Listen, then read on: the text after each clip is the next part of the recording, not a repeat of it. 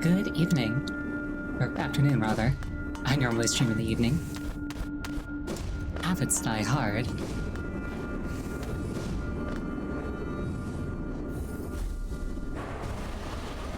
Yeah, I'm going off my normal schedule, and the plan is to just grind Pantheon until I win.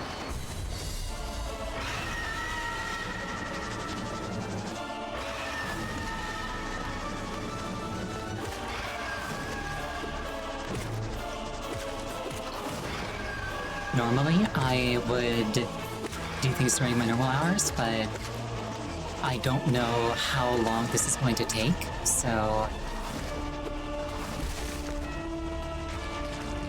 instead of this potentially getting in the way of my normal hours, I'm just like, let's just give it what it needs.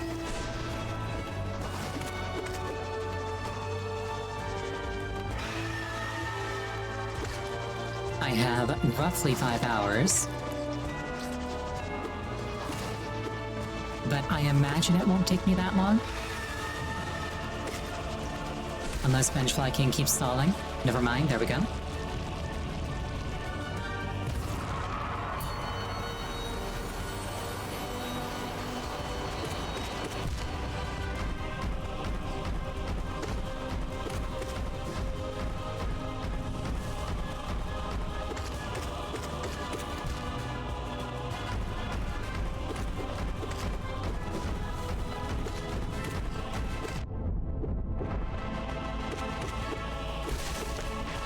Gruzmother, specifically my performance with Gruzmother, making a strong case for why steady bodies should be meta.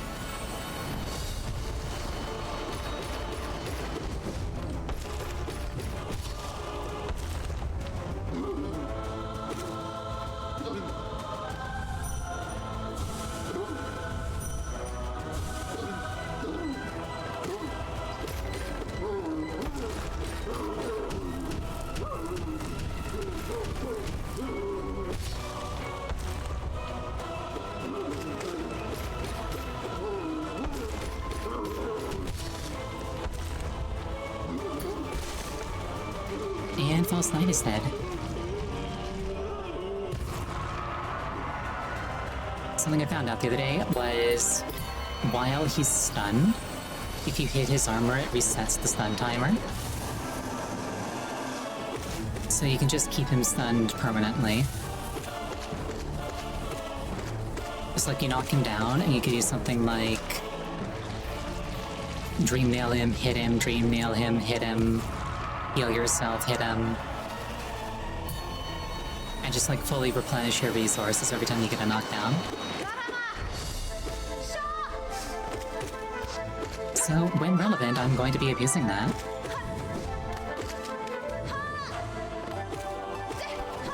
Less relevant with False Knight, but more relevant with False Champion, which I think it still applies to.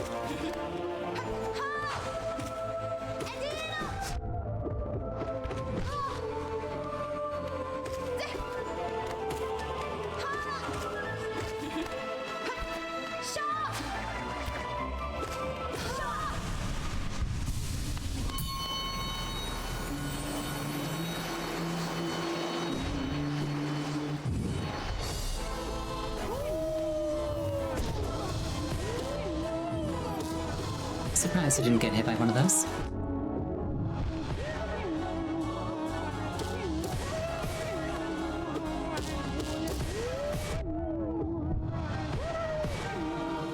Gork putting up a surprising fight.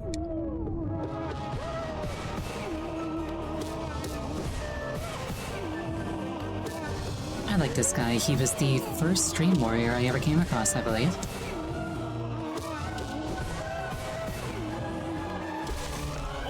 Including the one in the resting grounds that's like supposed to be a tutorial on the concept of Dream Warriors.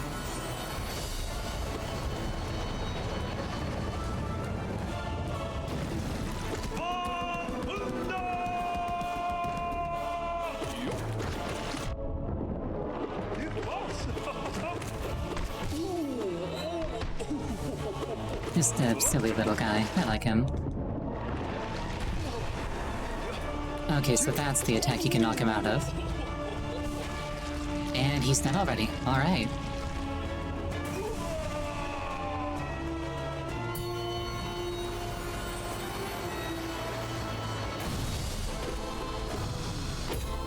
I knew you could knock him out of something, but I thought it was the one where he's like completely submerged and then like comes out of the ground with like a bunch of dung balls.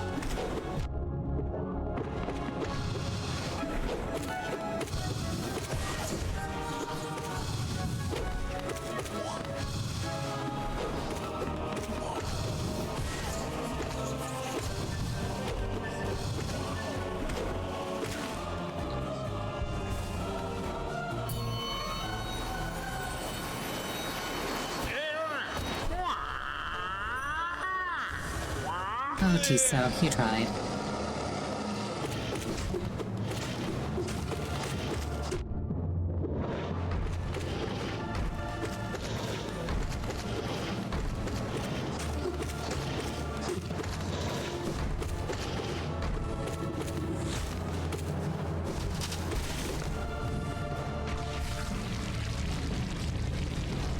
I think one of my favorite part about these Pantheons and like similar things in some of our games is going back to bosses that used to give you trouble, even if they're like souped up versions, and being like, oh, I can just win now.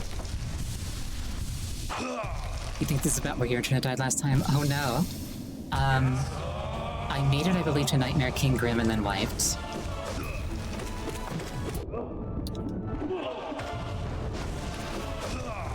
So hopefully, I will go further and not wipe.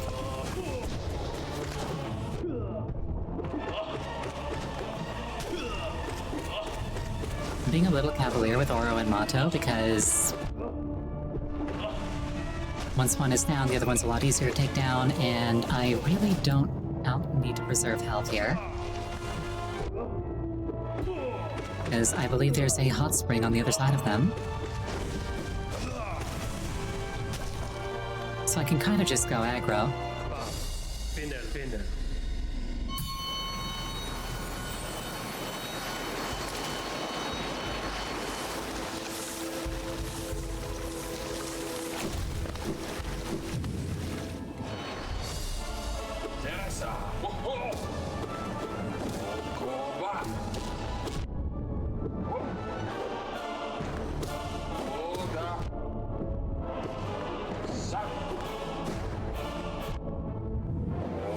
Oh, you think of it a hydration? I will attend to that once this guy's dead.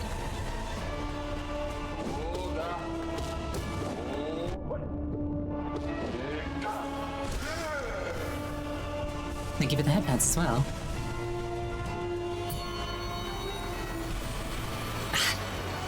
I actually forgot to refill my water before starting to stream, so oops. Luckily for me, not full isn't the same thing as empty.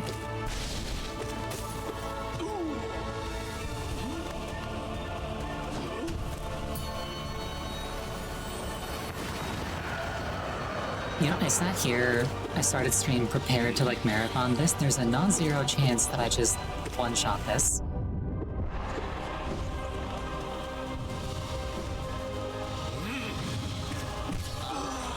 Which would be very funny if it did happen, I think.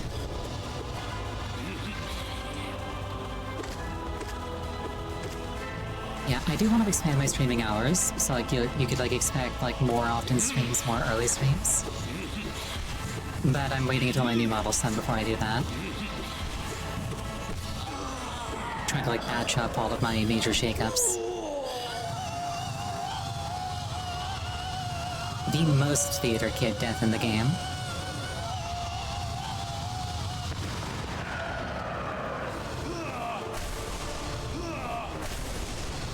Well, that and, like, all the time that I could spend, like, streaming extra is time that I'm kind of, like, putting into my model. Technically, I could do my modeling on stream. But I'm kind of self-conscious to show off a skill that I haven't developed as high as I'd like to have it develop. So, like, maybe once the model is done, I can model other things.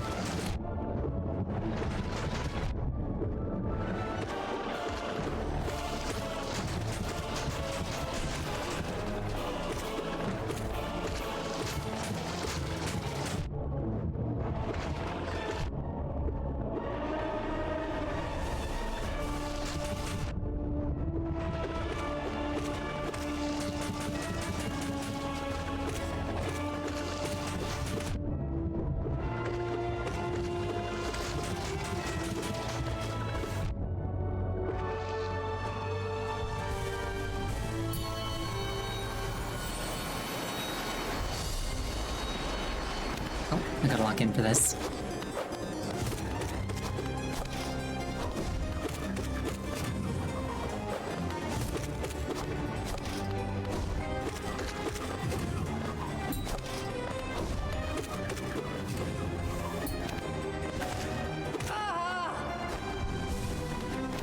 Okay, knuckles cracked.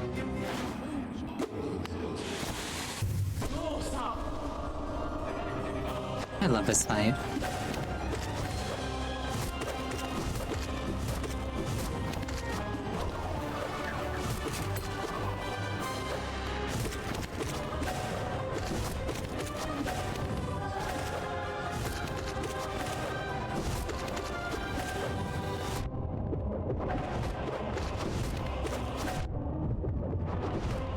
It's a lot of reacting, which is like my favorite thing.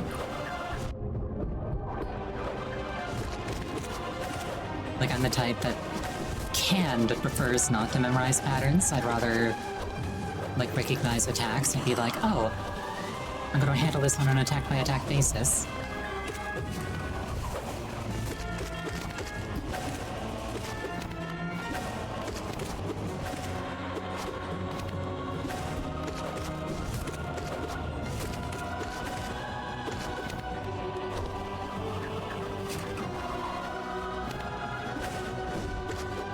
Not that other bosses don't have, like, readable attacks, but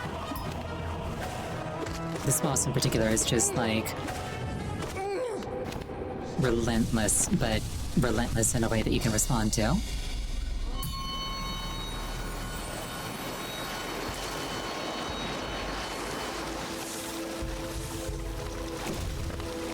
And we persist.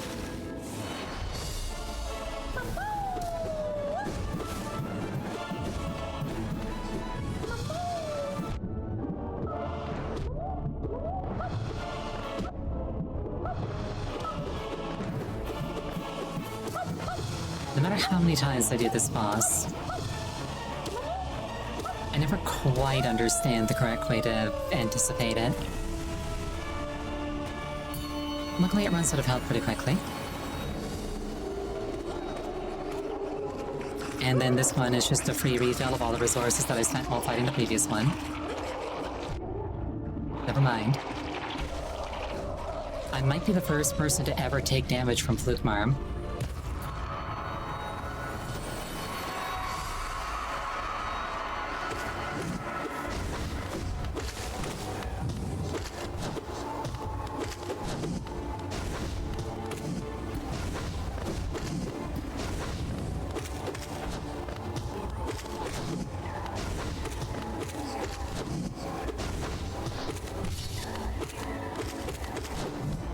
Like, not only is that like a boss, that is the souped-up version of that boss found in the Pantheon of Hallownest. And I still just kind of puggled on it for several hits while making fun of it. I only took damage because I messed up the rhythm.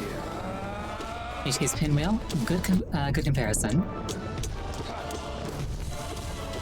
Though Pinwheel can, like, technically be a threat if you leave him alive for too long and let him, like, actually, like, do mechanics.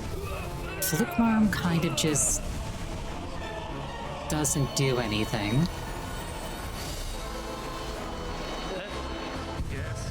Ain't Master Sheo.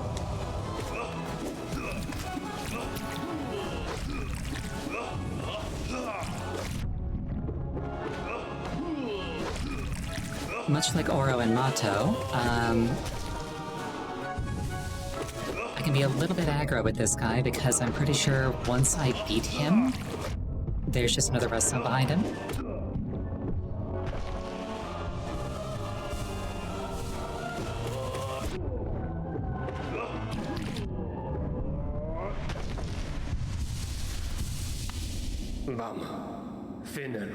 I just realized he's painting a picture of Godseeker. What kind of challenge run doesn't kill Pinwheel under 6 hits? I think the main thing that would cause that is like...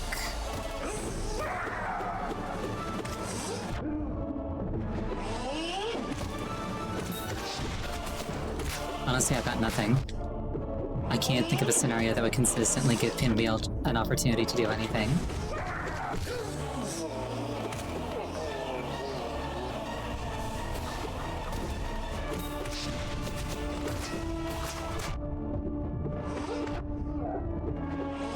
I'm taking a bunch of hits from this guy.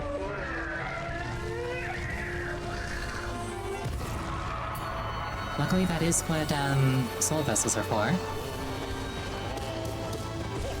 And this guy is enough of a non-threat that I can basically treat him as a refill on soul. Unless I take a silly hit. Which I hopefully won't.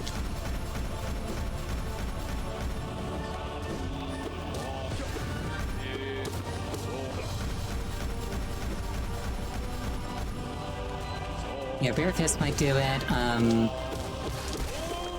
like, Cestus might do it, if you have, like, baseline stats. You would basically have to completely fail to stagger him, which is harder than beating him, honestly.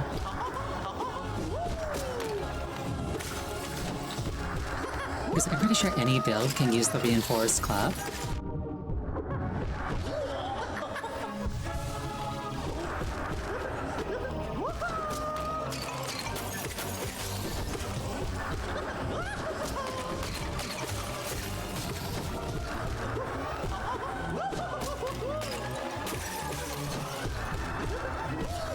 So I guess if you were doing some kind of challenge where like you had to go there literally first thing and not use any weapons you found on the way.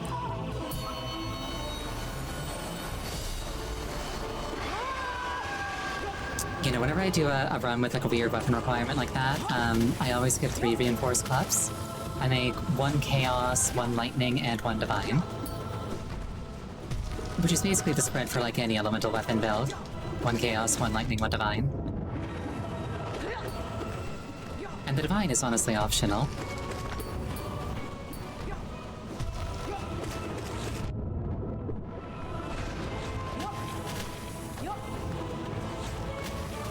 Optional, but very convenient.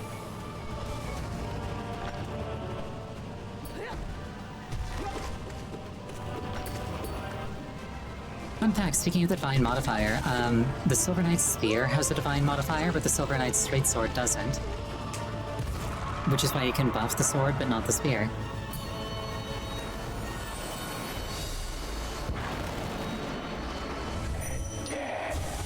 It also means that Dex builds, in a pinch, can use the spear as a divine weapon.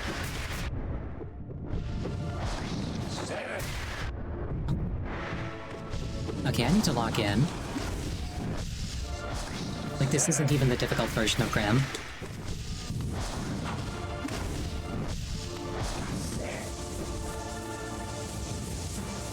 I believe he pufferfishes up every quarter of his health that you deplete.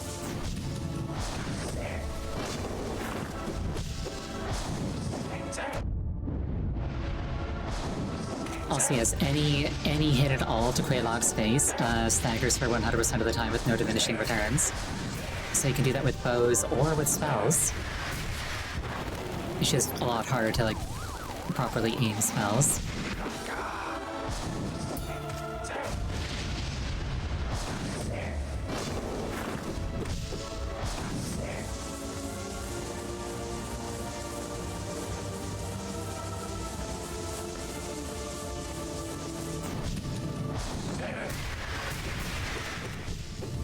My FromSoft conspiracy theory is actually that Quelaag is the reason why basically every boss, Dark Souls 2 onwards, has a bunch of hitboxes around their legs, so you're not allowed to stand near them without taking damage from nothing. Because with Quelaag, you could stand between, like,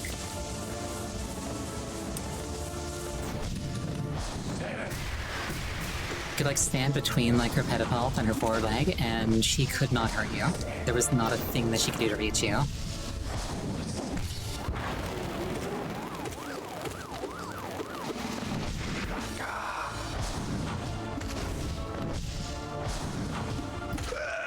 And he's dead.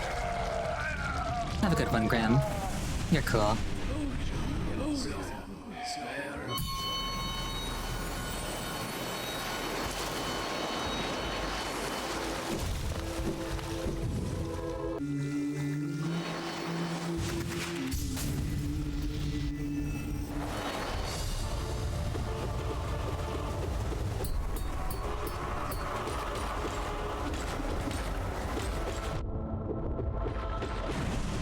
I'm doing fairly well so far, but honestly, like, the real trial is gonna be, like, the last 3 fights.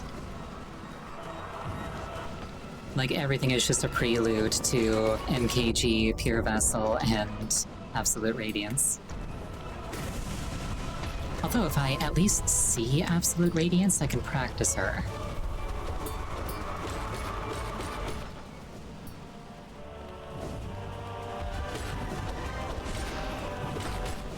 Assuming I don't, like, have a Fox moment and just one-shot her the first time I ever meet her.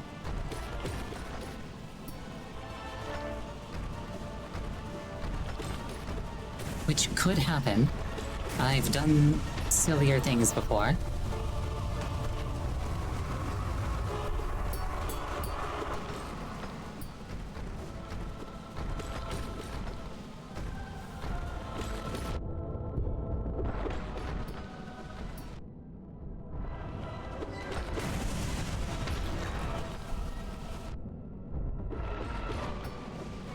Whenever I replay DS1, I most often die in sends to trying to do the boulder poised backstep thing with not enough vitality. So I'm like, let me just like backstep through this boulder, and then the damage I take just kills me from 100 to 0. And I'm like, whoops.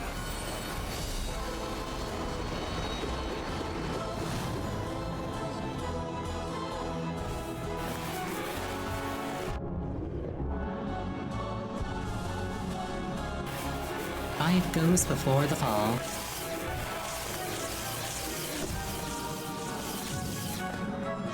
Summon friends, please, Zulu. I say quit is safe, but like... it's very swaggy to just backstep through the boulder. And swag matters.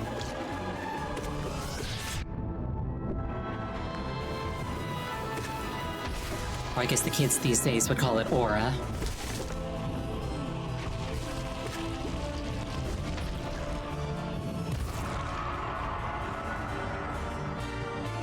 I say aura, I shouldn't say kids these days.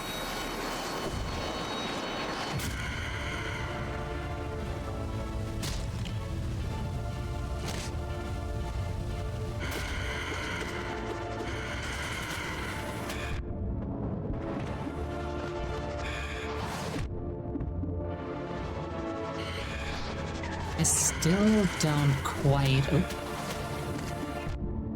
I still don't do quite as well on Winged Nosk as I would like to.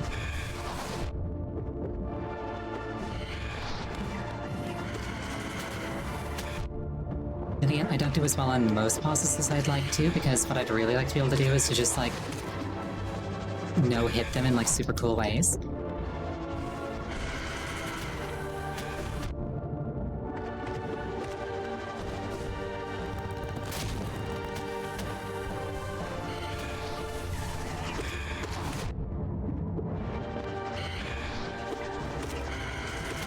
But I will settle for winning. Like that, yes. Thank you for demonstrating, Nos.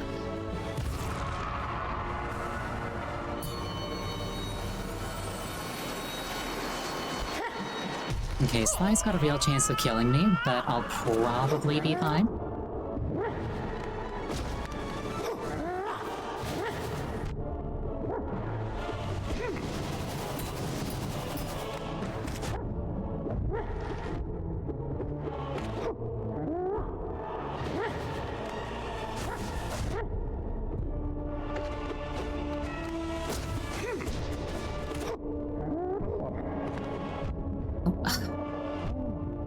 Rude, very rude, stop that. I managed to take 2 points of damage from him while he was stunned and literally couldn't do anything.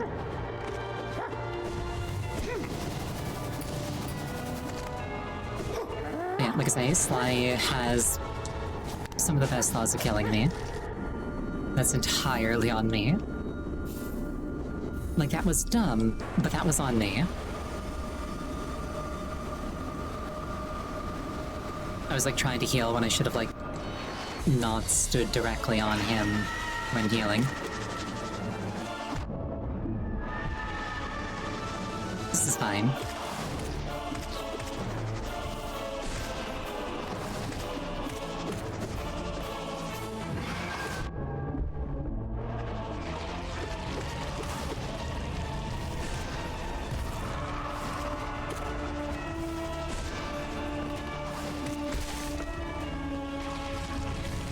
I think that might be the fastest I've ever killed Vengefly King.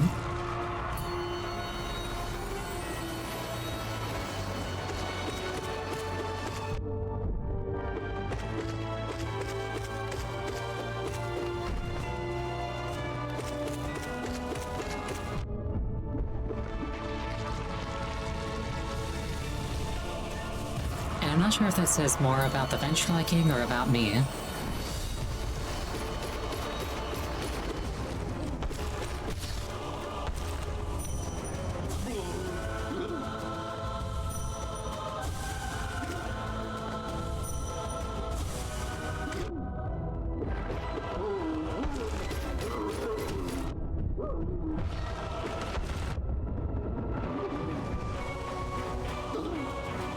So this is what I was talking about earlier.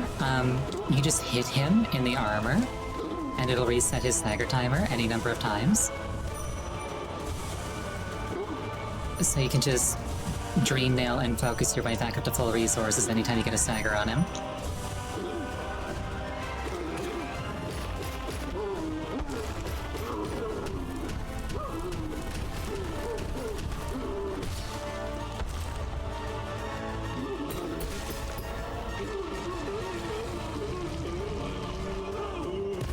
Which, I mean, it's False Knight. You shouldn't be too low on resources at this point, but it's useful for False Champion. I think it works on False Champion.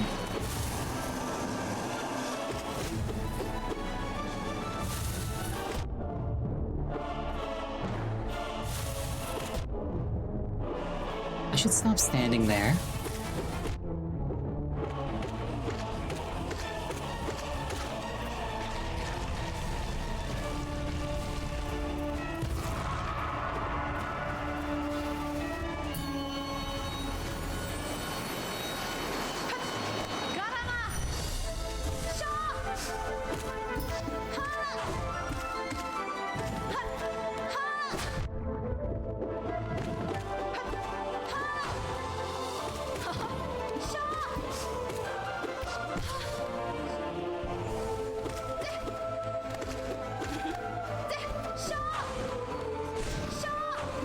A small detail I appreciate is that the whole time you're in here, you can see Godseeker in the background watching you.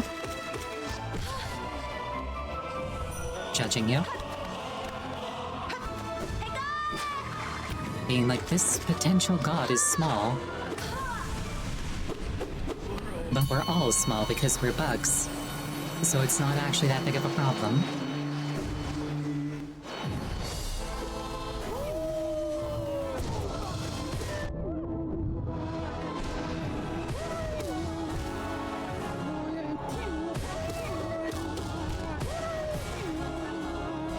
I just had a thought. I wonder if Gorb has, like, a sibling named Gacube?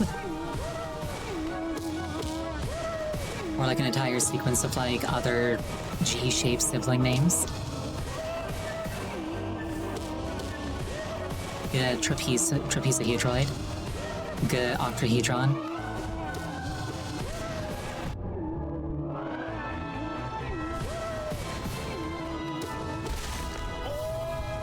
Probably not.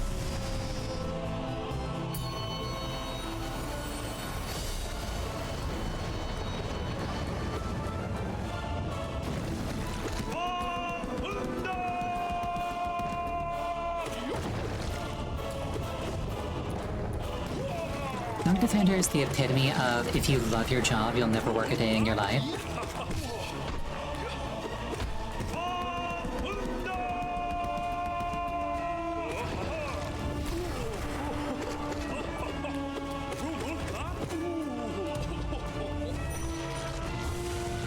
Like, man knows what he loves, and man spends his days and nights surrounded by that thing that he loves. For some people, that's family, and for him, it's fecal matter.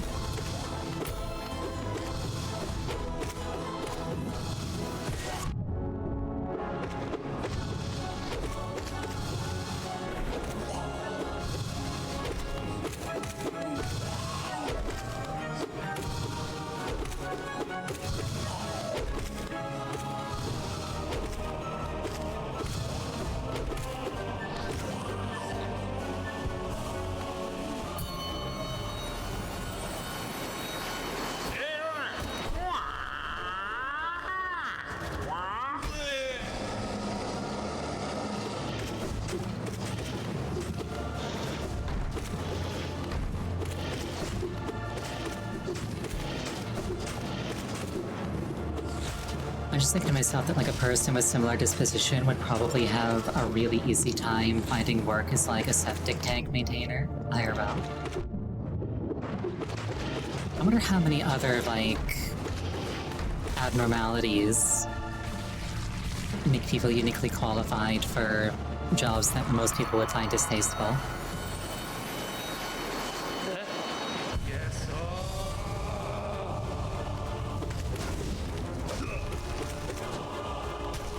It amused me just a little that I had to pay this guy more respect when he's by himself than when he's with his brother.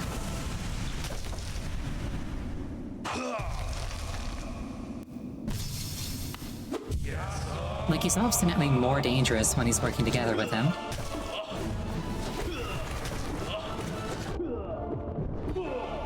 But just because of, like,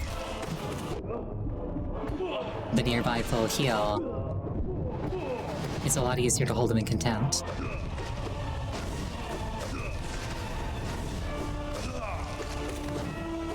Well, maybe not hold him in contempt, but, like, lower his, perceived threat rating.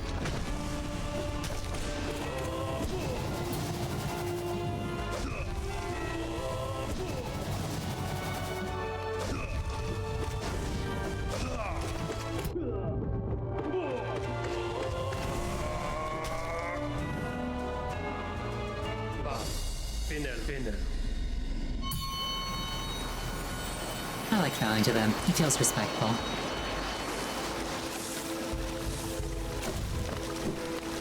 It doesn't do anything, I just like it.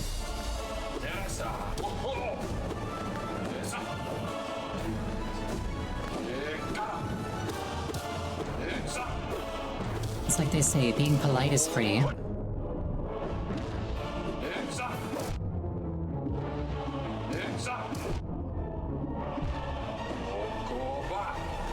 Or maybe it's being kind is free.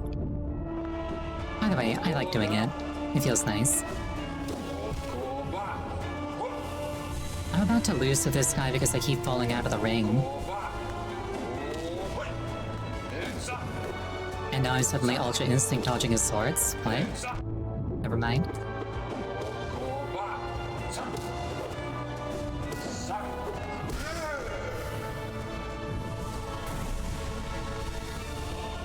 I think next up is the Buddhist monk guy? No, Crystal Guardian.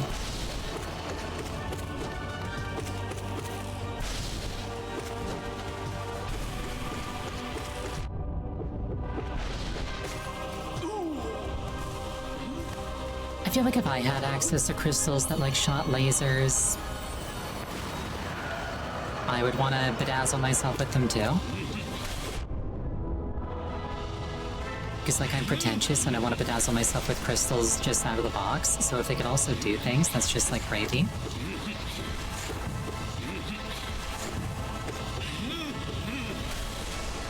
In other words, I emphasize with Crystal Guardian.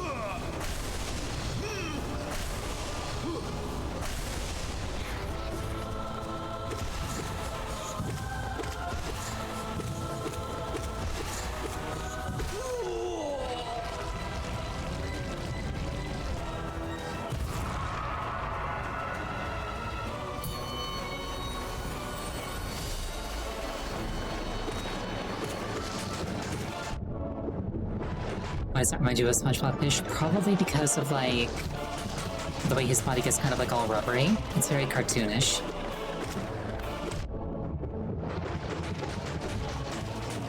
Like, other like, enemies don't really deflate in the same way that he tends to. For the most part. Like, they usually, like, crack apart, because there's a lot of, like, chitin going on.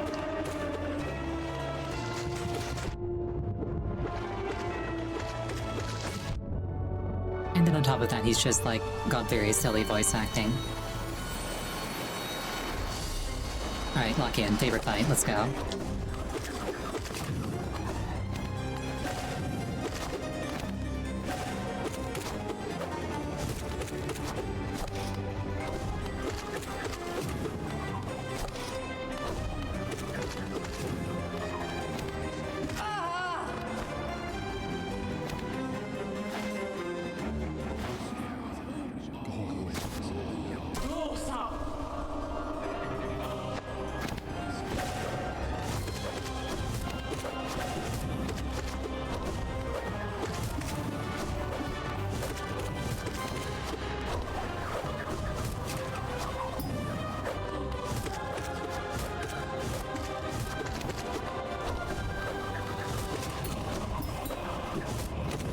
Genuinely surprised I got away with that one.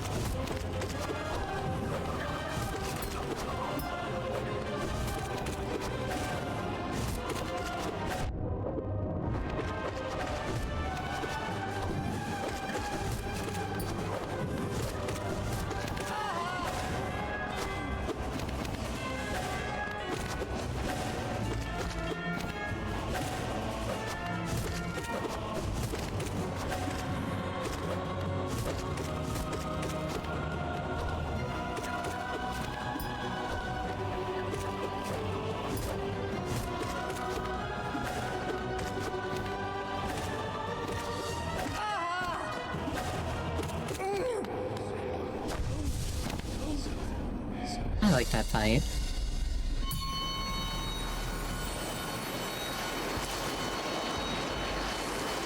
Yeah, I only got hit once. Granted, like I say, there was that one bit where, like, I went off to the side and, like, did, like, a weird pogo thing back. I don't think I should have gotten away with that. But I did.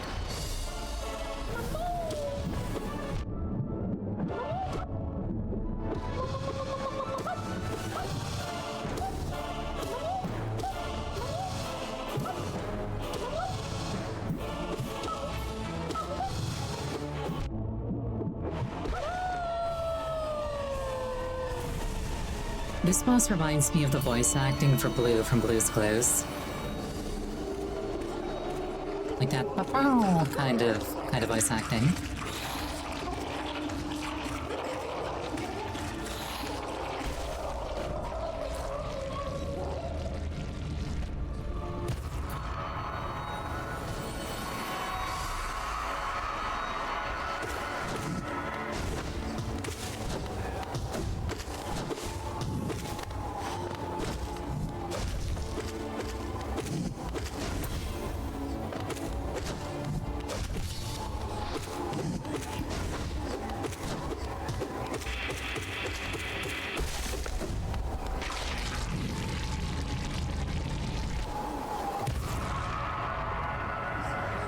I like the way that he explodes and just, like, immediately just, like, bang, face down.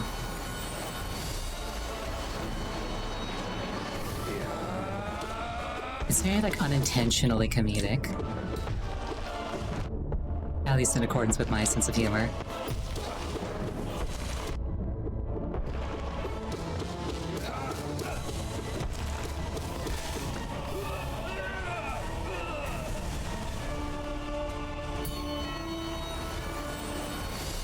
I'm a big fan of, like, the style of humor where, like, something happens so abruptly that, like, you parse it after it happened rather than as it's happening.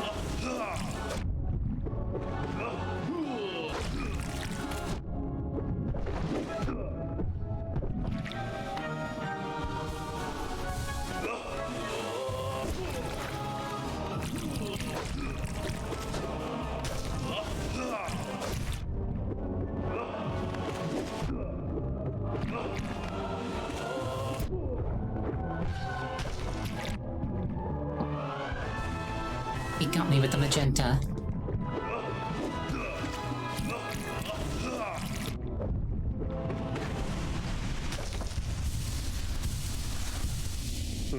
You know, this fight just reminded me of an absolutely lovely indie game called Chicory.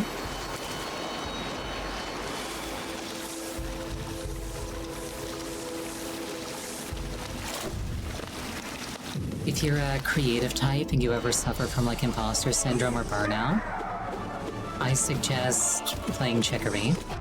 Like, don't look up anything about it, just go play Chicory.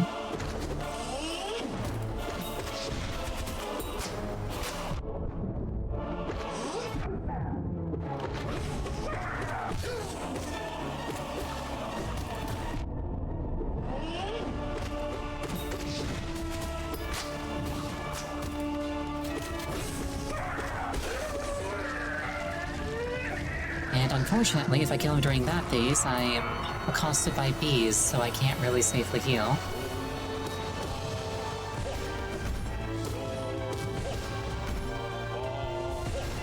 I can try to sneak it in here, though. And I did.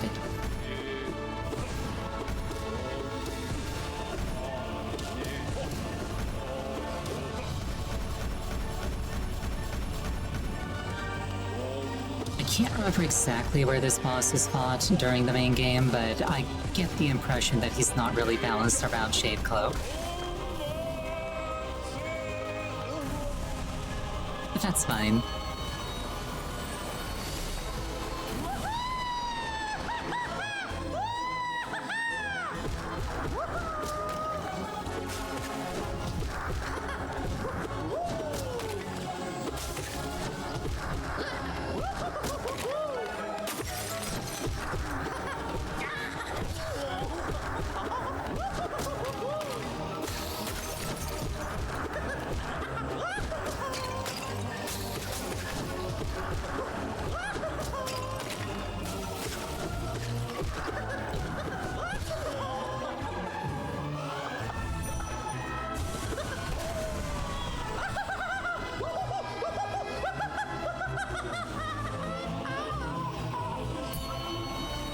I feel kind of bad for the Collector.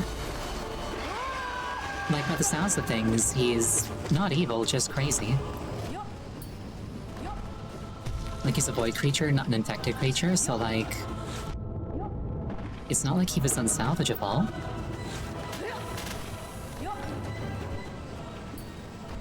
Oh well.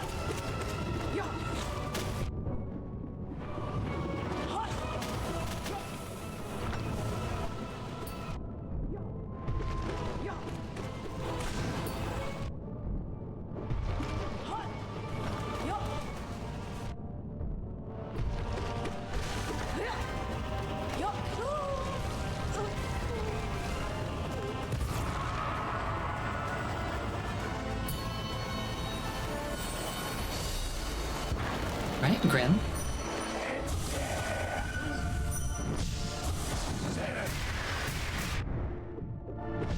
Wonderful start. If you hit Grim with a normal hit, he'll get mad at you, and he'll go into his pineapple attack immediately. But he either doesn't notice or doesn't care if you dream nail him.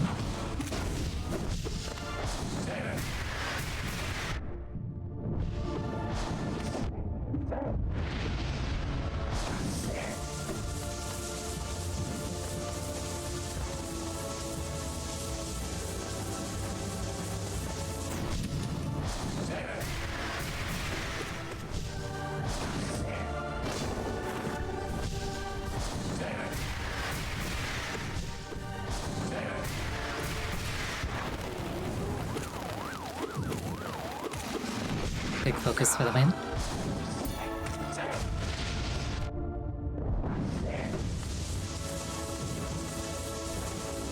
I believe specifically normal Grim, not Nightmare King Grim, is vulnerable to magic during this phase, so conceivably I could sit beneath him and do Abyss Shrieks.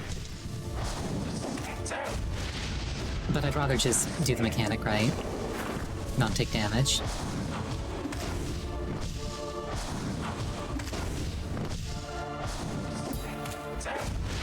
Also, full disclosure, I did a lot of practice on the nightmare version of this guy off camera. Just because I didn't want to get that far and wipe again.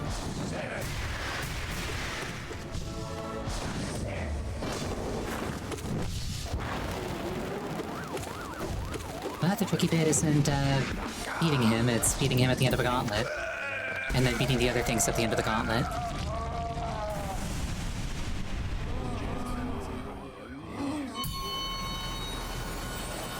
I appreciate the noises of awe from the audience.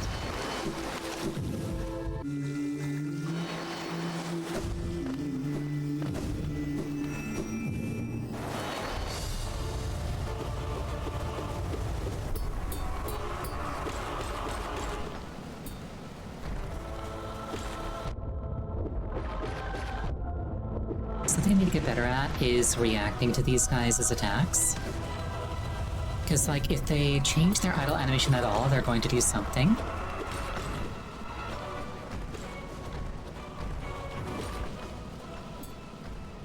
But I just struggle to get away in time.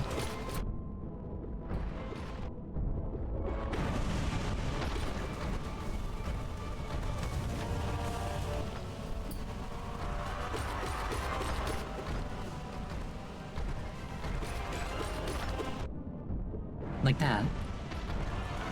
But it's fine, they don't really put enough pressure on me to meaningfully threaten me, so I don't mind taking hits too much, because I can just peel it off.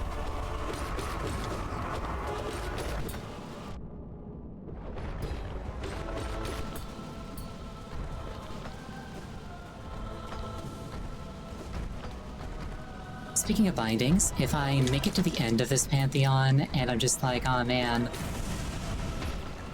I could totally do this if only I had like a little bit more health, I might go back into the other bindings, or the other Pantheons with bindings to unlock Lifeblood. But I don't think I need that.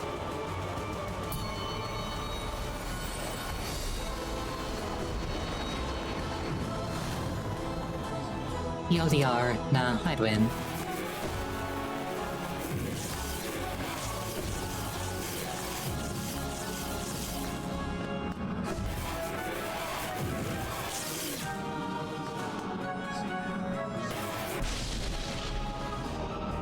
He's calling friends.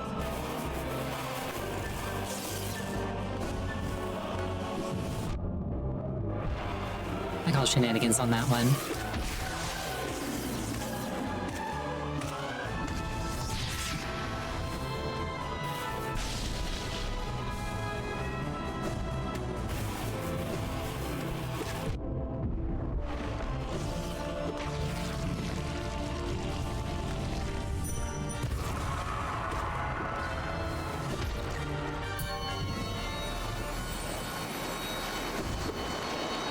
Alright, flying Nosk.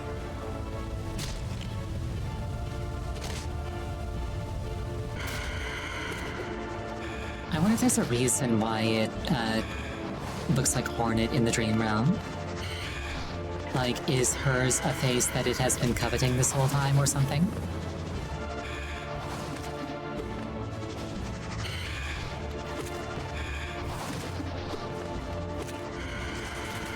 Or was like Godseeker like, let me hook you up?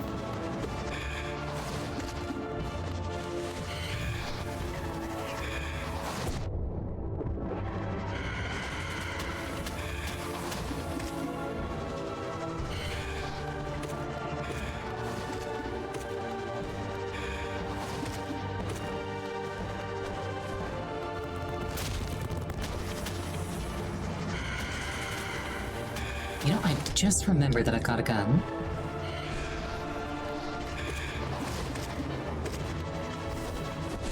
But he flies too high for me to hit, so whatever.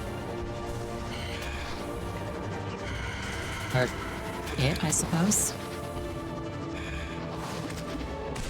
It seems useful, yeah, it is. Especially if you can hit like 2 or 3 times. I just keep forgetting that I have it.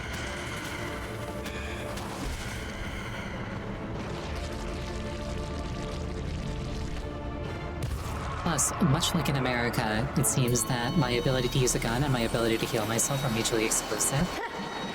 so I tend to hang on to the resource so I can use it to heal myself.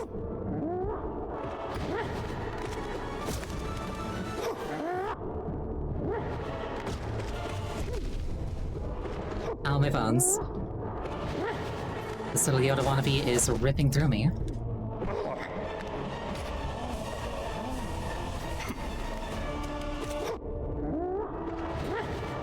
Now, the good news is, if I can just beat this guy, there's another oasis behind him.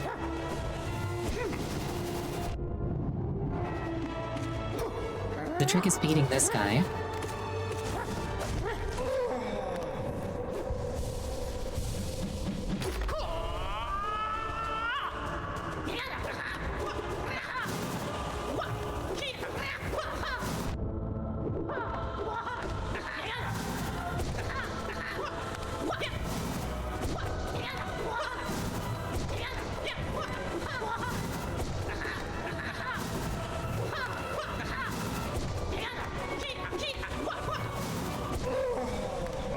Alright, and defeated.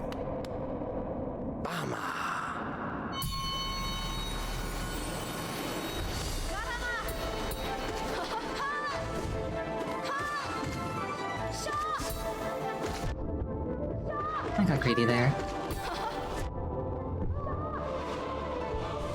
Which I do a lot. I get greedy a lot. But it's okay because when I do it, it's charming.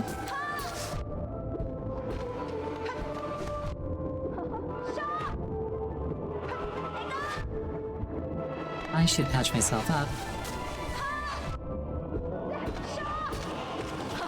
Luckily, Hornet only deals 1 mask of damage, so... if I heal myself twice and take a hit in the process, it was worth it. Also, I was wrong, there is no... like, there is a spring behind Sly, just not directly behind Sly. Also, kind of circling back to the topic of American healthcare, I once got into a fight with my ex-boyfriend. Because he ended up going to the hospital on one occasion for a problem that ended up... literally, they didn't do anything. They basically just, like, diagnosed him and said, okay, you can fix this at home by doing this. And then they slapped him with a $15,000 bill. And he was arguing that this was a good and okay thing, and I was like, no, it's not. He was like, no, it's fine. I just called the hospital's, like, payment department and told them that I couldn't afford it, and now I'm only paying $50 a month for the rest of my life. And I'm like, in what world is this, like, an okay thing?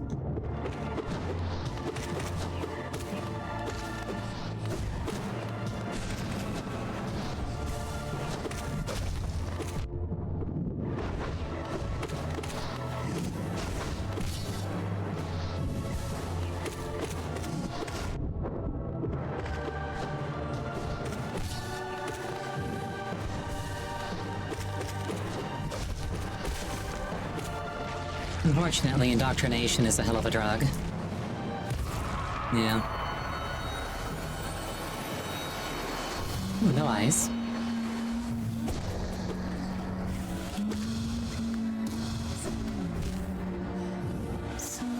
I like no eyes. I don't like taking damage during no eyes. Especially from things that, like, I should have seen but didn't.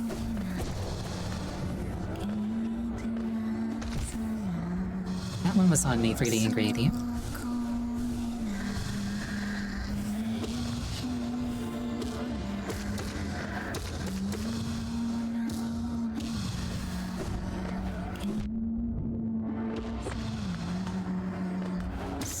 This is fine.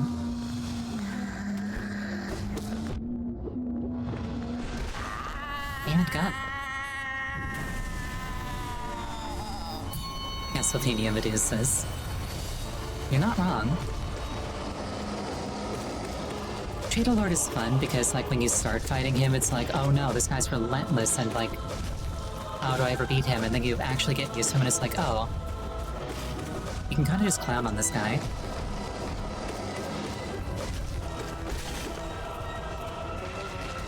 Like, it's literally that easy. a good portion of his attacks you can literally just like walk directly under.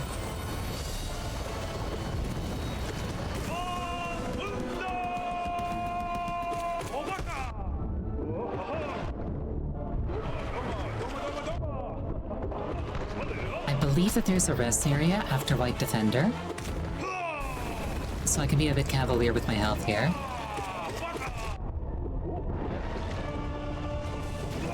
Not to say I shouldn't heal at all.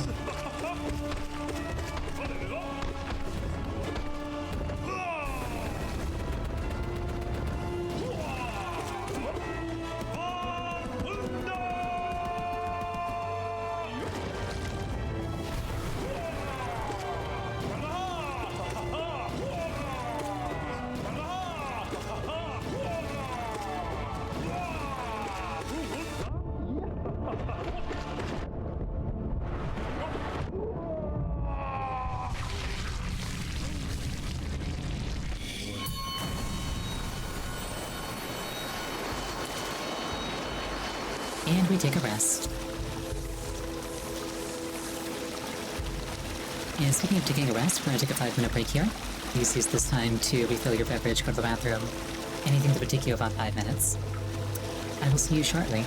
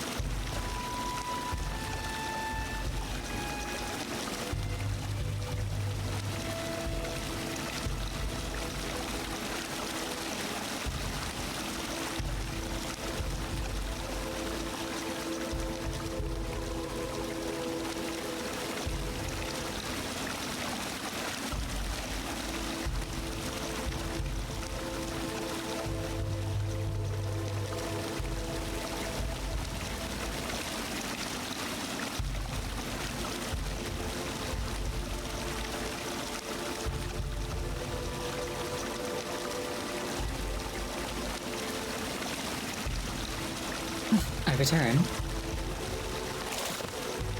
I slightly... It's like I grabbed a chocolate an ice cream sandwich during break, and I underestimated how long it would take me to finish it. So I kind of had to finish it very quickly at the end there. So basically what I'm saying is, if I wipe, I can blame it on brain freeze.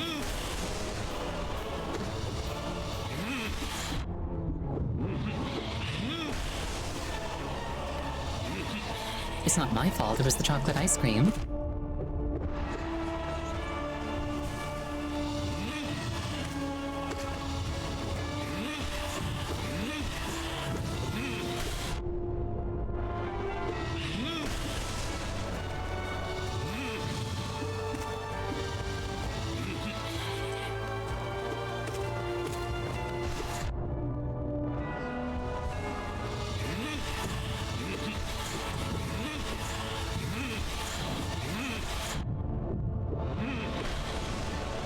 I like the part where I jumped into that one attack for no reason.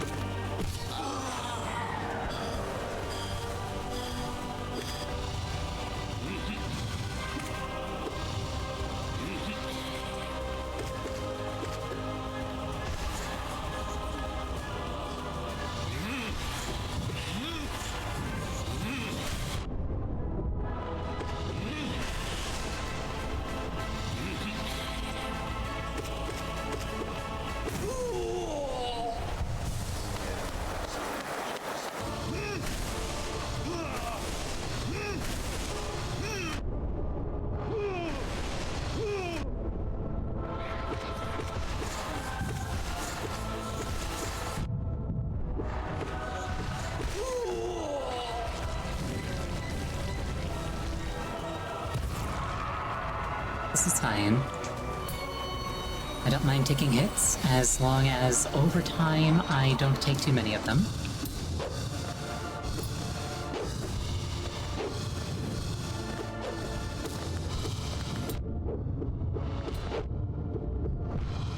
Like that.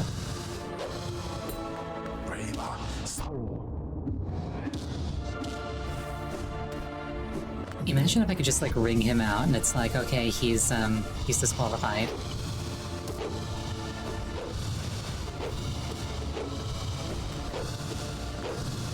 It's like you've left the boundaries of the arena.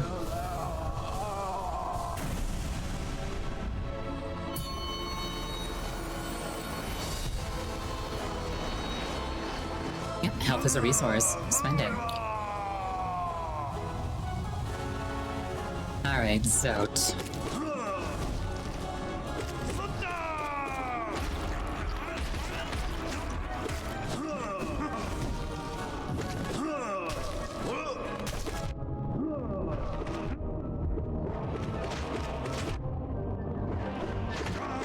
Specifically fanfiction Zote.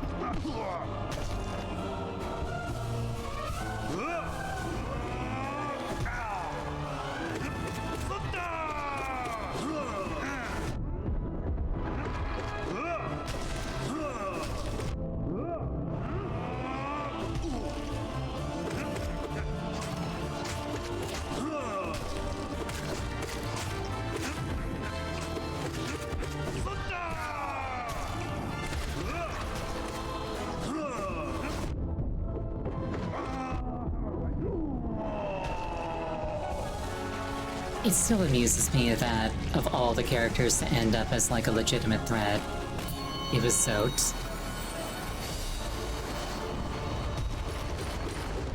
Alright, failed champion. Nice easy breather before Nightmare King.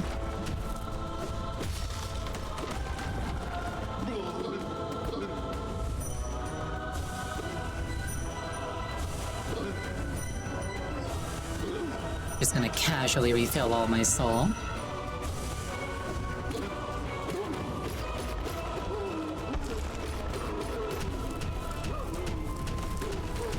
You can just do that. False Knight can't stop you.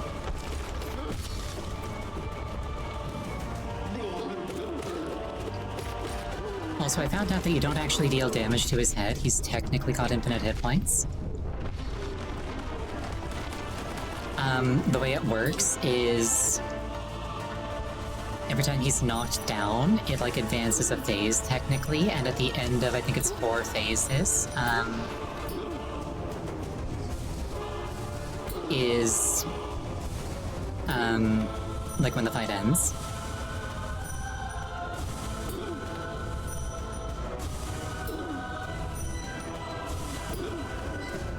It's like I don't have to worry about like charge attacking his face.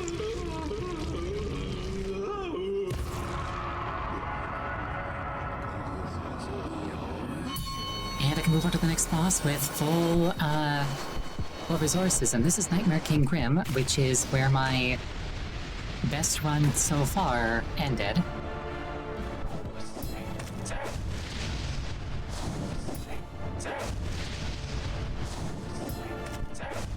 But, like I say, I did a lot of practice with this guy off camera.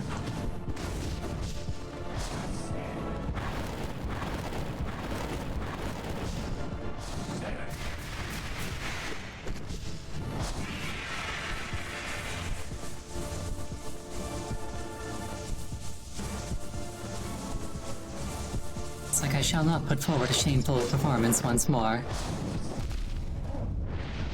Except for that part. And that part.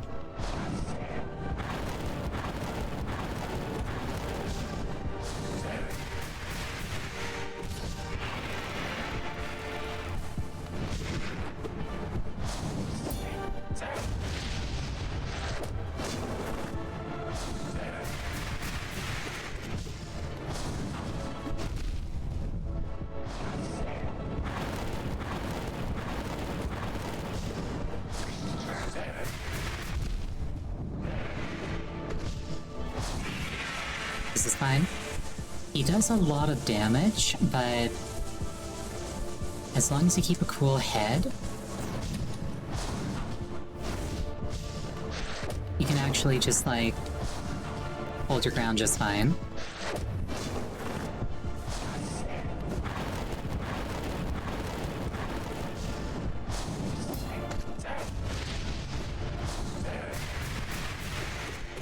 Plus it's fun to parry that claw attack.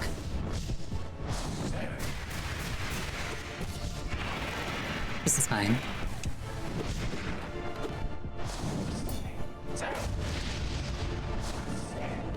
Like, legitimately, parrying that claw attack is the safest and most consistent way I've found to handle it.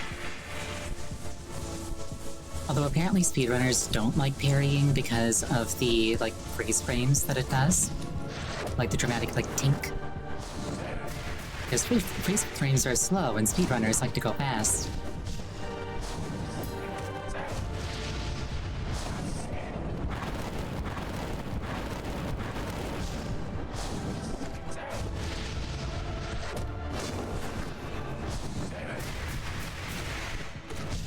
And he's dead. Oh, alright. This is now officially my best one so far.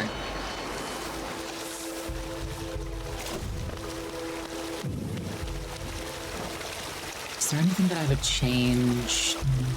No, there is not. The White Palace. Even long departed, we feel the afterglow of the god power that sat this throne. It lays heavy upon this kingdom. That lingering power alone was beacon enough to draw us to Hallownest. How bright it must have been to mortal bugs stood before it. A god so strong, yet erased so completely. How could it happen? God King, you reduced your form to match our meager shells, but why shed so majestic a hull? Surely your true immensity could have inspired devotion all the more.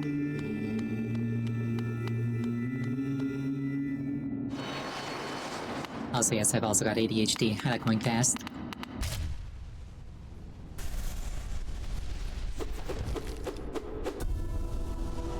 You're a vessel. Decent odds that I wipe here.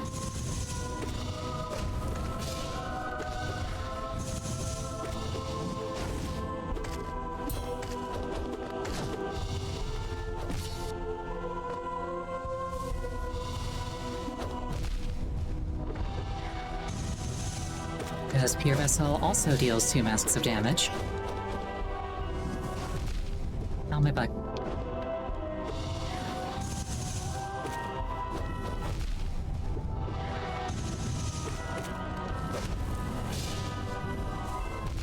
I really shouldn't have tried to greet that. Okay, I need to stop greeting hits outside of his stagger phases. Or heals, rather.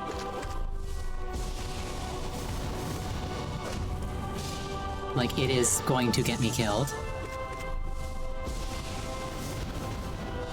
I shouldn't say his. They're not a he.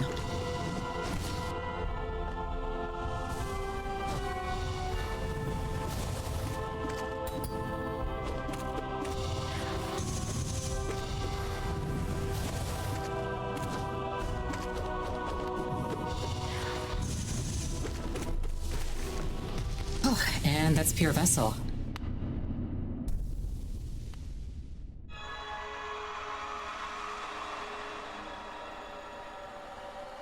Alcia is calling Sif a good boy.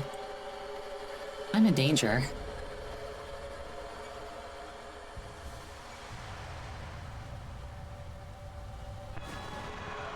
Absolute Radiance.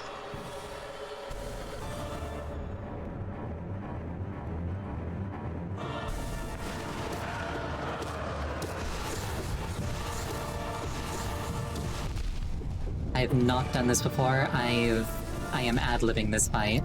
Oh god, the pain.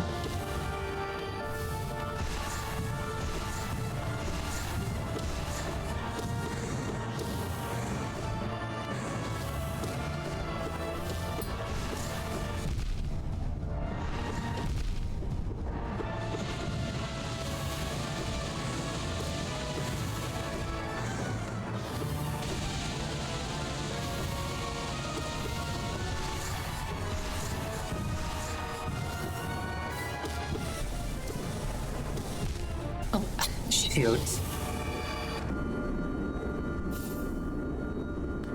So the unfortunate thing is I wiped. The fortunate thing is because I've seen Absolute Radiance, I can now go practice her. So I'm going to do that.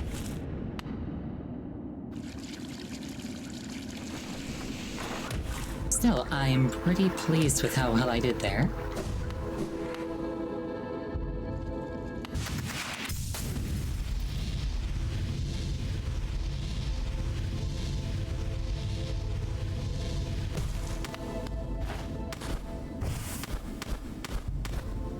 Yeah, when I say I did a little bit of Nightmare King Grim practice, this is what I mean.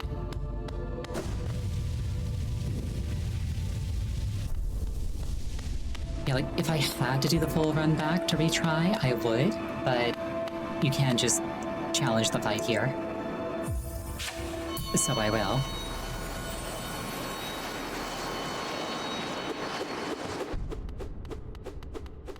It would have been very cool if I'd gotten it done first try blind, but eh.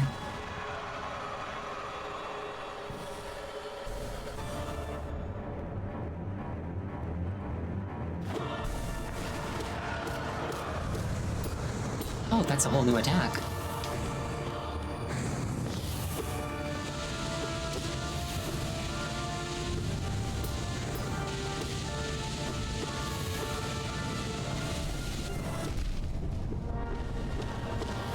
Okay, maybe don't try to get close and greed damage while she's doing the light beams.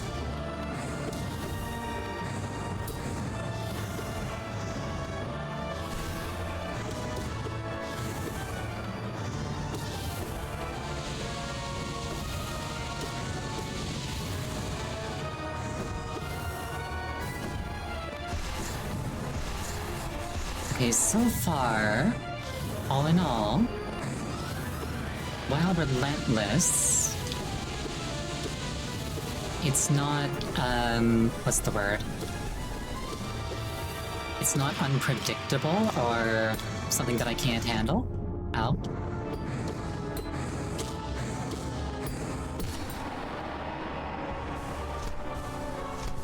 Oh. Okay, not that easy.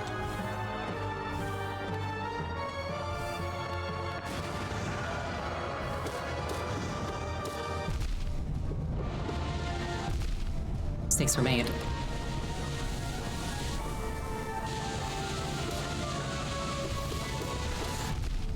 Ow, my bones. Okay, so basically all the same mechanics, except, no room.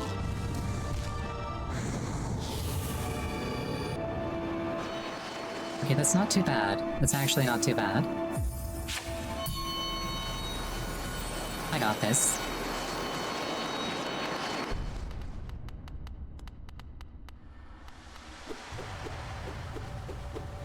Like I say, I don't think it actually, like, counts for the purposes of completing God's, God Home. Unless I do it in the actual, Pantheon. But the practice will help.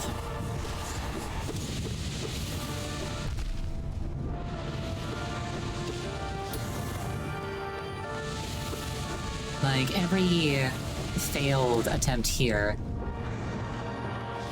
is another attempt at the Pantheon that I don't have to redo. Okay, the tracking on those things is pretty aggressive. Speaking of tracking, there's also tracking on those swords. So I can't just pull a Gorb and, like, stand between them.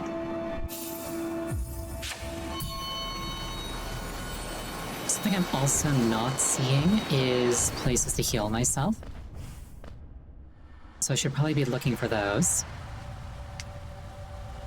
That or just lock in and not take any damage at all. Which technically does work.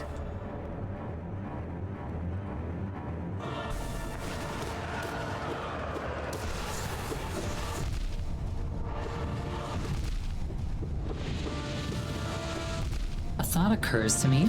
Ow. A thought occurs to me. If I use Mark of Pride instead of Long Nail, can I hit her without jumping?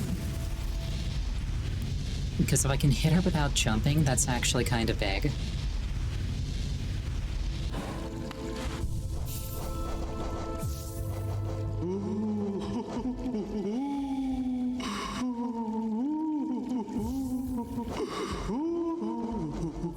Like, what if I do Mark of Pride and...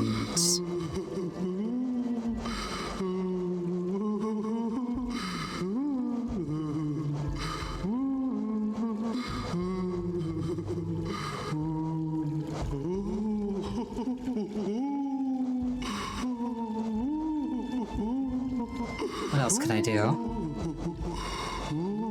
If only I had just one more notch. Would that require adjusting all the fights? It would only require redoing Nightmare King Grim, Pure Vessel. I believe it's just Nightmare King and Pure Vessel because there's a bench there, and you can change charms at benches. If I can't hit her from the ground with Mark of Pride, it's a moot point.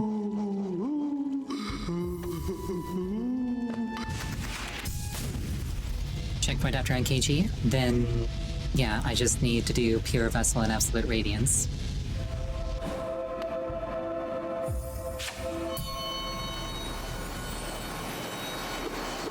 But if I can't hit her with Mark of Pride, then it's a moot point.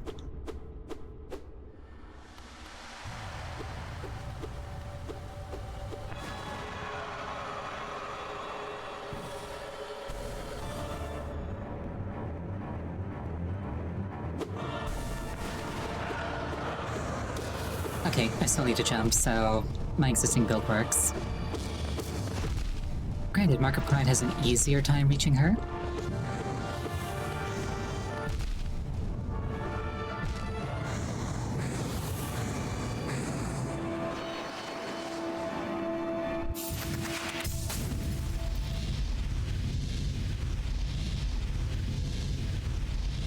I wonder if the combination of Long Nail and Mark of Pride would get the job done.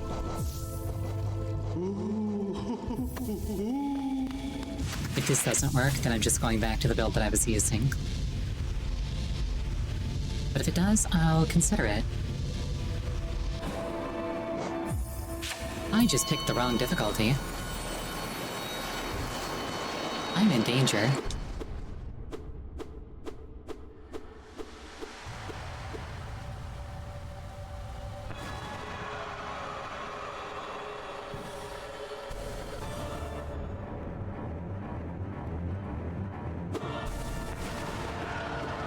Okay, even the two of them together can't do it.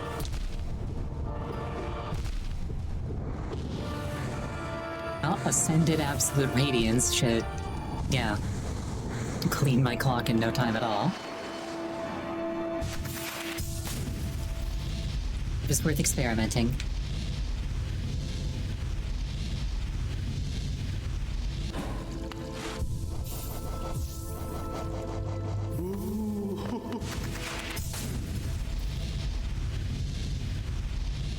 I didn't like the vibe without Quick Slash anyway.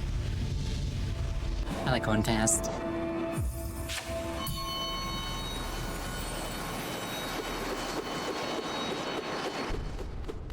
ADHD brain's like, ah yes, I like hitting buttons and making things happen faster.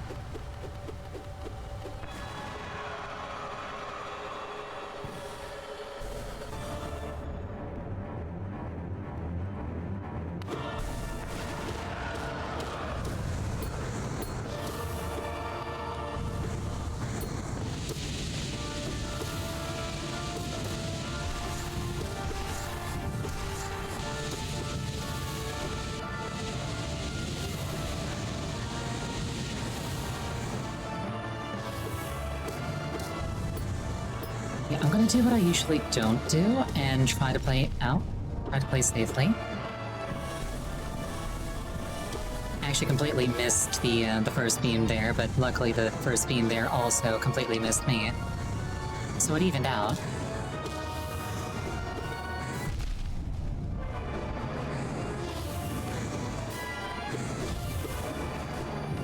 I know how to play safe, I just usually don't.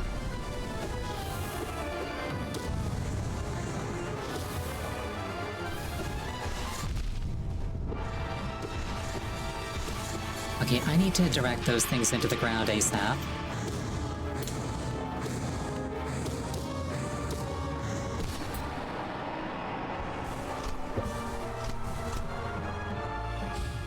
True, if I can't heal, shooting her is an option.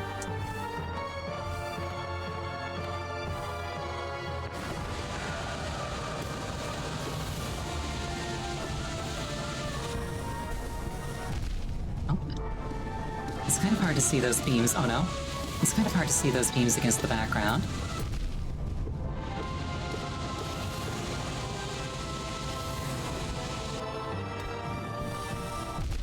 Like that.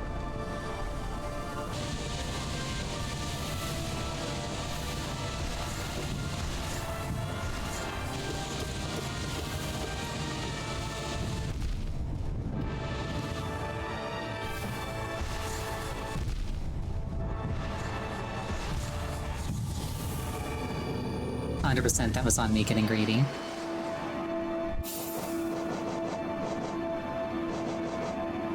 I would consider swapping out Quick Focus for Hive Blood, except, again, I'm just one notch short.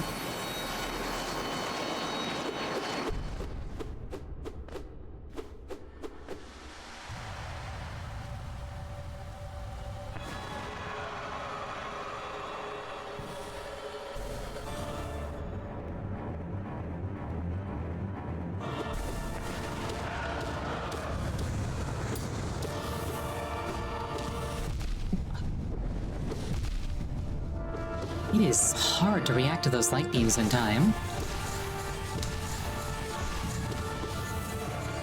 When did light get so fast?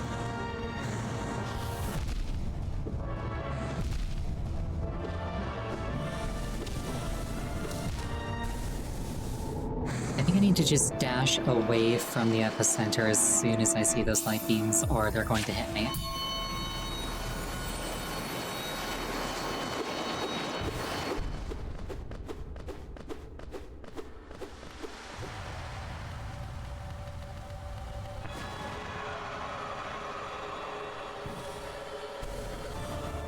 Those projectiles give you Super Mario Sunshine vibes. They are very sun-like. They are very shiny.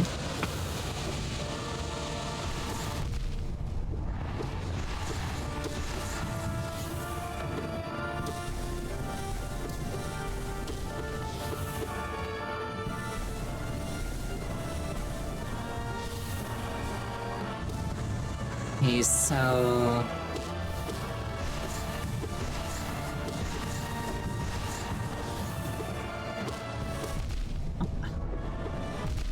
Shoot. So at a glance, or not at a glance rather, but like preliminary observation, whenever she warps, if there's not an attack currently in progress, looks like a safe chance to heal.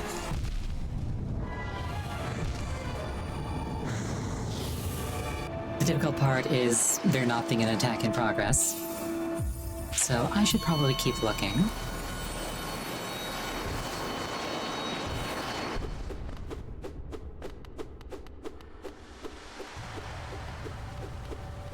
Well, I mean, the knives didn't disprove it, the knives proved it.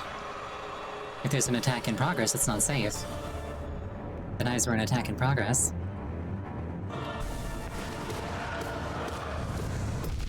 Ow. Ow.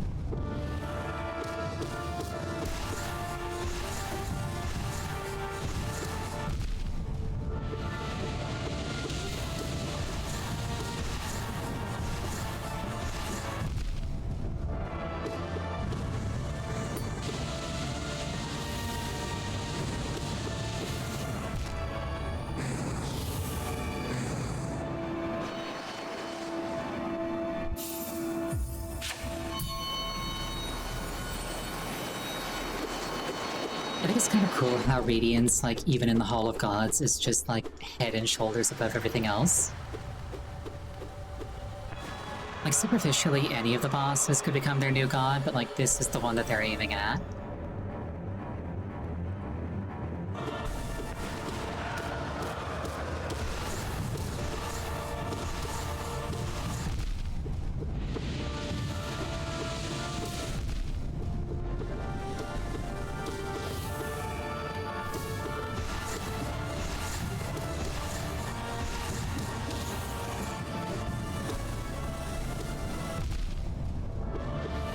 That attack is so fast.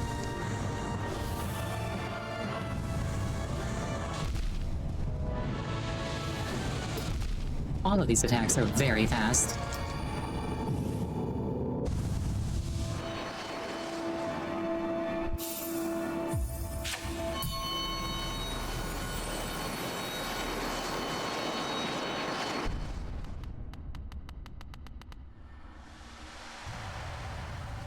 That's fine though, I just need to get good. I'm good enough to reach her, I'm good enough to beat her. Or so I'd like to think. Ow, my bones.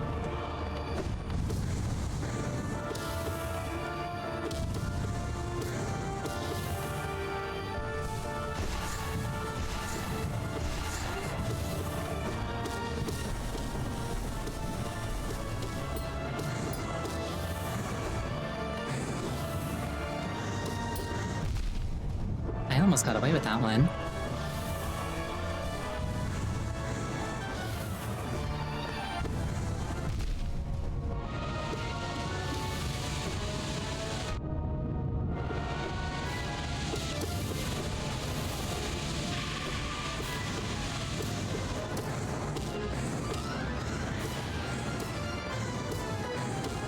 I appreciate that even on the ones that are like narrower together, there's enough space to slip between.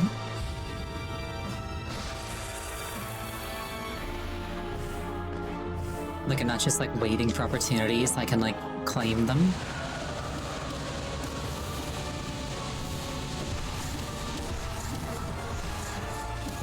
Ow, my bones. Okay, so those projectiles also just fizzle out after a second if they don't hit anything.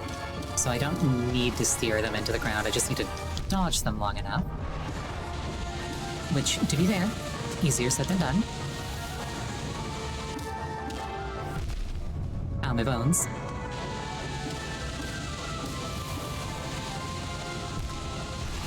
I call shenanigans.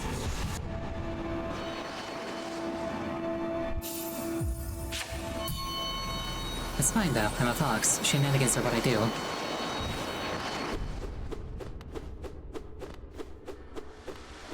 Really, I'm just beefing with her for, stepping out on my gig. Shenanigans are my thing.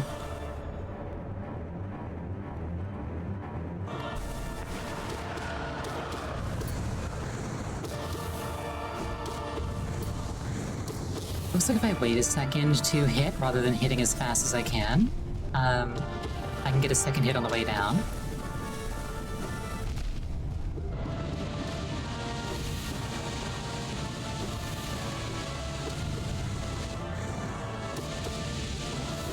Which is hopefully going to be useful.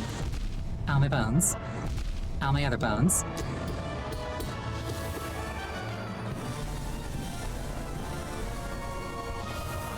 Ain't no longer in kill range. Still technically not in kill range. Oh, that one didn't immediately fizzle out on hitting the ground the first time.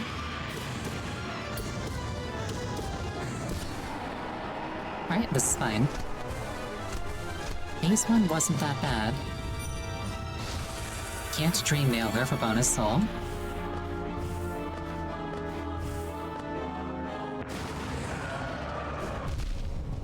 Ow, the swords. Cannot just dash wildly.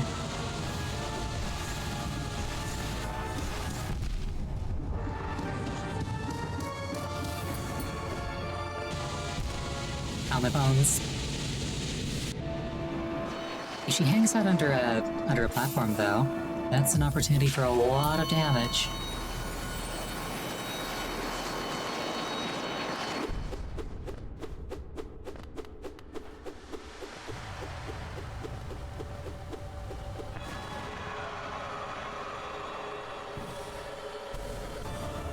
Luckily, she doesn't seem to have contact damage, so I can just kind of like jump up into her.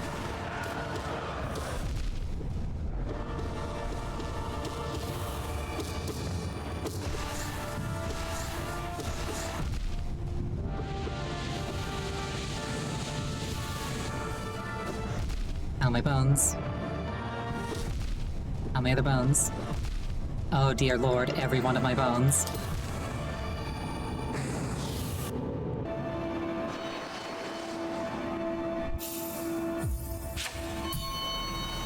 I think there might be an audio cue for the swords. Zod in the Colosseum of Fools, if he touches you, he just bounces off. So technically he's got collision, but not really.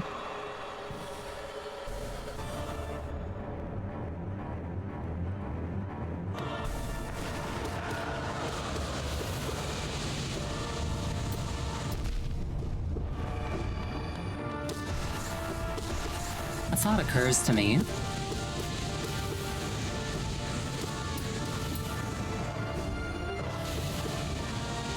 Since getting close enough to use my nail is difficult, I wonder if perhaps I should focus more on magic for this fight. Golly, those attacks are fast.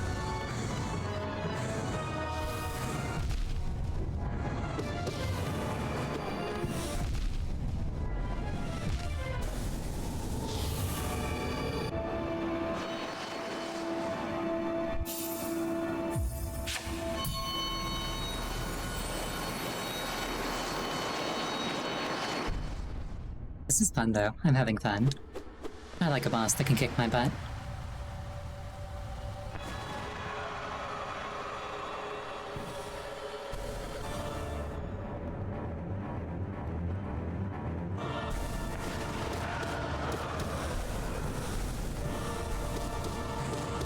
Okay, I may not be able to perfectly consistently dodge the lasers, but I might be able to semi-consistently dodge them if what I think I just noticed is a thing that I've actually noticed. The thing that I think I've just noticed is that the lasers can't target the same place twice. So I dodge the first one, and then I go to like where another laser was. Because the first one comes out a smidge slower than the others.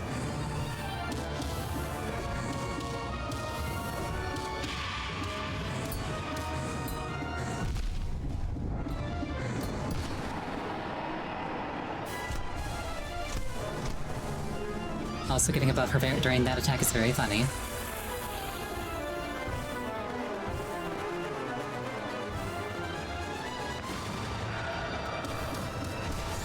Ow. Yeah, I like it when she goes there. Absolute Radiance, want to hang out there for a bit? Oh.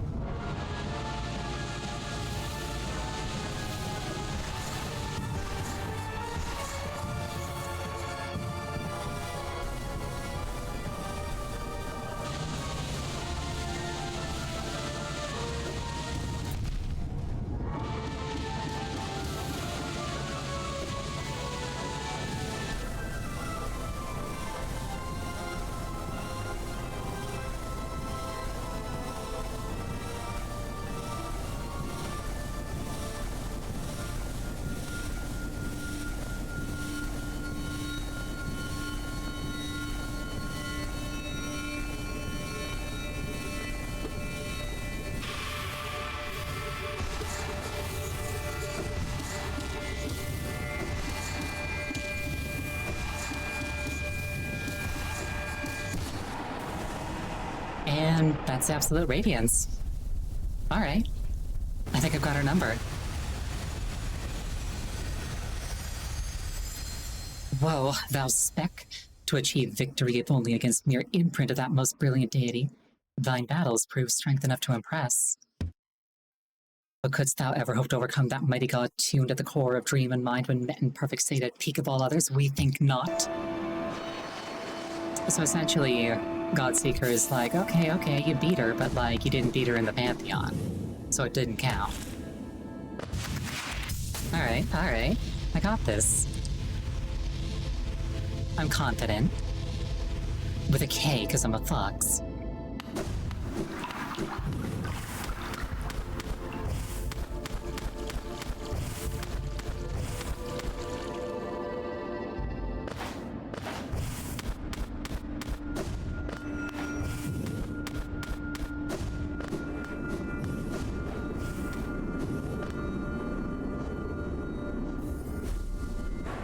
Alright, bring it on. I got this.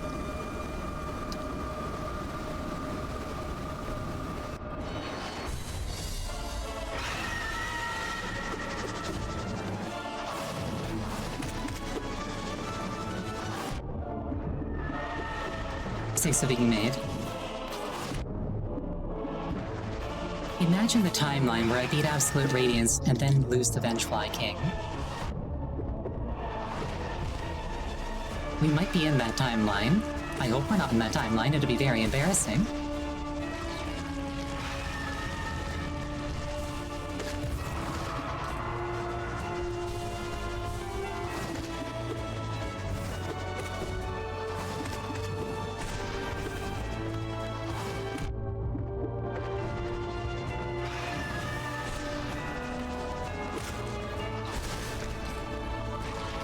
This is fine.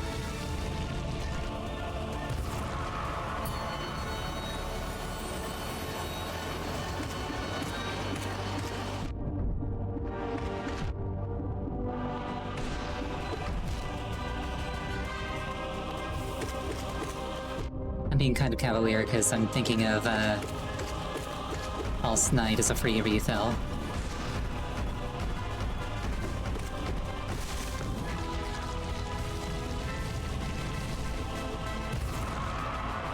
Which, to be fair, he kind of is.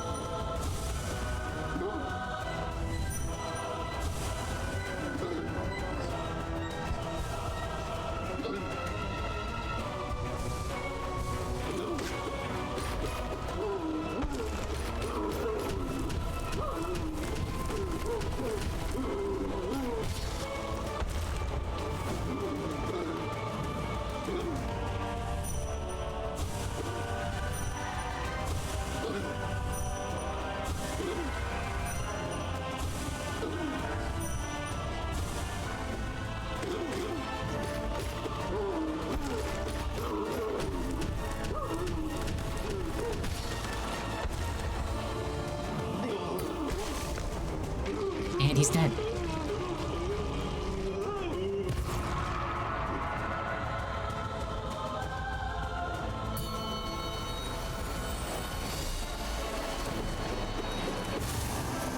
like how even in his like souped up like veiled or false champion form, he's still a total pushover. But you can just farm for soul. Because you can do the exact same thing to him there, you can just loop him like that.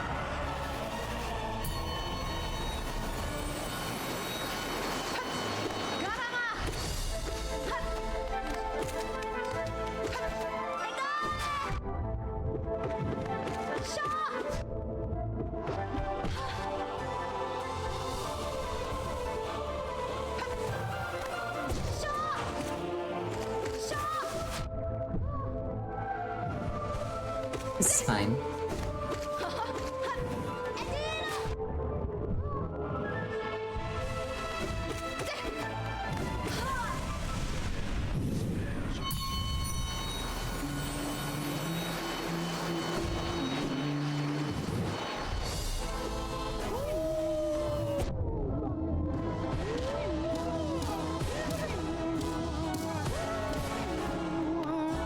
Bye, Gorb. He wanted to go to space, but I sent him to the center of the Earth.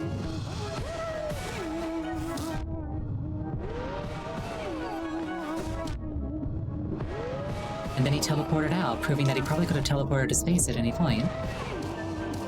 Making me doubt his motivations.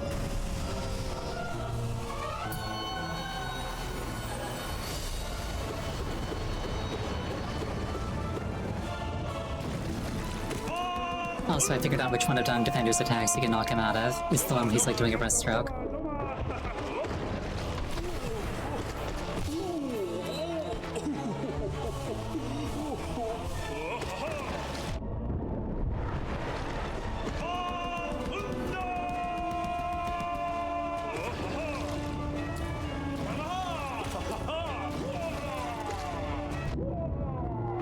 I should have kept moving.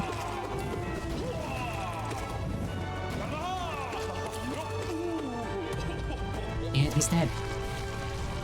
Except not really, he's one of the few bosses that survives. But he exploded, which is... Actually, yeah, that's fine.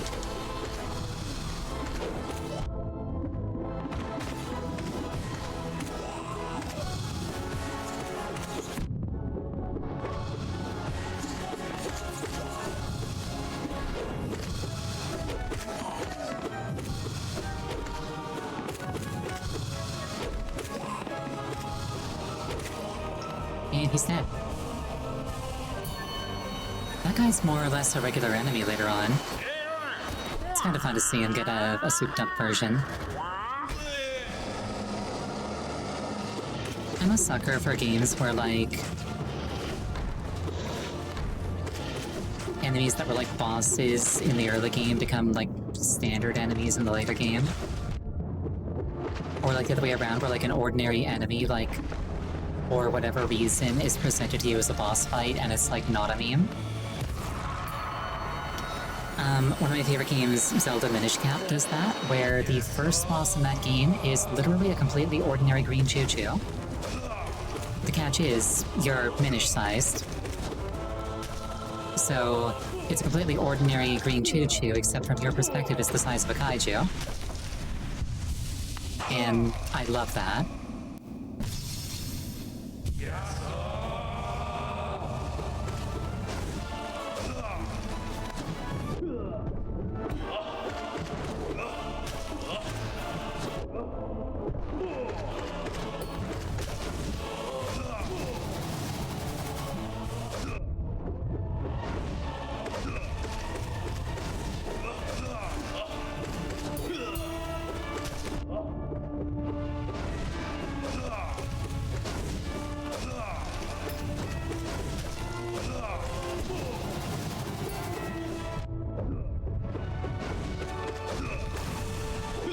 And there goes the spinny boy. And there goes the fast boy. Finner. I was about to be like, wait, are they boys? And then it's like, wait, they're brothers. So, yes.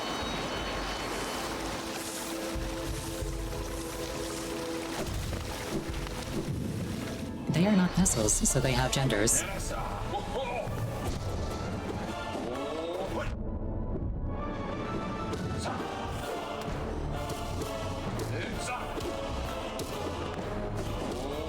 You know, I just realized I've got a non-binary friend. I don't know if they are aware that the main character in this game, as well as a number of supporting characters, are also non-binary.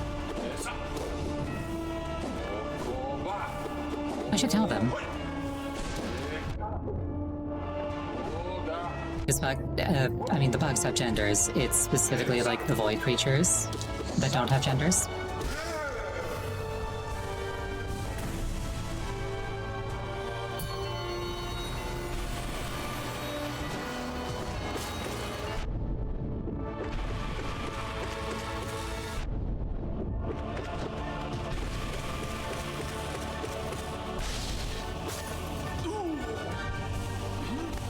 You know, after taking all those hits from Absolute Radiance's lasers, and taking those hits there, I'm starting to think that maybe I'm just weak to lasers.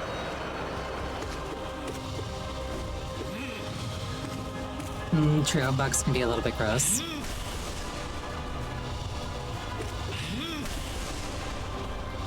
Or maybe I'm just wrong and they do know this game. It's just never come up in conversation before.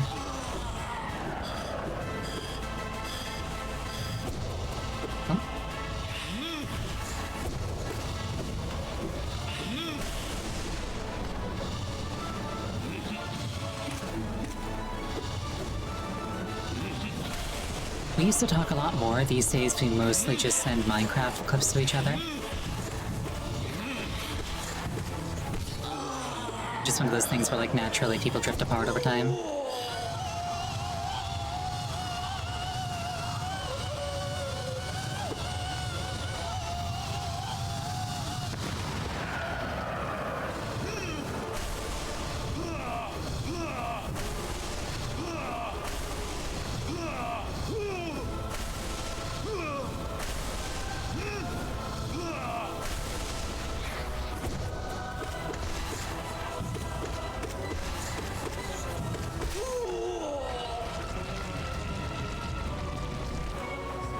I just had a thought. What if his, what if, like, the Soul Master's, like, you know, Vengeful Soul, Vengeful Spirit spells are, like, meant to imitate the Radiance's attacks? Kind of like he sees them in a vision and it's just like, this is the pinnacle of magic I've been seeking. I must sacrifice whatever it takes to attain a shard of this power.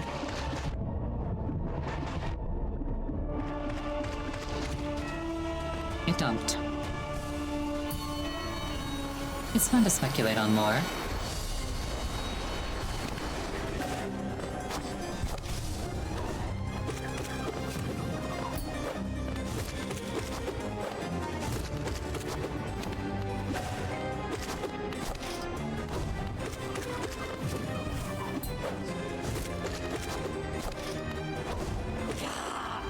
And she's dead.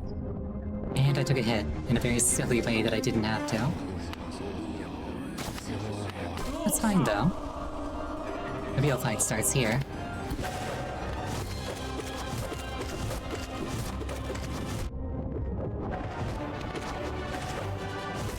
Okay, even if I try to change the definition of, like, what a hitless fight is, it's still not a hitless fight anymore.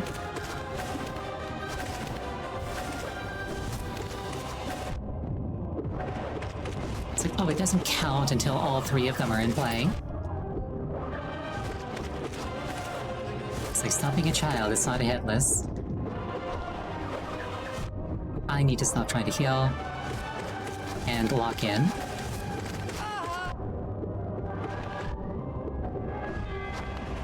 Like, actually, I need to lock in.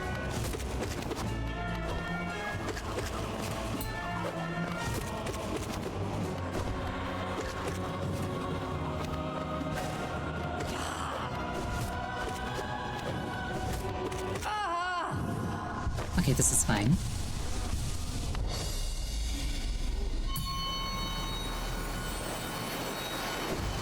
I love that fight. I don't want to lose to it, not because I don't want to lose, but because I just like that fight and I want to do well in it.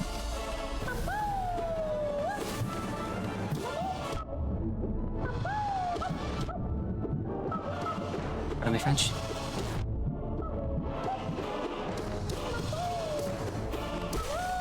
I still don't really have a good way to deal with Marmu other than go full aggro and finish the fight before I run out of masks. And then just like refill the Fluke Marm.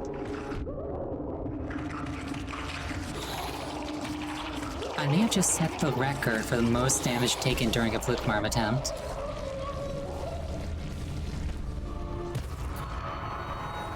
Imagine the timeline where, like, the Godseeker declares that the Fluke Marm is like their god of gods. It could happen, conceivably.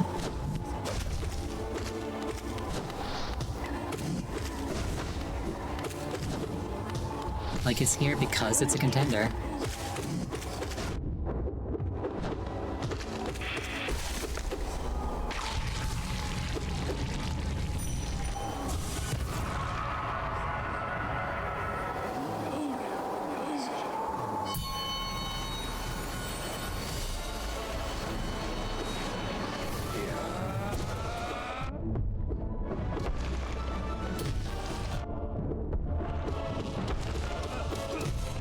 By all means, hang out down here.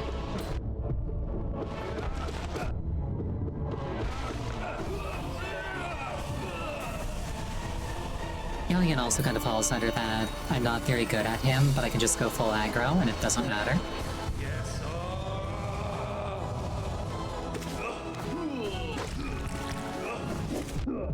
And then Sheo, it's not that I'm not decent at his fight, it's just that, like, I get a full heal after, so I can afford to just kind of go crazy with my attacks. I'm spending health for uptime. Like that.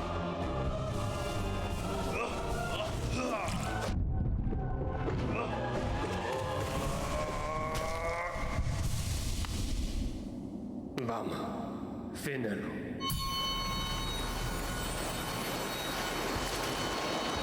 Yeah, like, you just saw, like, you can just go full aggro and then heal up while he's staggered, and he'll run out of health before you do.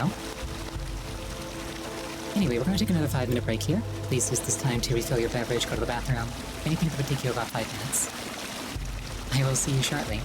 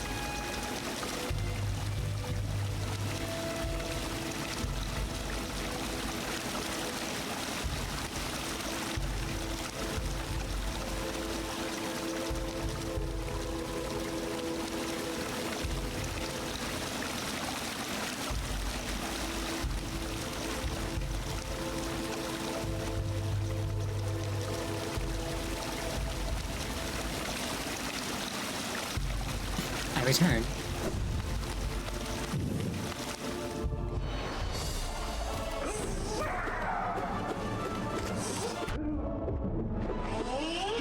I ate another ice cream sandwich over break.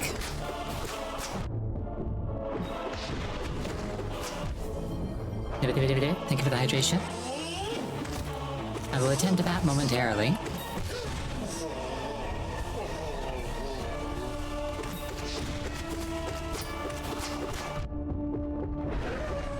And he's dead. And despite releasing these, none of them came after me. They knew better.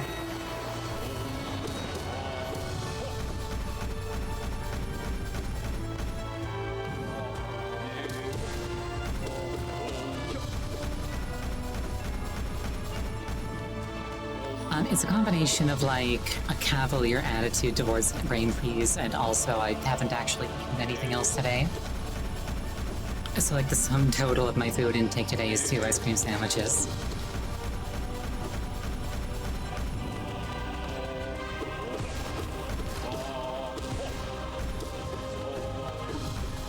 Fun fact, even though it feels like it's in your forehead, brain freeze is actually in the roof of your mouth. I could make rice and dino nuggies. Maybe for dinner. Yeah, like actually, what causes brain freeze is there's a nerve that runs through the roof of your mouth. Because bodies are weird. Like, it corresponds to, like, the nerve endings in your forehead. And then it, like, goes down, goes through the roof of your mouth, and then goes back up to the brain.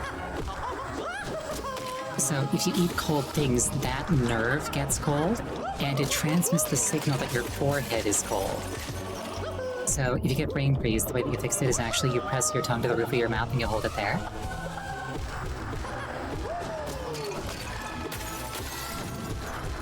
Like, trying to do anything to the actual head won't do anything because that's not where the problem is, even though that's where it feels like it is.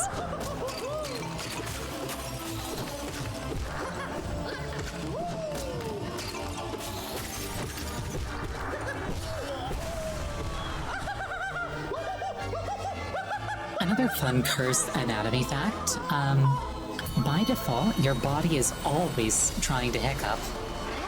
And there's a signal that goes from your brain, like, to, like, your diaphragm, saying, wait, no, don't hiccup.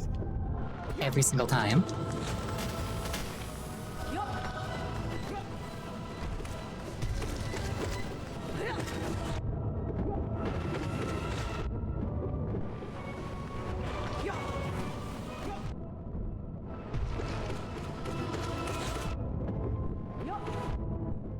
It's one of those things that I think about, more often than a normal person would, I think.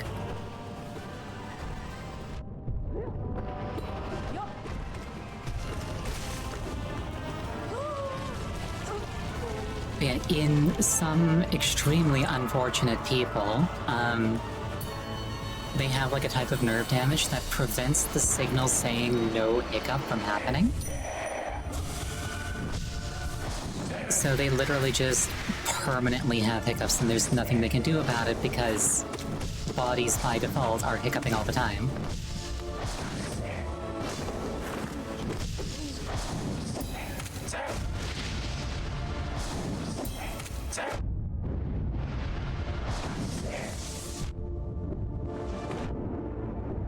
You know, that's greedy and silly. I shouldn't do that. I should also be looking at the fireballs instead of at chat. Though I do love looking at chat. You guys are great. And girls. And in between and off the record or whatever.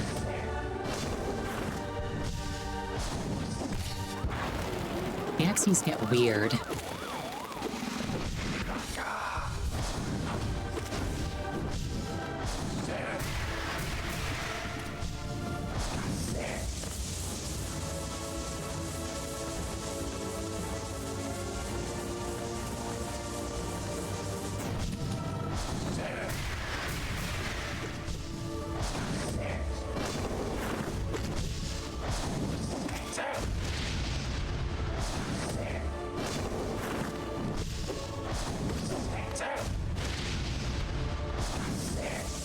This is fine. I like how they brought his props for his fight. I wonder if there was an aerial boss fight, what props would they bring?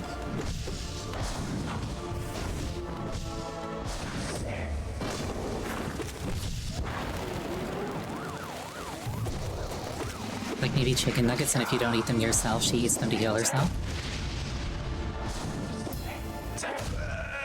And he's dead.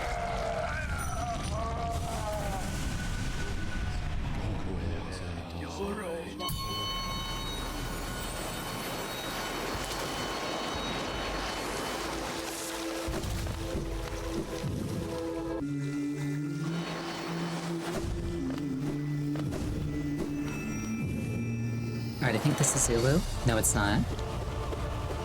Let's watch your night. Ulu comes later.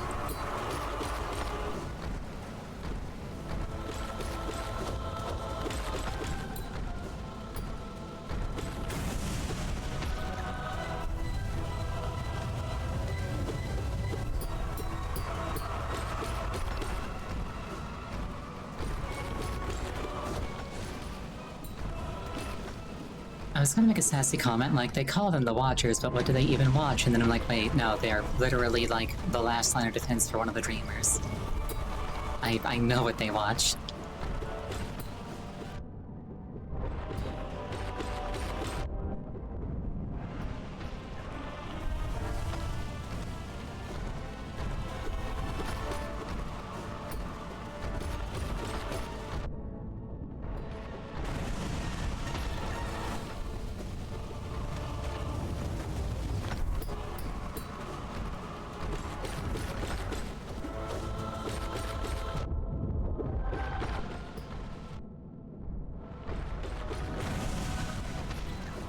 This kind of falls under the umbrella of like another boss where I can kind of just go full aggro because it doesn't do enough damage to out DPS me when I do that, assuming I take opportunities to heal.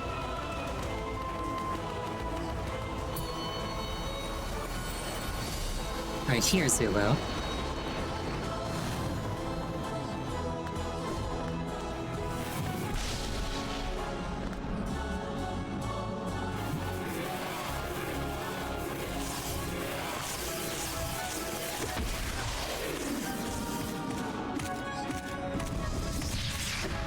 Behold, the same sword technique that defeated the Radiance. And it's dead. And I got full resources, nice.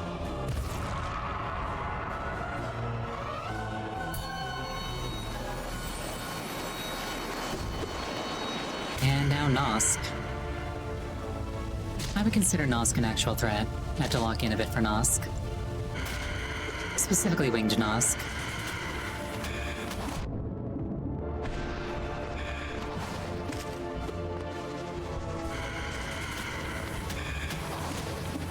I'm not actually sure how well I would do against non-winged Nosk because it's been a long time since I fought it.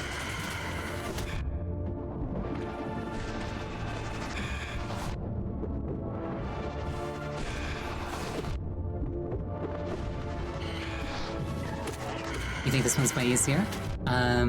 Why is that? Is it just because it like hangs out off to the side so long? You see more like downtime to heal in? Way more telegraphed, easier to see. Dispense your wisdom unto me.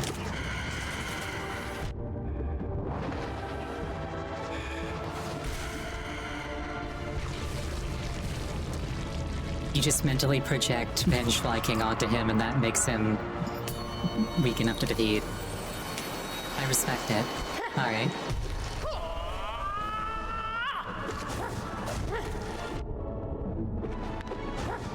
Okay, Sly is another enemy that, like, actually represents a serious threat.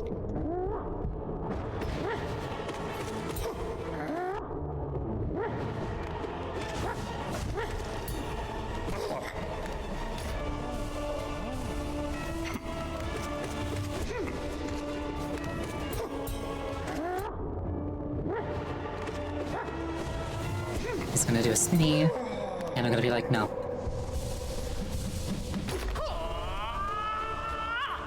It'd be very funny if like there wasn't a second phase, but the sword falling down could hurt you. It'd make for a very funny clip to die to that. Not that I clip farm. I genuinely don't. But knowing me, it would happen.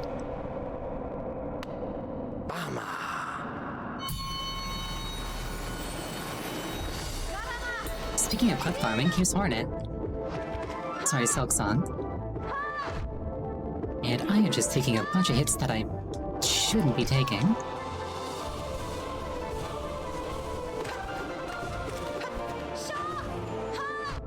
Incidentally, I found out that the upside down Hornet thing that happened to me the other day is actually a known glitch.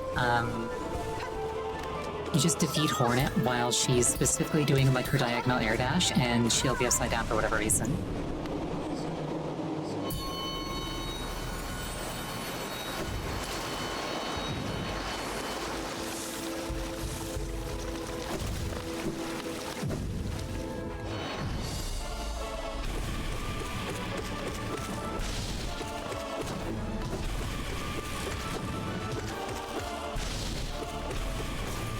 And he's out. I was gonna say, and he's dead. But he got a hit in post-mortem. I respect that.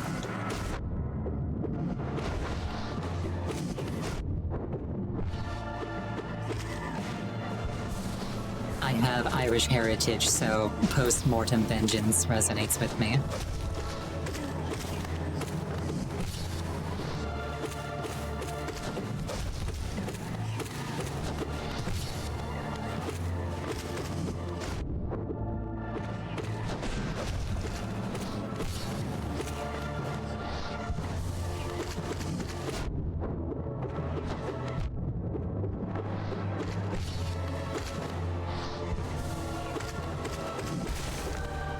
And he's dead. I was gonna say, imagine how difficult this would be without, like, endgame equipment. And then I'm like, wait, that's literally bindings. We don't have to imagine. We can make it reality if we want to.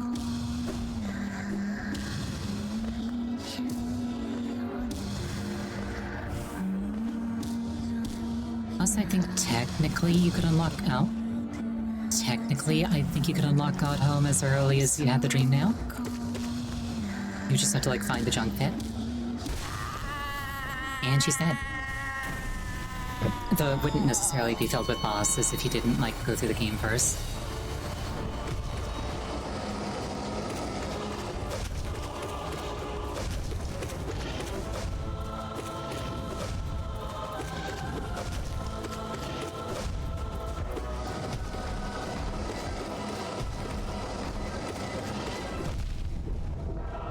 Bless his heart, he tried. And to his credit, he did get one hit in on me. Mostly because he was in a corner and it was weird, but it still counts.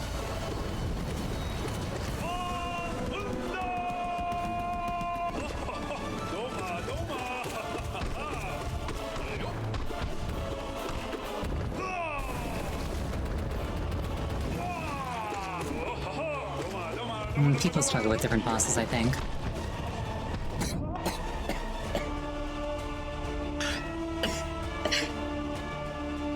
Pardon me. Something ended up in my throat. Not sure how it got there.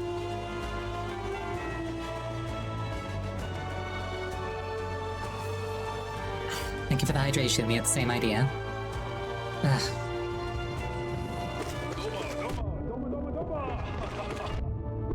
Yeah, different people definitely struggle with different bosses. And for me, Trader Lord was one of those at first, and now I consider him fairly trivial.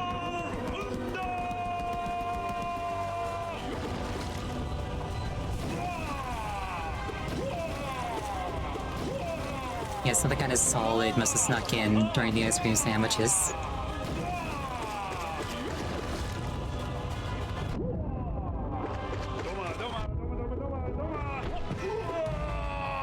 Too much ice, not enough cream.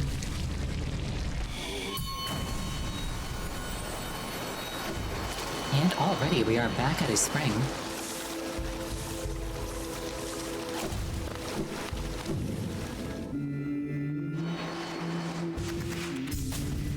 The lady is like, I elect not to partake in this profane ritual of yours. Honestly, quite base of her. She's like, I am no god, I am but a sinner.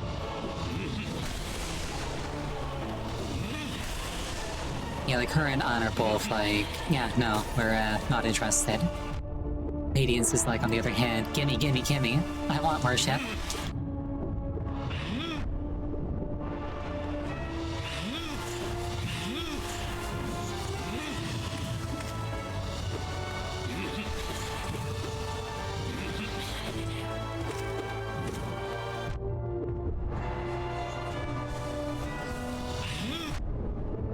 Worth it.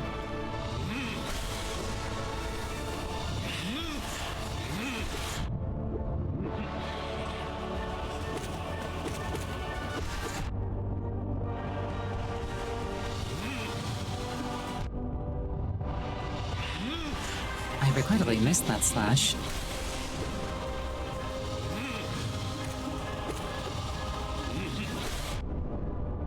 I'm not sure what I was trying to pull off there. Like a really cheeky stagger.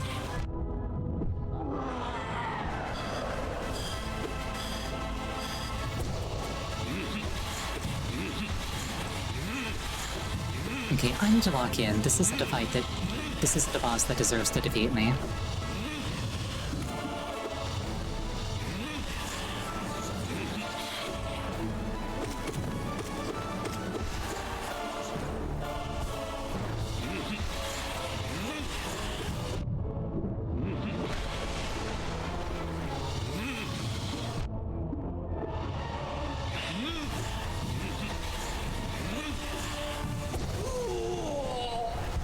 And he's not dead.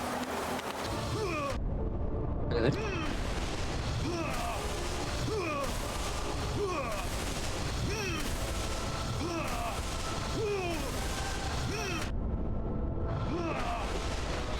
That was on me for changing directions out at the wrong time. I'm pretty sure there's failed champion after this, so I can full heal very easily. I think. No, I think there's Marmu. Or Markov. That's the one. I knew it was an M name.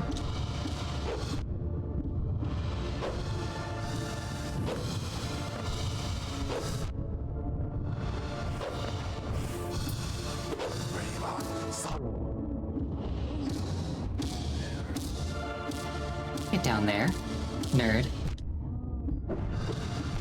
Oh no. When in doubt, just scream. That's the fox way.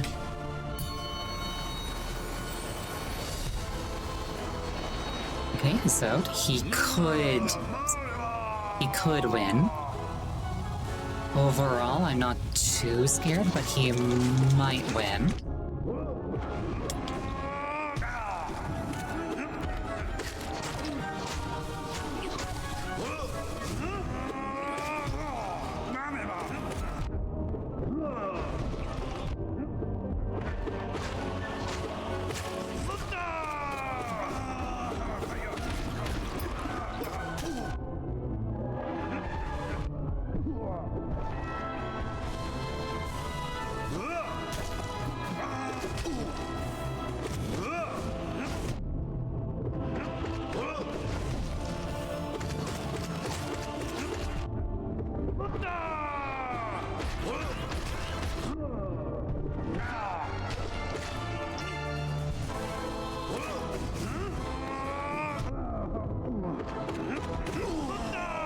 There we go. So it's not too bad. He's another one of those bosses where you can just kind of like DPS race him. Is this Prime Zote? More or less, yes. Essentially, he is... I call him fanfiction Zote.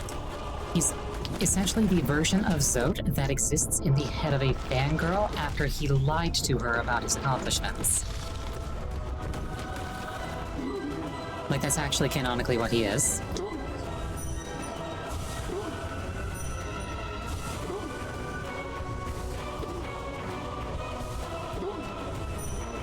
Yeah, and then like you destroy the fanfiction version of him, and it makes her fall out of love with him.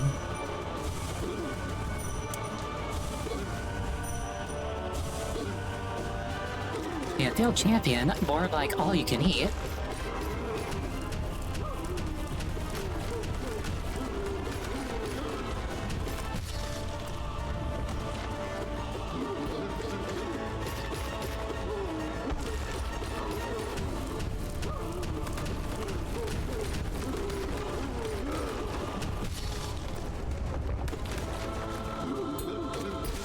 And he's dead.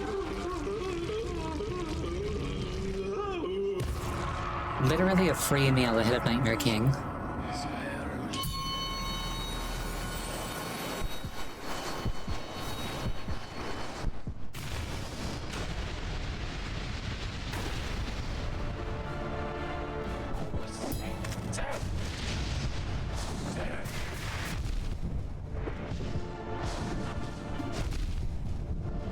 Assuming you bring Dream Nail, he's a Dream Boss. You can't fight him without Dream Nail.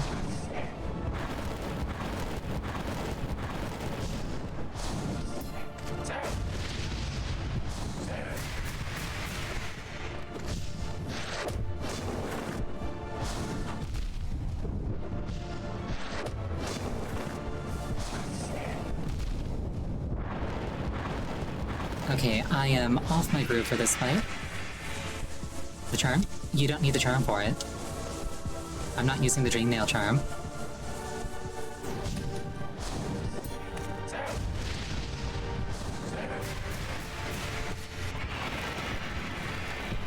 Thought I was? Nope. That was very fast, but in my defense, I'm fighting Nightmare King Grim.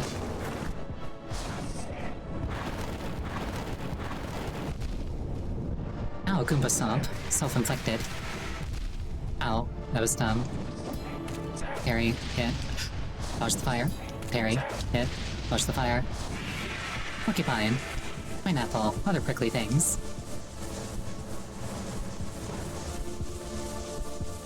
You know, you can just Dream Nail things for free. Let's not be greedy. Dodge those. Take a single heal. Dodge those. Take a single heal. Dodge those. Didn't think it gets without the charm? It does.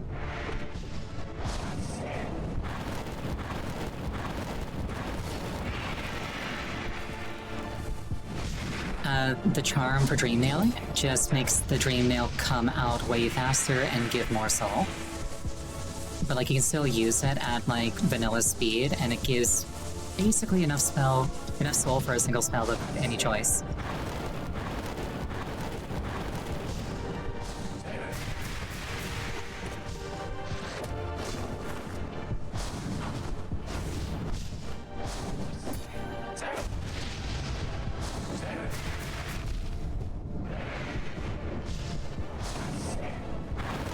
One, two, three, four. That was greedy and I got punished for it. Ow, that was greedy and I got punished for it. Thankfully there's a checkpoint here.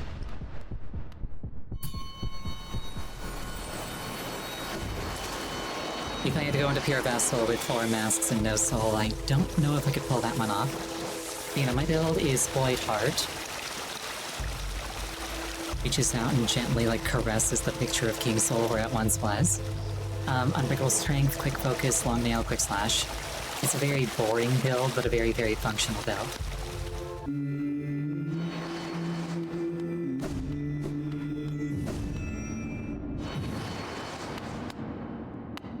Alright, that's all.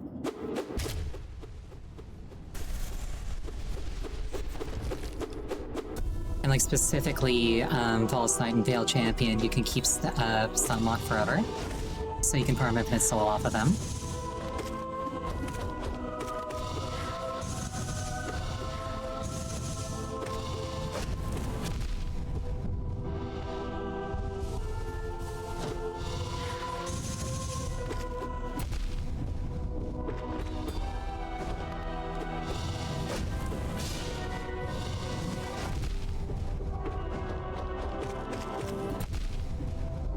taking a bunch of really dumb hits. And a bunch of hits that are less dumb and more just the Hollow Knight is very aggro. Oh, shoot.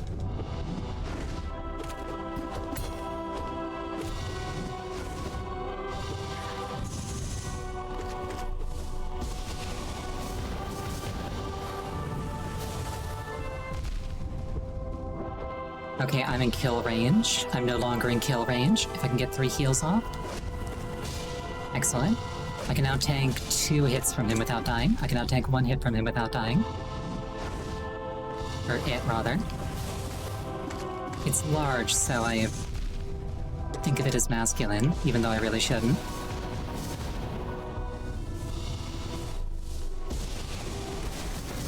Alright. Hollow Knight defeated. But I still gotta do Radiance.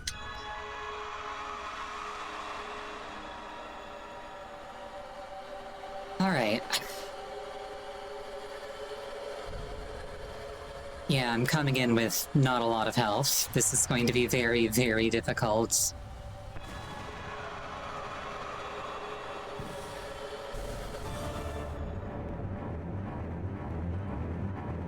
Oh, never mind, she healed me. Awesome.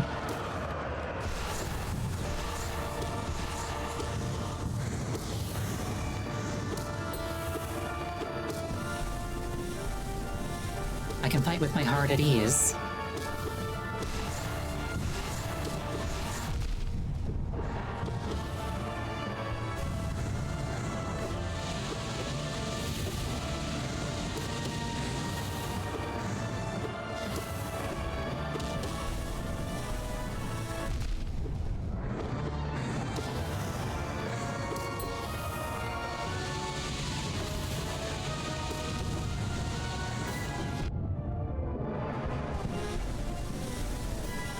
That was very greedy, but I got away with it. I dashed in the wrong direction.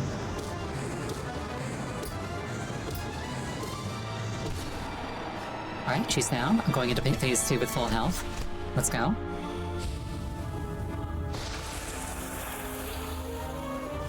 She's like, I will not be killed like in vanilla.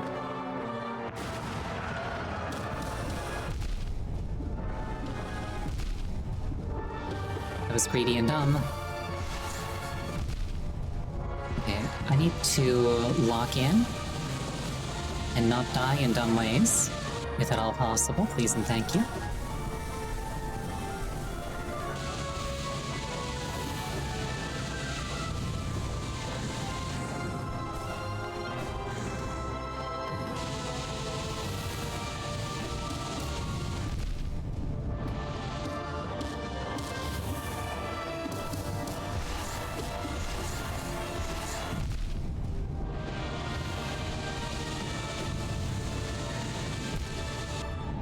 Dude.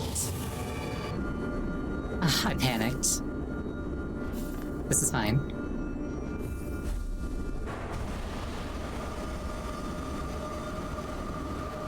Yeah, no. I've totally got her, though.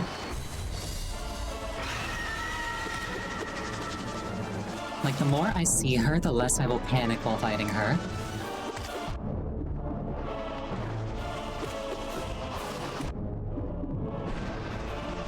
I was mostly panicking because I was waiting for her to go to the center and she just never did.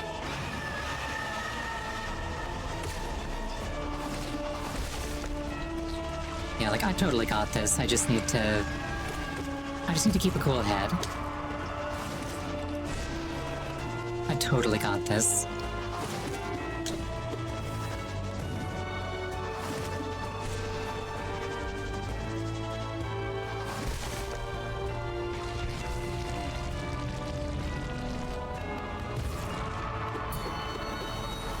Also, it is good to know that she heals me on the way in from the Hollow Knight fight.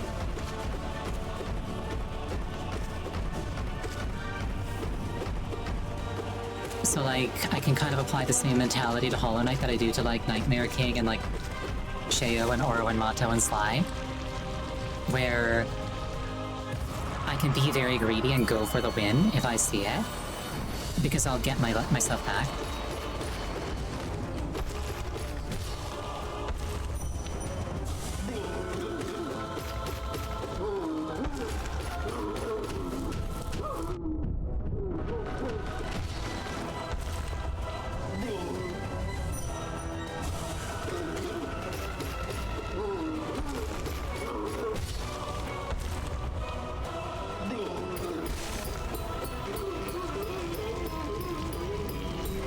I think it's kind of cool how, like, basically all of the like, this Pantheon's, like, final bosses are Sword Masters. Like, first it's Aura and Mato, and then it's Sheo, and then it's Sly, and then it's Pure Vessel.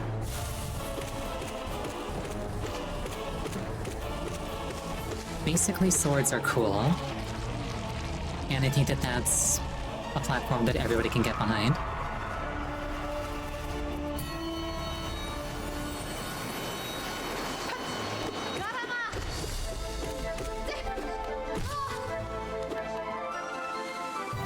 Yeah, and then you fight the sun with a sword, and it's really cool.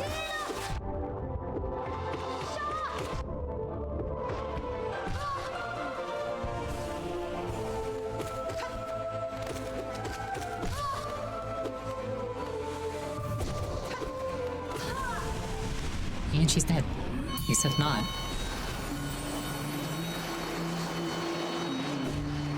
Less dead and more half-sister.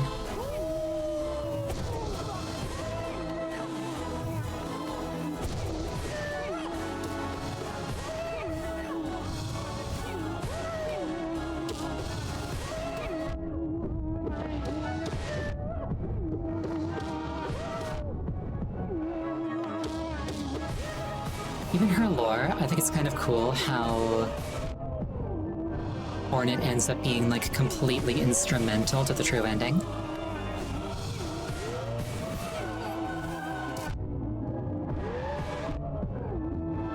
Like, the Pale King never would have thought that she could have been useful. And then it turns out that if Hornet wasn't there, the true ending just couldn't happen. You'd just be locked in, like, the bad ending.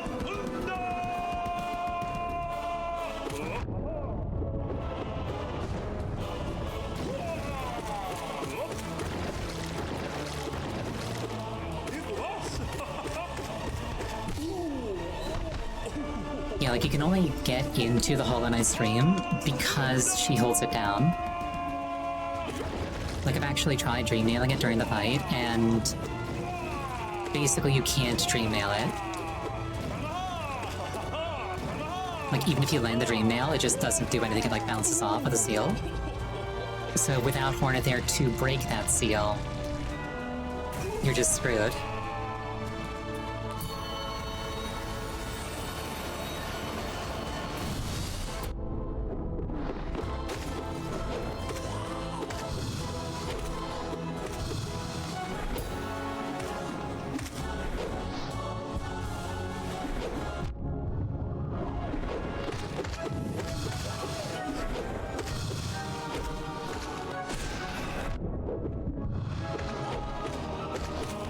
I'm taking a bunch of hits that I really shouldn't be from this guy.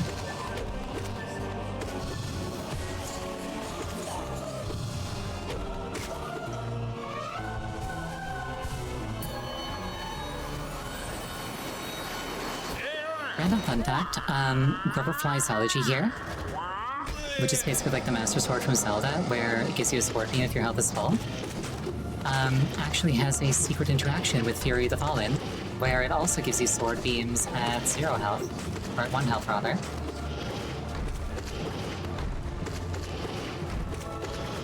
Which I think is cool.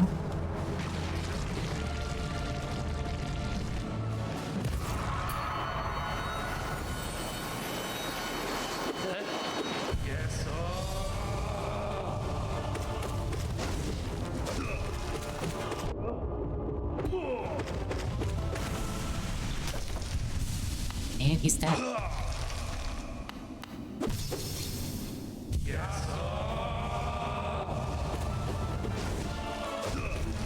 On the one hand, I kind of wish that these two were harder to beat, On the other hand, it is kind of cool to just like, kind of like handily deal with them by mashing.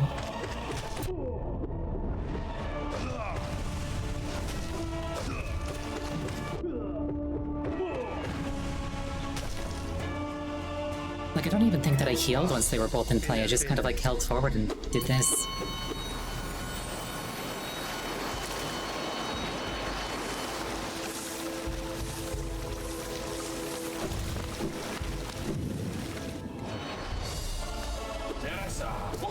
They're cool, they just don't win DPS races.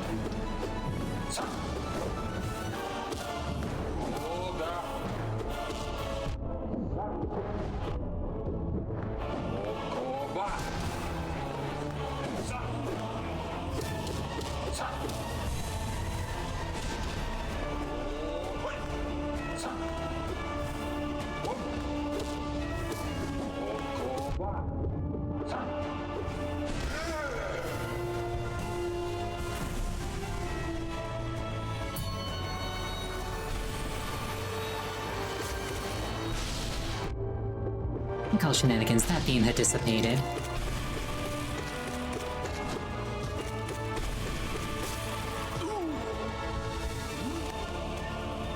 It's fine though. I do enough shenanigans in turn that I can handle with you. Soul Master, not to be confused with Soul Tyrant, this is the Theater Kid version.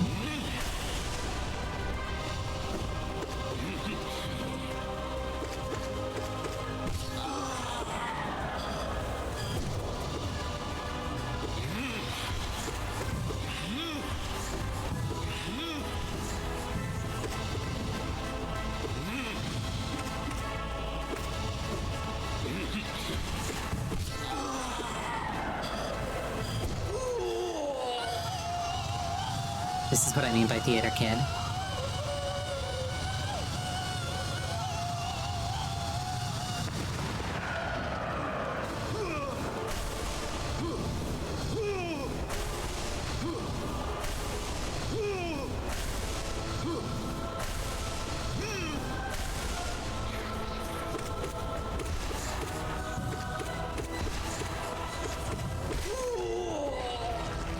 And he's dead.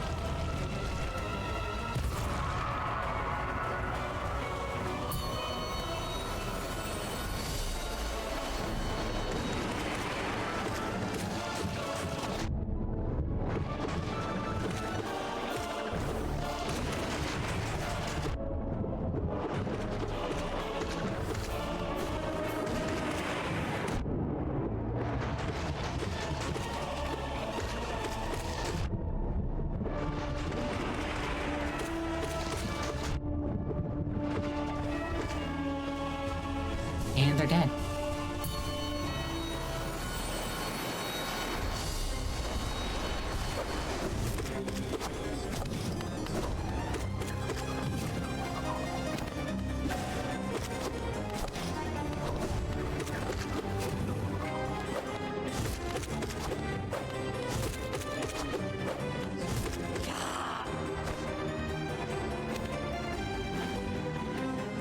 I genuinely look forward to this fight every time I redo this Pantheon.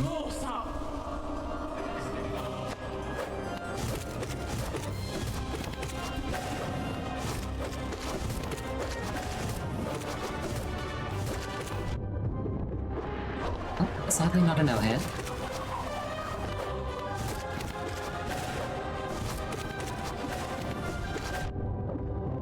Read.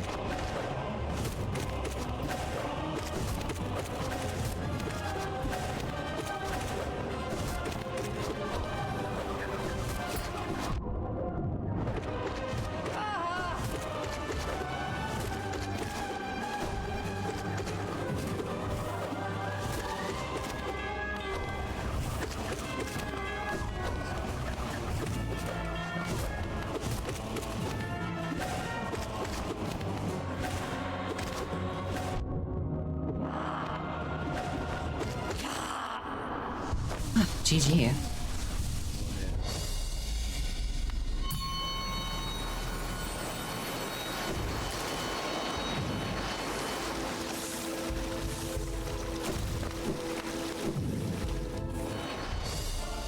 Marmu.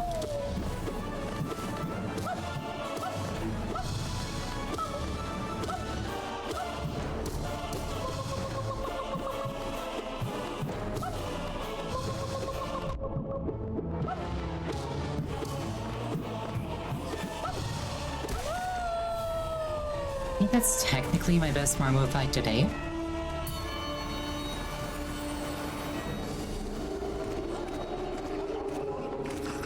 And if I take at least 3 damage during this, it'll be my worst Fluke Marm to date. Unfortunately, I did not manage to take damage during Fluke Marm.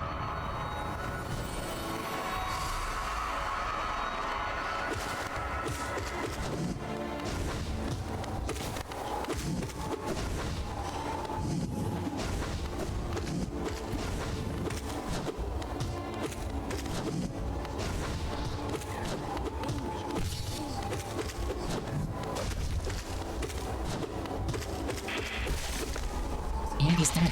Or it.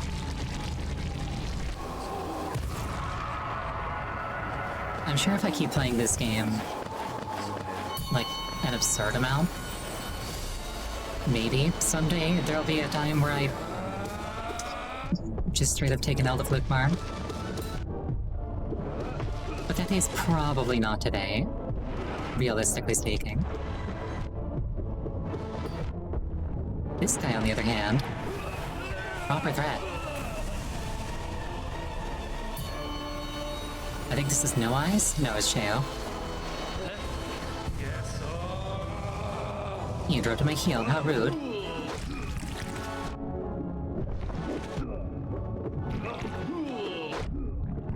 Yeah, I don't have full health, so going full face to sword style might not be the call here.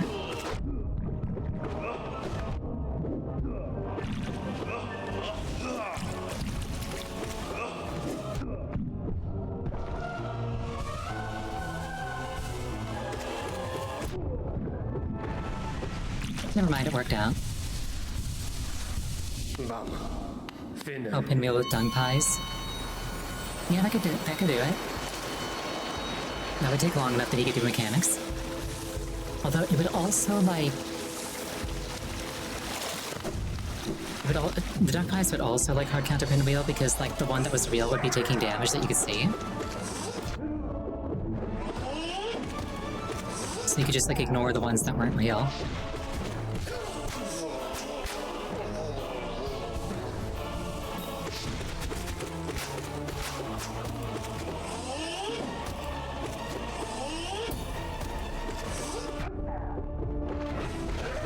And he's dead.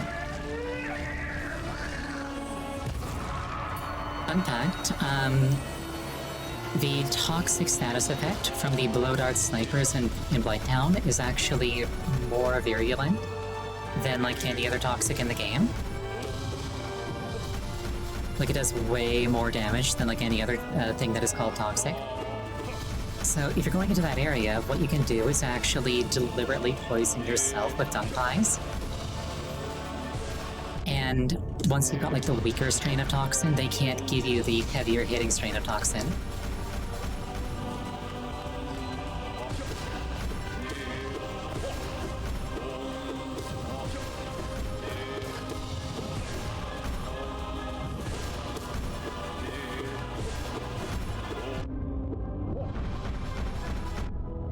Mistakes were made.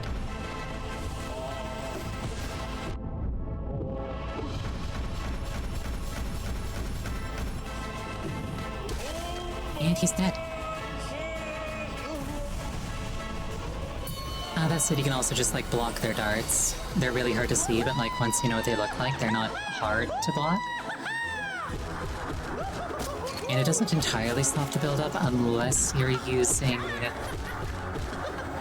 a shield that, like, specifically blocks the elements, like Spider or Great Shield Oratorius, but you can also just kind of, like, slowly walk up and stab them, and they don't kill you in time.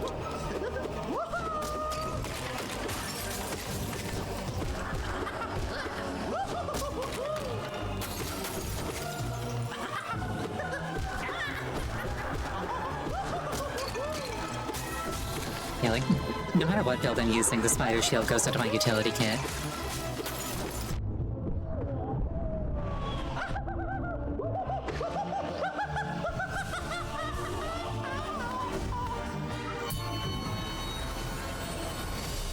Alright, God Tamer. I was like, it's not God Eater, that's a video game series. One that I own a few games from, but have never actually played. Apparently it's like Monster Hunter. And the setting is like ultra depressing.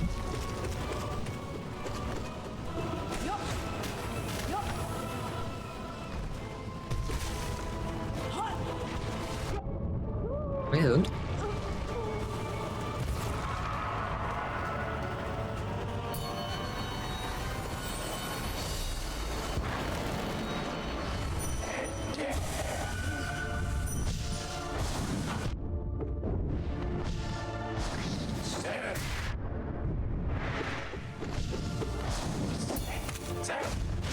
You know, I've done farming in Blighttown without Rusted Iron Ring, and it is not worth it.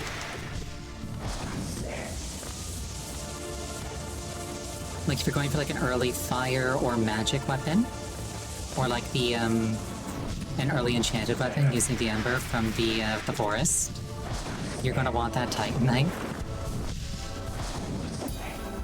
And actually, if you're going for a magic weapon, you probably want to go for 20 Titanite, so that you can get a lightning weapon for the enemies that are magic resistant.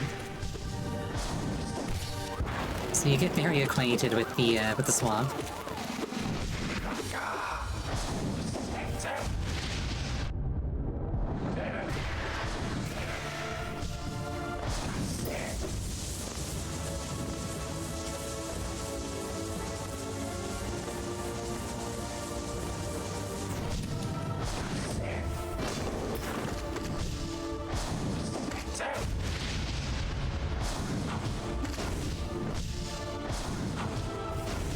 We get the Eagle Eye off, so that's the poison. Oh, right, that's the one that, that's the one that makes you heal when you kill something.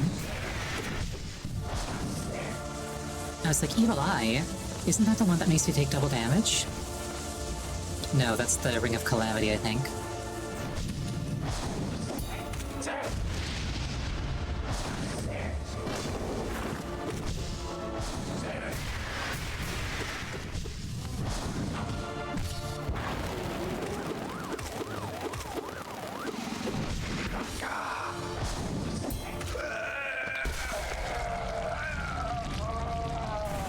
The Poison Swamp in Demon's Souls is actually kind of really fun to explore if you have a passive regeneration build strong enough to offset the poison damage.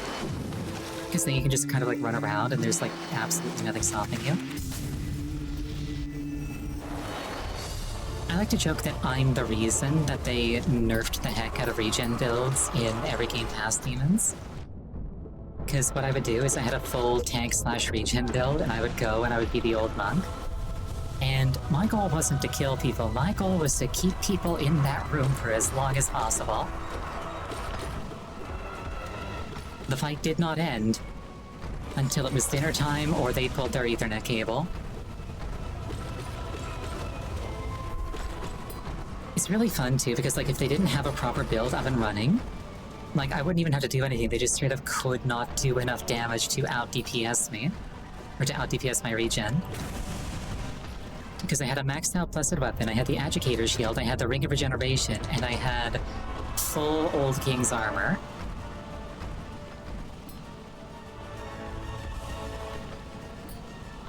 So like, my defenses are maxed out. That's not entirely true, I think I had like the Silver Circlet for a little bit of like extra attunement or MP. Yeah, like my defenses were maxed out, so like I was taking like very, very little damage from any attack. And then I'm regenerating like, I think it was 16 HP per second.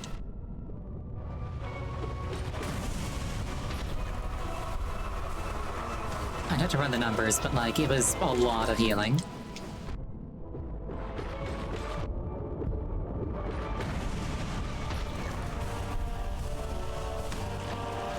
What I would also do is I had a full inventory of like full healing grass, and my spell was second chance.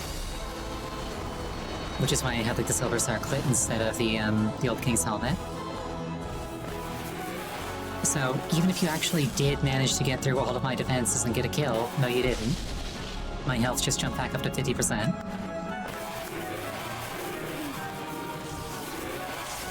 And you'd better not give me any leeway, because I'm going to cast that spell again.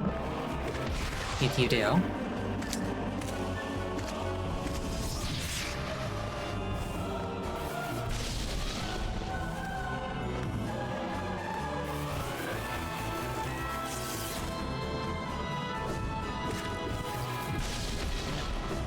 Huh, that was interesting. And he's dead. Or it, I suppose. I don't think it was a jellyfish, so I think it's genderless. I'd have to check that, though. Jellyfish are weird. That's like the main thing that I remember about jellyfish IRL.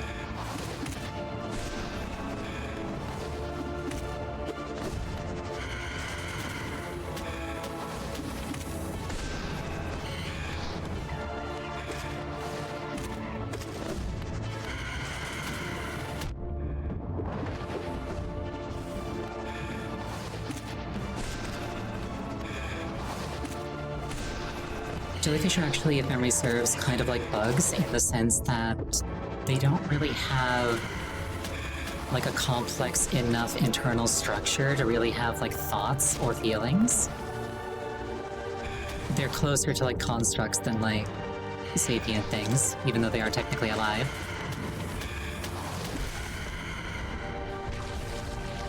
I think. It's been a while since I've looked up jellyfish anatomy.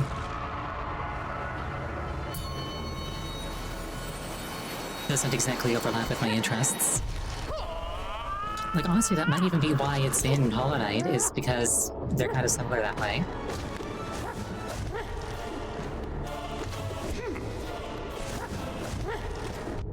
They don't have brains, that's probably what I was thinking of.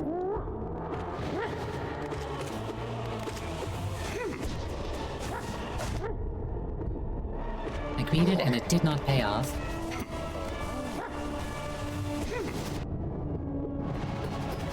He recovered from that faster than I thought he would.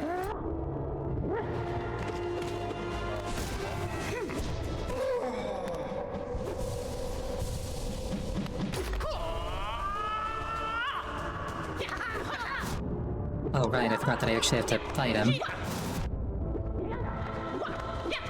Important step there to include in my plans.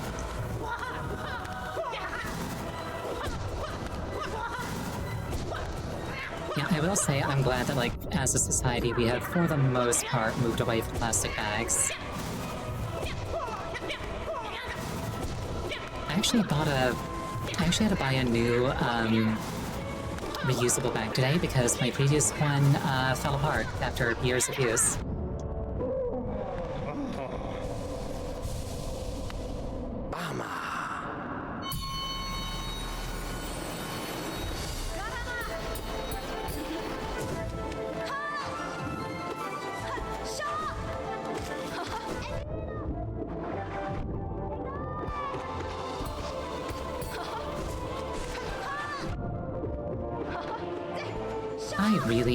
I really hope that Hornet 2 doesn't get a kill on me. Not that she doesn't deserve it, I just don't want to lose the Hornet 2.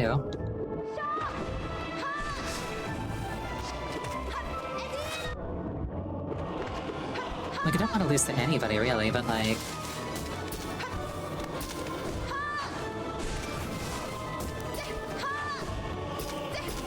I feel like it's a reasonable expectation of myself to beat Hornet. Like that, yes.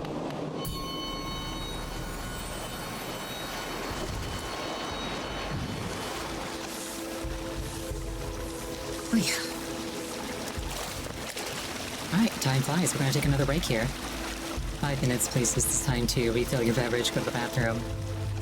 I believe it's just Pantheon of the Night and then Absolute Radiance now. So I will see you in 5 minutes.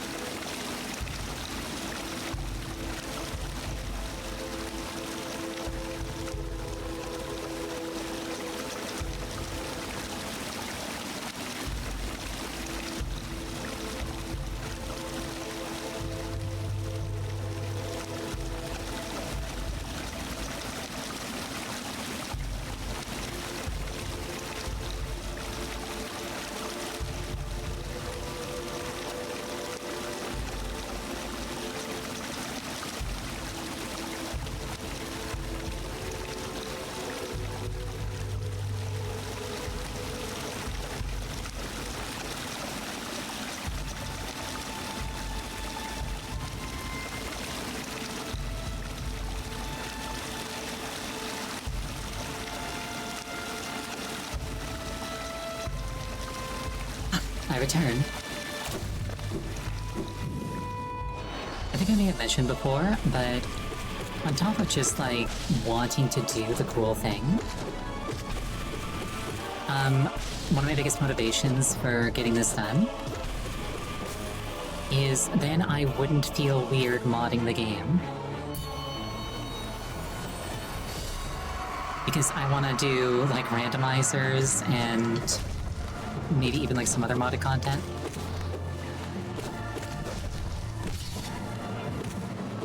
But, like, if I mod it while there's a challenge on the table...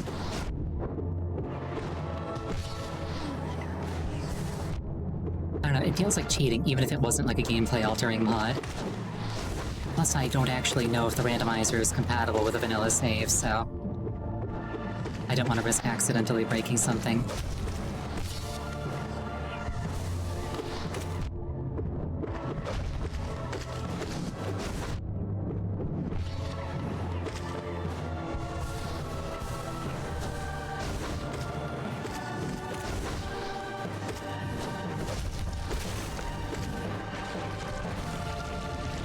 To think, the Lost Kin once killed me like 57 times in a row. Granted, now I've got Shade Cloak, and that helps a lot.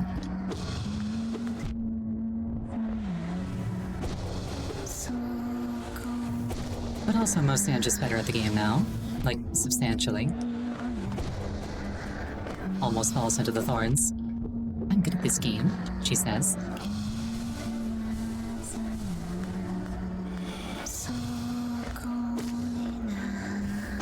That was a very greedy slash, but it worked out.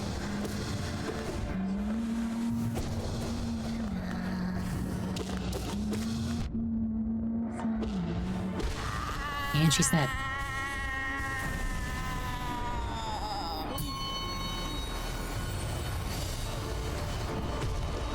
Okay, Trader Lord. At least for me, this is a bit of a nothing burger fight. Which makes me happy, because it means that I don't have a difficult time with it. Have you ever played Run In From the Ashes? No, I have not. Or sequel, also now third-person shooter Souls-like hybrid with procedural generation elements. I think I might have seen some gameplay of that.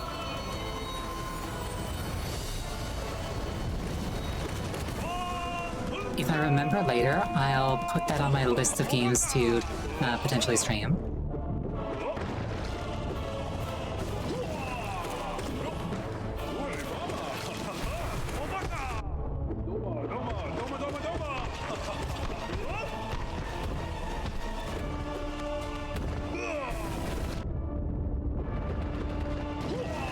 A shooter Souls-like. Now I'm just imagining how that would work.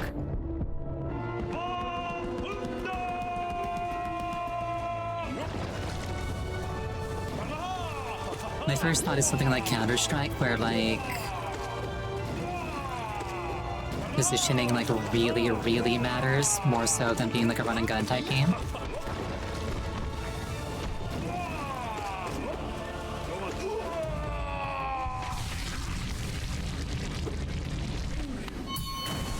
And he's dead. And already we're back at the, we're already back at a rest point. Yeah, Run In From the Ashes. Let me just add that to my list of games to keep an eye on. Hold on.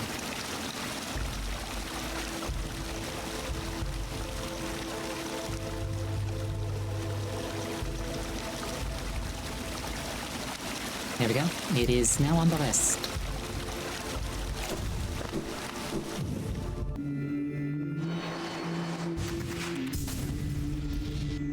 You know, I promise I will do anything with it in a reasonable time frame, especially if it costs, like, a fair amount of money, but it's on the list.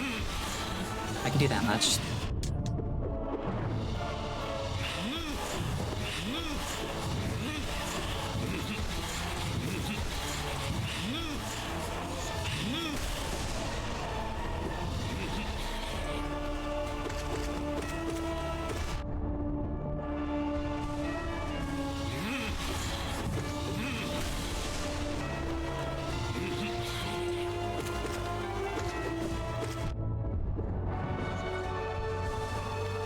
SMH should have equipped Steady Body.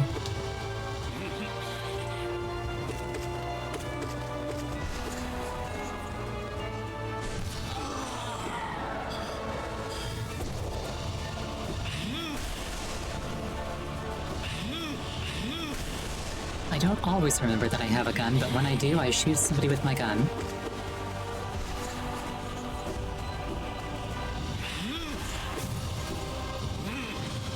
Or at least try to.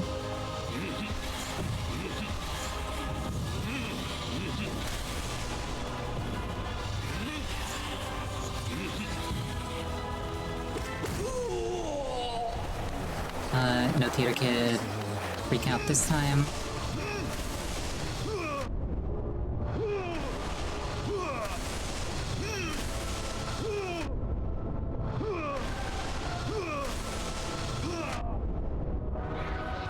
He most often seems to get me when I turn around. Is what I'm finding.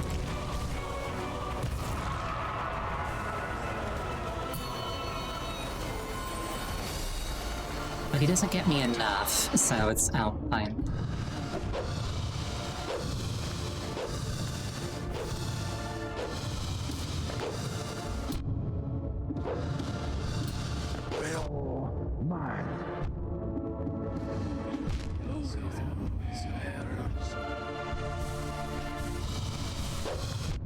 Roguelike mode is like Risk of Rain. I really like Risk of Rain, actually. A while back, a bunch of friends and I were on like a really big kick with Risk of Rain. We would like mod it, and we'd have like Goku as and like Vegeta as characters, for example.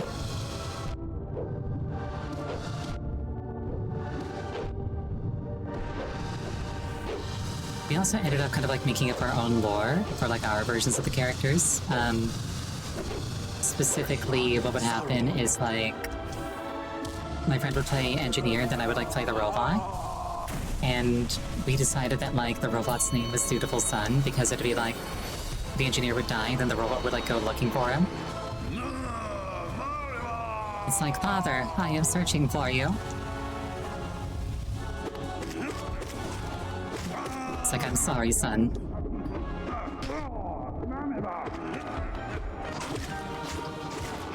The game is very fun. I do not want to lose to Zote. Like, I get that he's like this deep in for a reason, but I don't want to lose to Zote.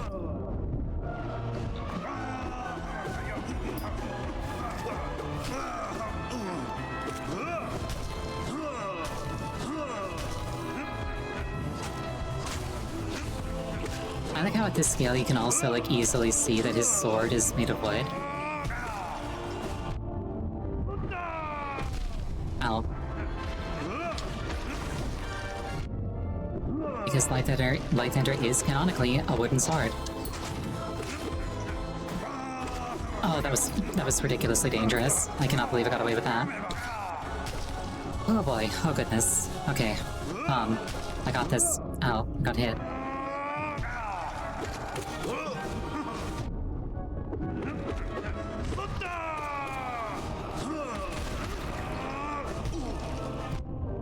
Should have jumped earlier. Not like this. Not to Zote. Oh, he got me. I don't like losing to Zote. I get that he's not an easy fight per se. It just doesn't feel right losing to Zote.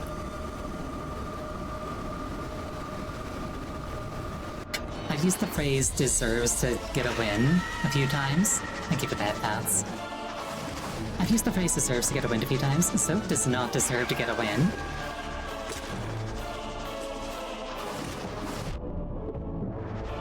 Also, fun fact, Zote is technically an optional fight. If you do not rescue Bretta or do not rescue Zote, he just isn't in the Pantheon at all, and you skip his fight. And I am taking a bunch of damage from bench-liking of all things. Oh, Aqua, welcome. Almost didn't spot you.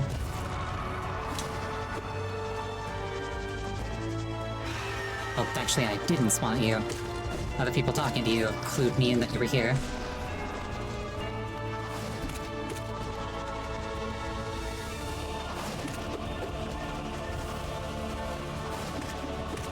Oh, it's not that I feel pressure to stream, it's just... want to lose to Zote. Zote's a dick.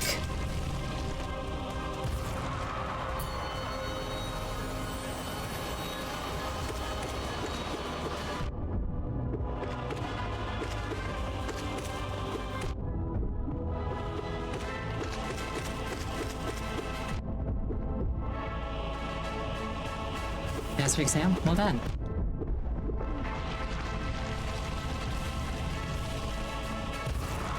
My day was not as exciting, but while I was out, I saw a guy with a dog on his shoulder.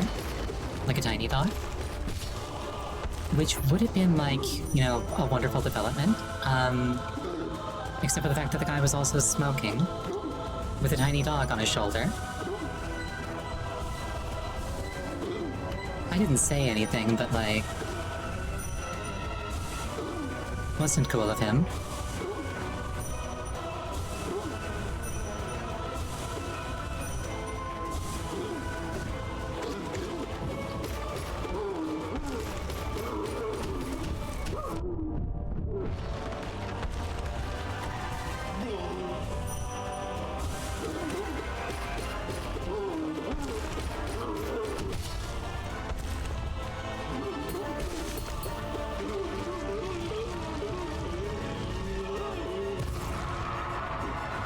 Like, I don't really care if you smoke, although doing it in public where people are walking is kind of rude.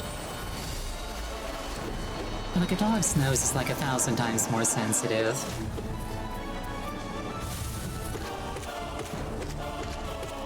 Like, that poor dog is probably just like... not having a good time and just putting up with it out of love. Basically, if you have a dog, you shouldn't smoke.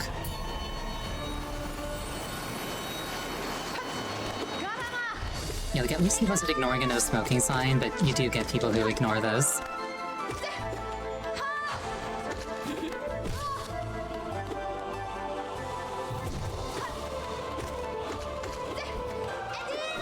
And it's like they do their best to look like they're kind of like doing their own thing. So like you're the jerk if you like accost them, but it's like, I'm asthmatic, I'm literally the reason that you're not allowed to smoke.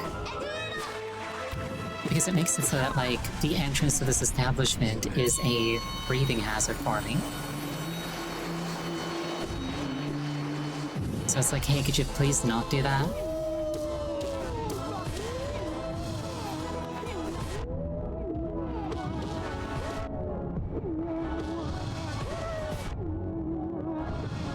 Of course, the flip side for that is, like, you're at a remote bus stop and the person smoking looks kind of terrifying. And so you just let them do it because you don't want to have, like, your jaw ripped off or something.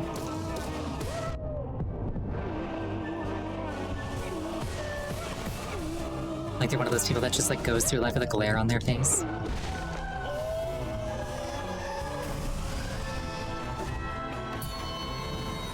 I am powerful in video games, not IRL. I cannot enforce smoking laws.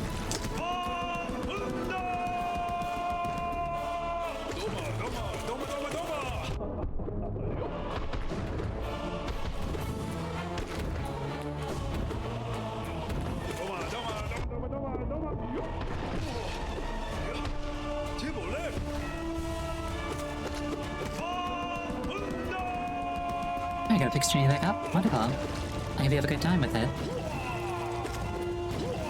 Also, yeah, like, even though technically I would be in the ride if I confronted them, I usually don't, because me, tiny, not good at confrontation. If you yell at me, I will cry.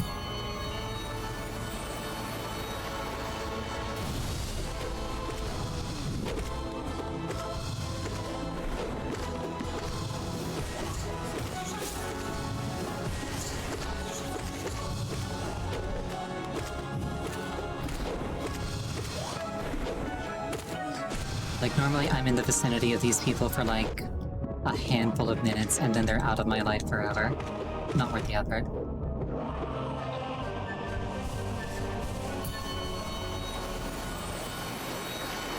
But I will still think very unkind things about you.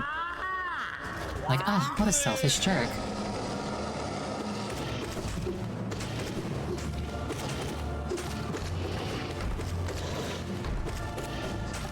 You know, my sister and my brother got all the confrontation genes.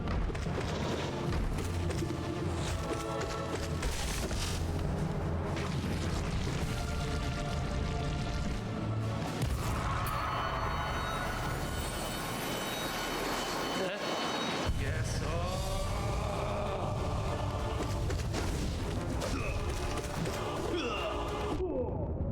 Like, straight up, my younger sister has actually told me that, like, if we're ever together at a family gathering and, like, my younger brother tries to pick a fight with me, come get her and she'll fight for me. And it's like, having family is great sometimes, when they look out for you. In the same breath, the problem in that example is also family, so it's not, like, universally great, but, like, it can be nice.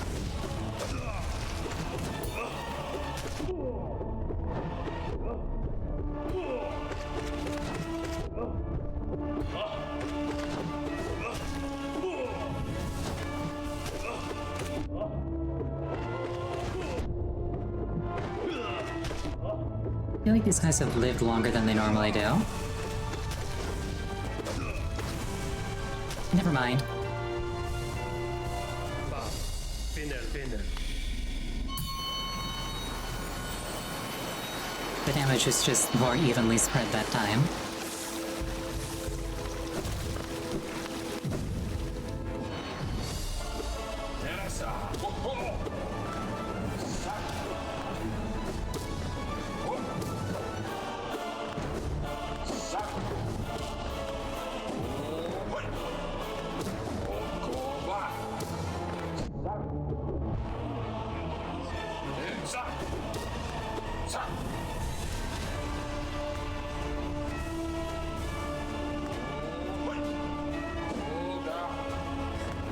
I like how he can only throw his sword so far, so like a couple of strikes there were like, oh, I'm gonna get ya. I'm gonna get ya. They just like stopped like a meter in front of my face.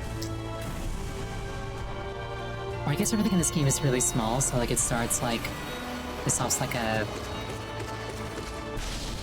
couple of millimeters in front of my face. But it may as well be a meter from my perspective. And he's dead.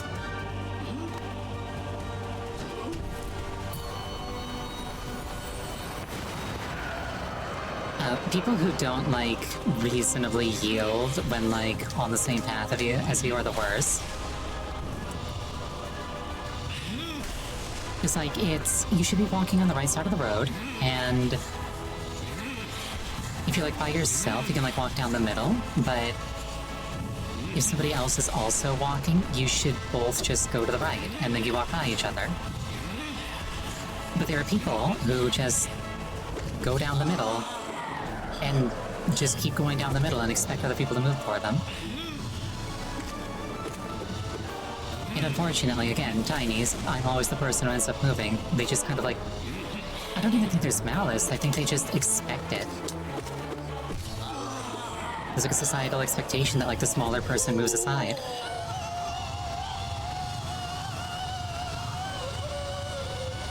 Yeah, like as long as you do your best, like...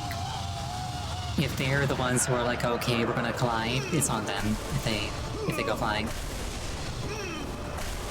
That's how I see it.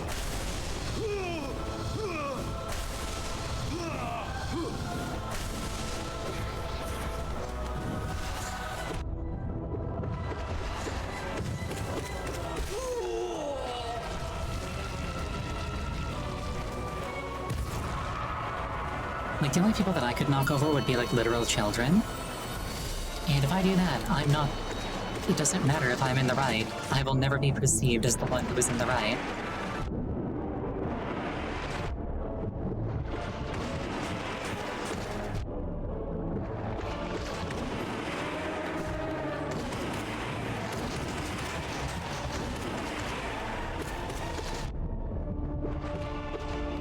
Just like hip checks a fucking 6-year-old and sends him sprawling. I'm just like, you don't understand. I had right away.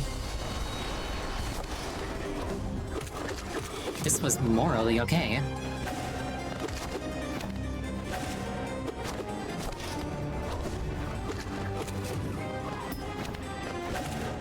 This child got in my way.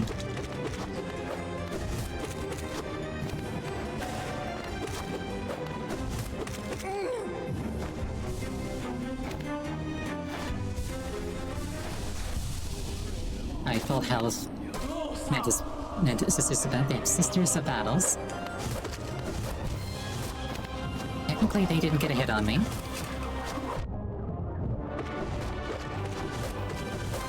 But, like, I fell into a spike pit, so I think it still counts.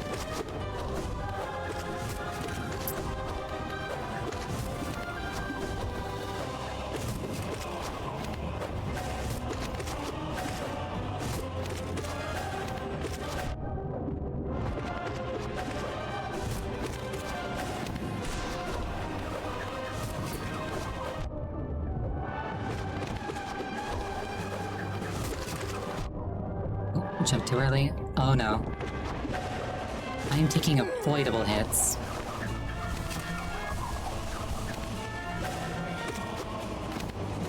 Luckily the cheeky duck from healing, kept my head from being taken off.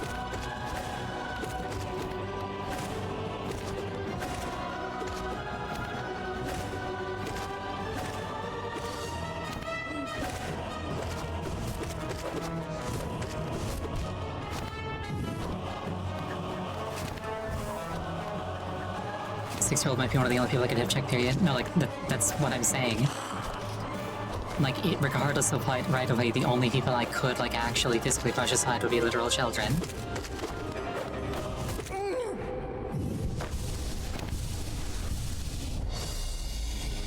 Like, I'm pretty sure that, like, when my brother was a kid, he was heavier than I am now.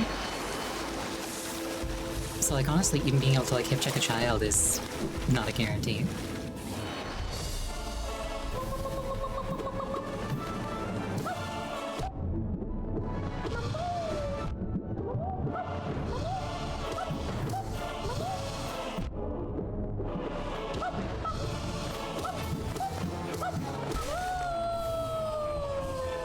Yeah, my brother was always a round child, and that didn't stop being the case when he got tall. Meanwhile, I've always been a small child on all three axes.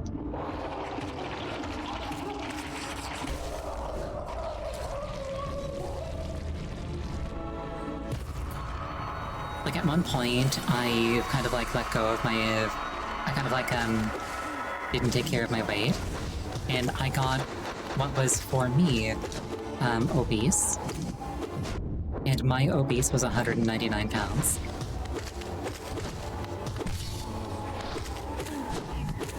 Or rather, at 199 pounds at my heaviest, I was obese.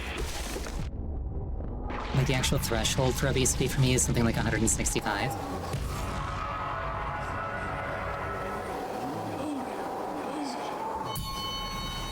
I would have to double check.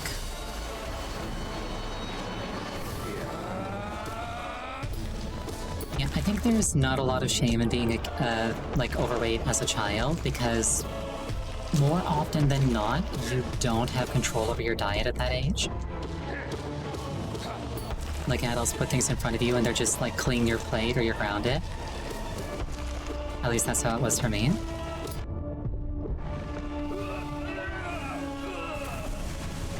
And like, that can definitely like lead into difficulty like modulating your weight as an adult. So like, I don't judge people for being like larger or smaller. Because like, I've been there. But still, like, objectively, like, some kids are very large.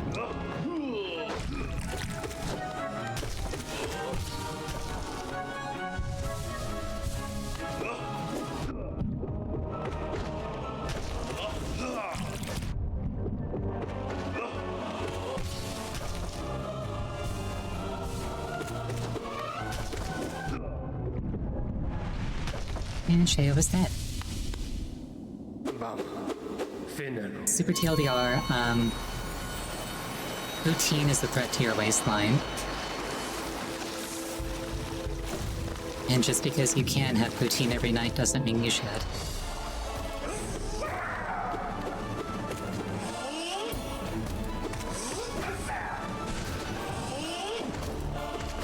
Even if it does help you feel better about life.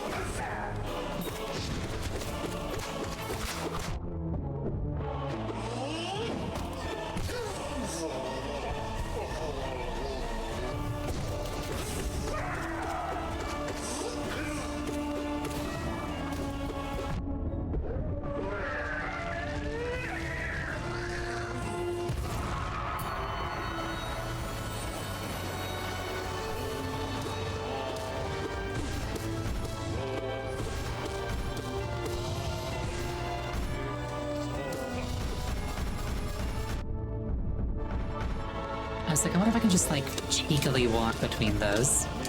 The answer was no.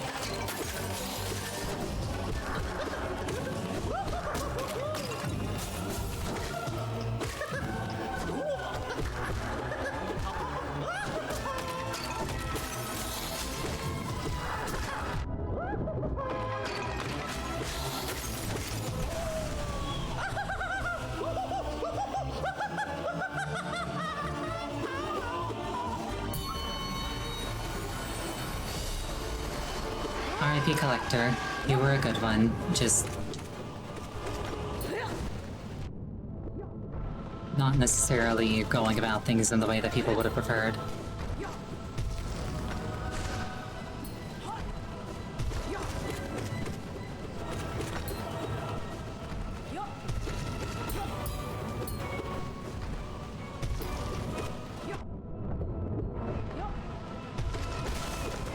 And the bug is dead.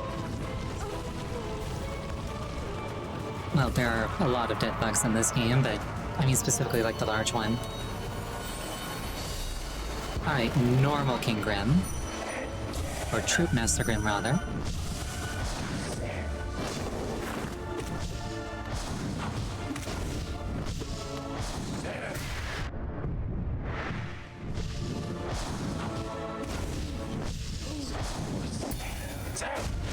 Whenever I switch between versions, like whenever I have to like fight normal Grim after fighting Nightmare Grim, or vice versa, it always throws me off for a bit at first because I'm used to the other set of timings.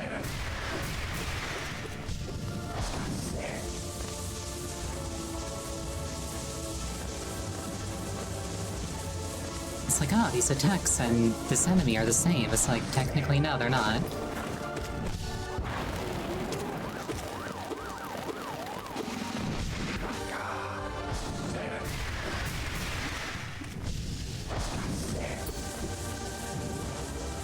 Surprised that didn't hit me, but not complaining.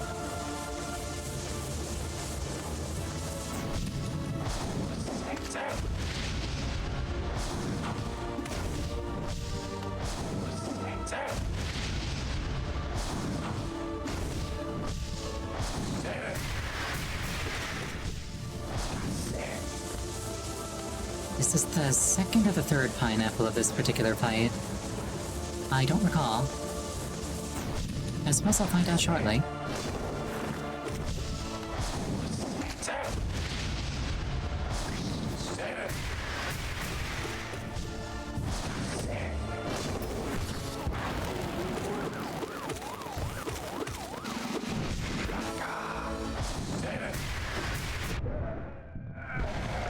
That was the third pineapple.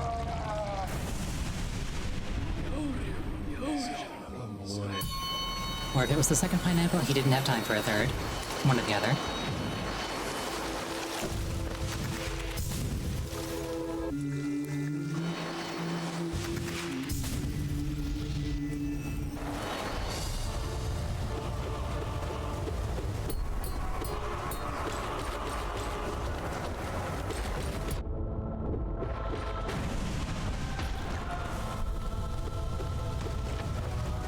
just had a thought where, like, going by animations, like, the knight, like, passes out and, like, wakes up in between fights. It's actually really scary, like, waking up in a place where you weren't, like, prepared.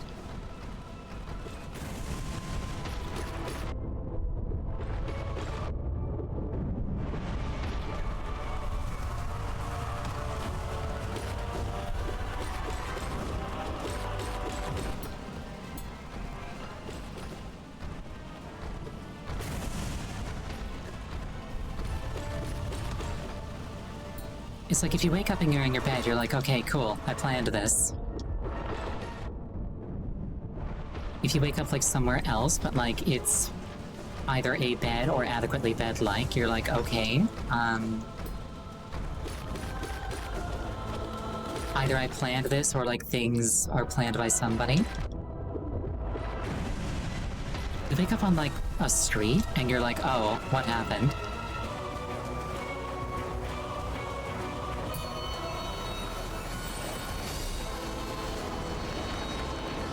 This was probably not planned.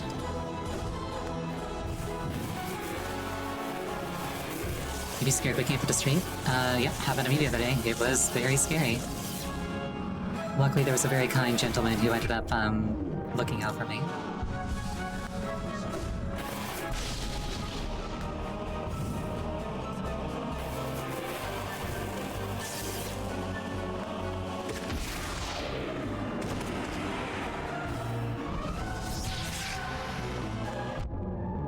Rude.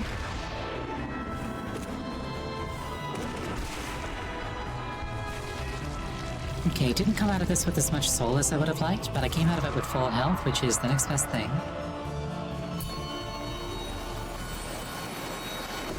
Alright, Flying Nosk.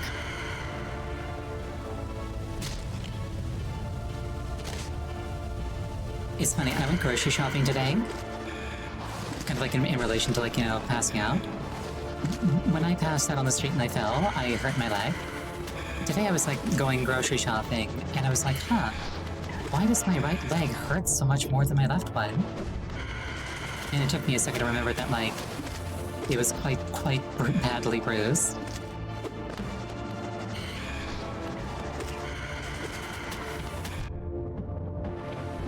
I can't complain though, like, much worse could have happened. Either from falling or from, a less wholesome person coming across my unconscious body.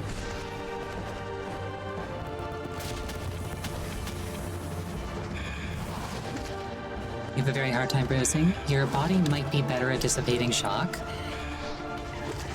Because, like, bruises happen when blood vessels beneath the skin break.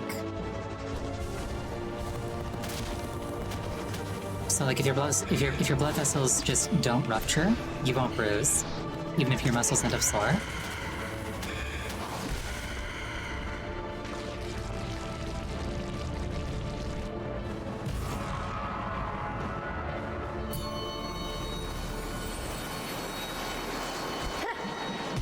Alright, Sly. I still kinda shook with this boss, but I'll do my best.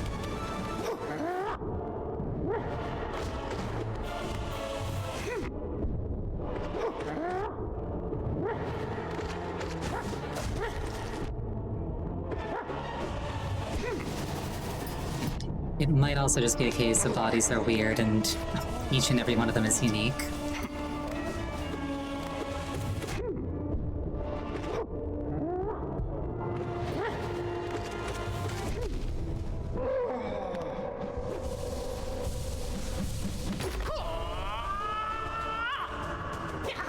Okay, Sly Phase 2 with not a lot of health is less than ideal, but I think I can make this work.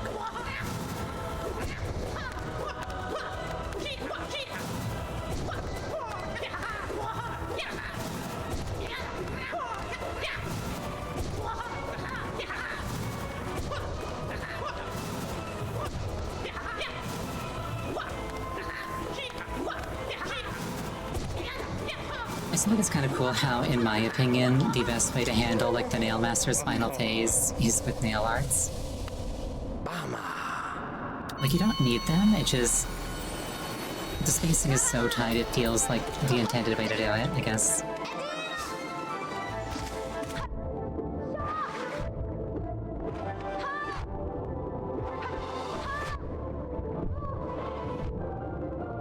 Rude.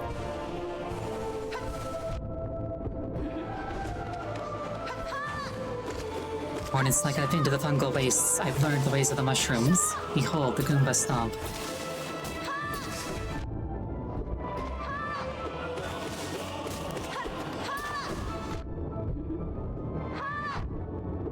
I don't know why I thought I could get away with healing there.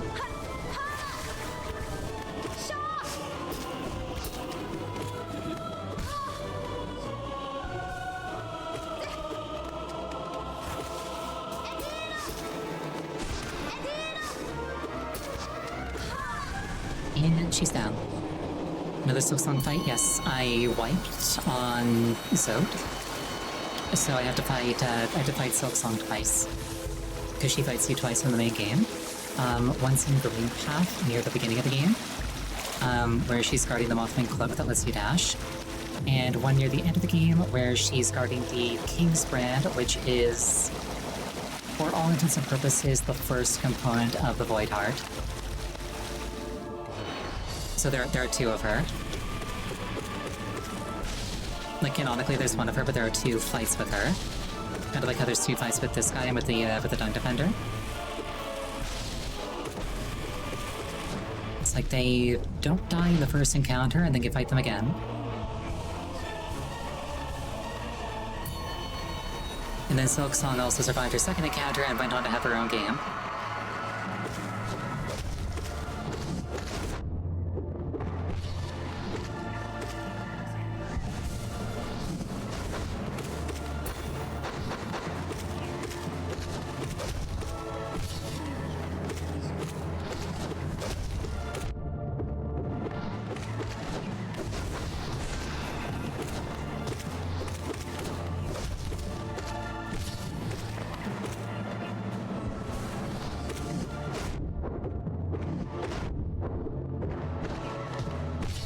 I don't know why I'm just letting this thing get pre-hits on me.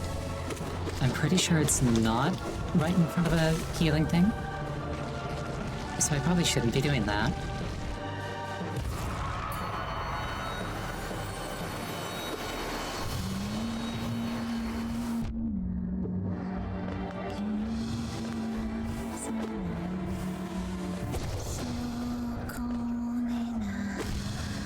That was greedy. I shouldn't have done that either.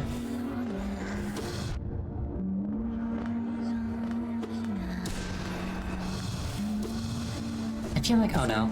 I feel like this fight in particular is just like a check on greedy people. Because if she's in like a weird spot, you can literally just wait like a few seconds and she'll go somewhere else.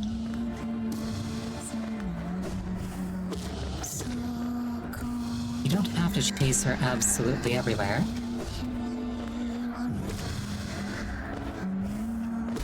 However, the greed, it's real.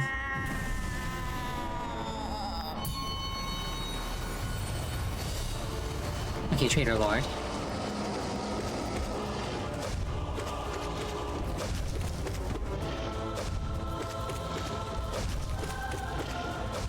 Jump over the dash, literally just walk over the jump, or walk under the jump. Shade Cloak through that thing, Shade Cloak through that thing, and he's dead.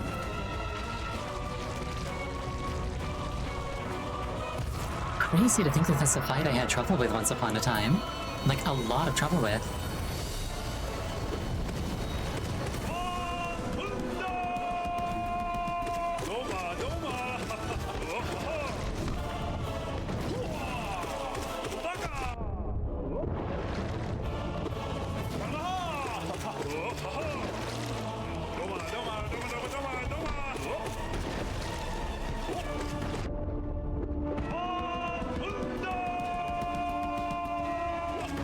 I think after White Defender, there's a healing station, sprain bench thing.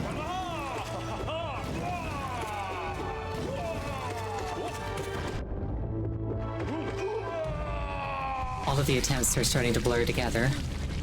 I'm forgetting what comes after what and what comes before what. Okay, that was a healing thing.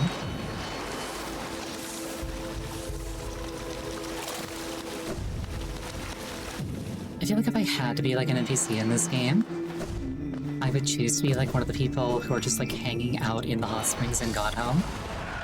It's like there are no threats here. You just hang out and have a great time.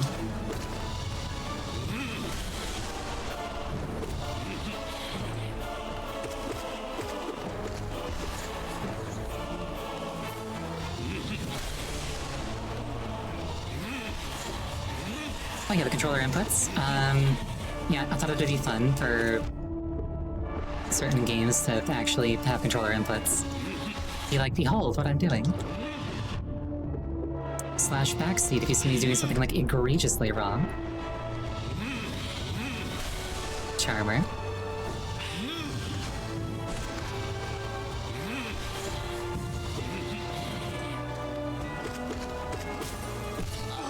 Yeah, like for certain actiony games, I've noticed that I tend to like seeing controller inputs.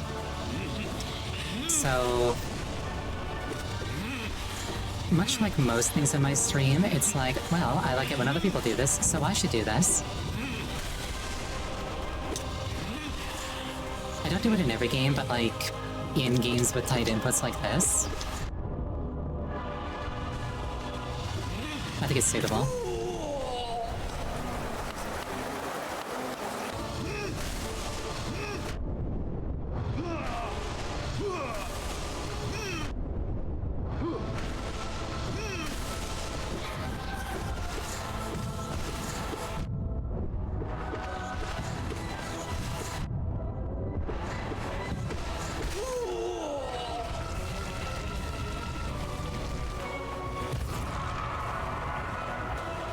Okay, then after him, there's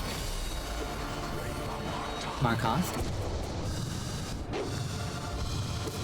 I was going to say something completely other than Markov, but then corrected myself when I saw the title.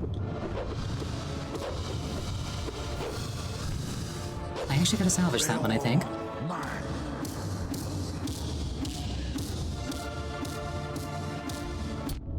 It's for all the free hits, I suppose. Okay, then I think it's False Champ. No, it's Zote, then False Champion, then Nightmare King, then Pure Vessel, then Absolute Radiance. So I'm close to the end now. And I'm coming to Zote with full health. So I don't need to get psyched out. And die to Zote again.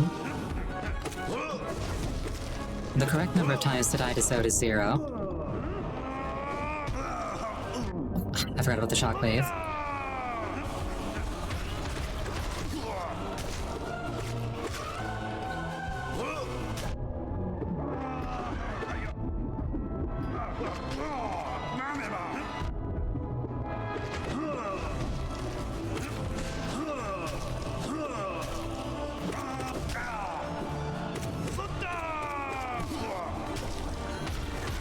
Those ones just explode in place, so I don't have to worry about them.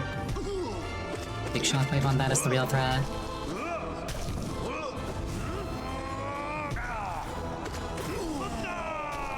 Alright, Zote defeated. This is the correct way to treat Zote.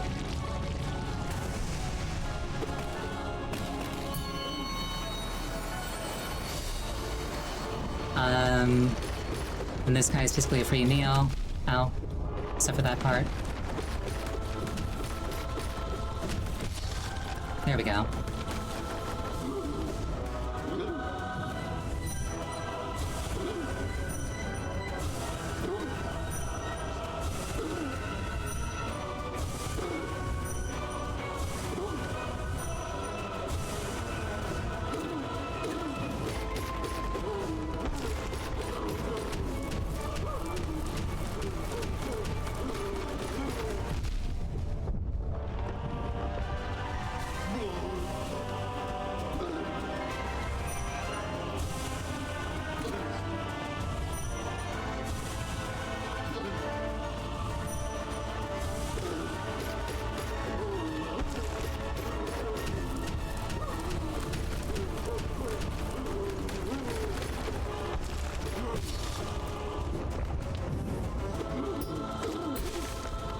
Right, he's dead. Now I go into Nightmare King Grim with full resources, and I know how to handle Nightmare King Grim, so I'm fine. My hair out of my eyes. Alright. We lock in, we lower our heart rate. We no-hit Nightmare King Grim. Starting now.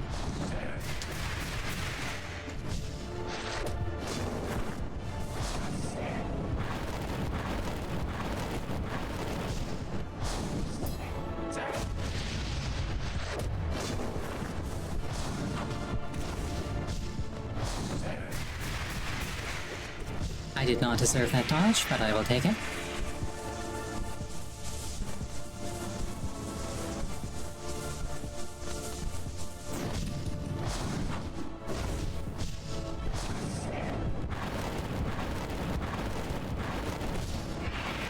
And he's staggered. Which I would normally use as an opportunity to heal, but I was actually out. Never mind. Well, I was at full health.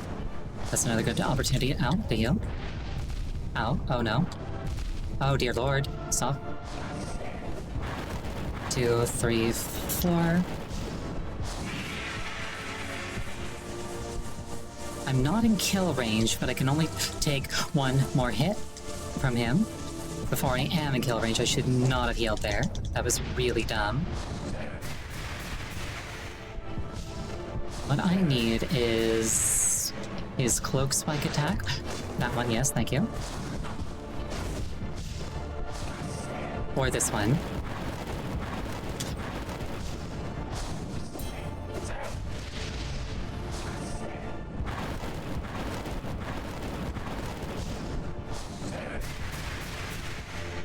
I just have to beat him, and then there's a rest point.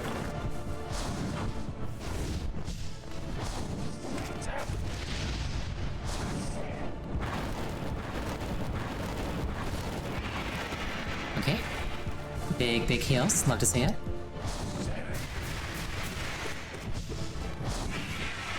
Okay, this should be his final pineapple phase.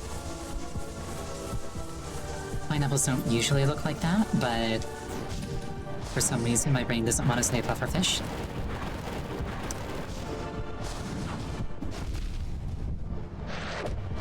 Oh, I didn't even parse the spikes. Luckily I did not suffer consequences. Okay, I'm a little far off, but luckily he's using an attack I can use to get back to center. Ow. I thought he was going to do the claw attack. That was the claw attack, and he's dead. Not my best showing against him, but it was enough. And more importantly, I can now heal. Ooh, sweaty. Alright.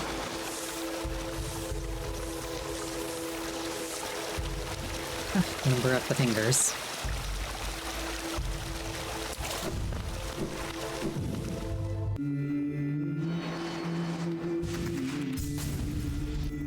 Air Vessel and then Absolute Radiance. If I wipe here, I think I've only got time for like one more meaningful attempt.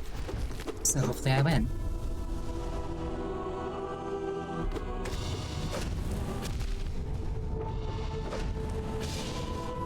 Very greedy heal, should not have done that. Didn't punish. Or did not get punished.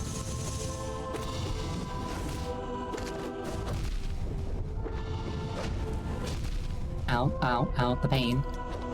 Funnily enough, his, basic combo is his attack that I struggle the most with.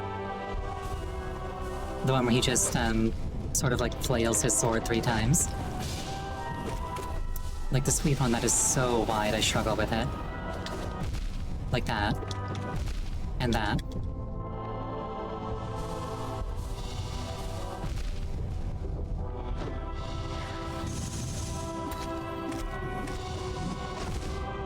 Shoot. That was dumb. I just straight up didn't do that fight right. Alright, oh, back in. We get back up and we eat that horse.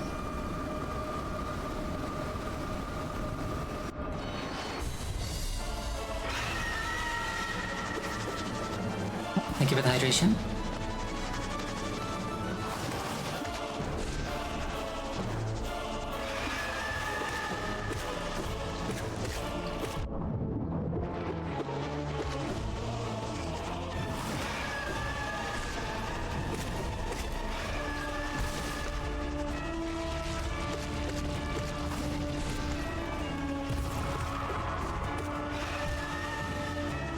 That was really greedy.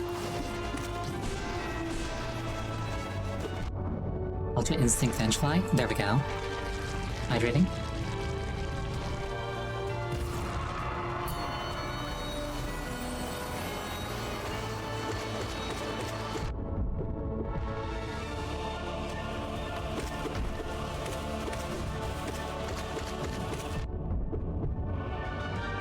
I should heal before I lose the Gross Mother.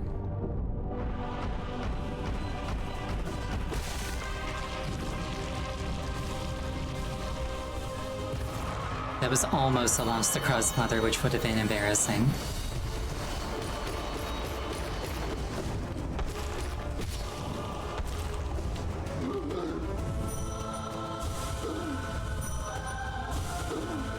And here we can just cheese our way back up to full.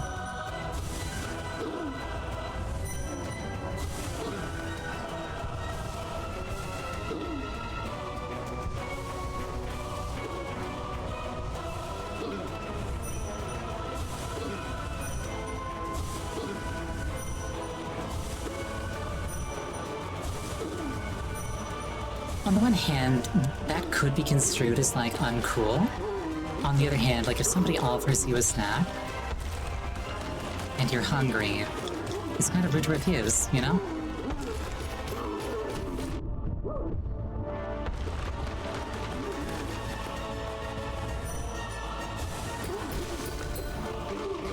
I'm the strongest now, he says, while exploding vigorously.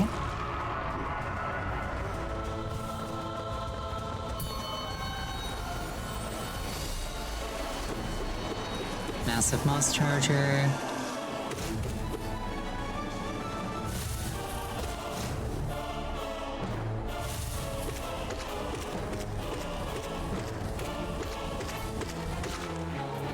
And he's dead.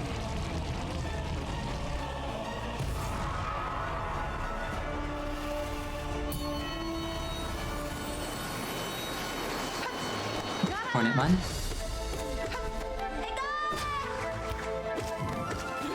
At this point in the game, she's more or less just going easy on you to see if you're, like, at all worth, like, traipsing around Hallownest and, like, causing chaos.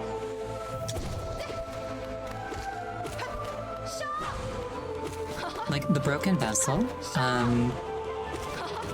is, like, another vessel like you that Hornet fought and defeated.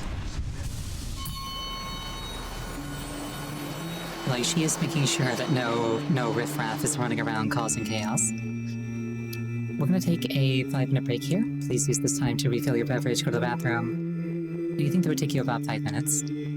I will see you shortly.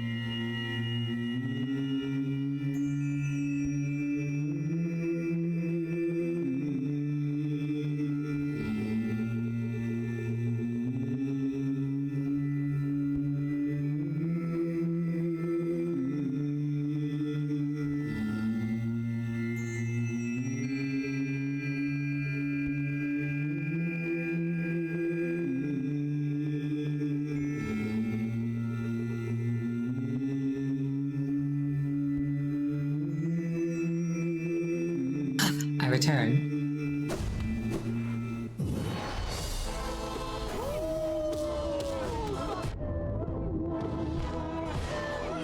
Immediately overshoots platform and dies.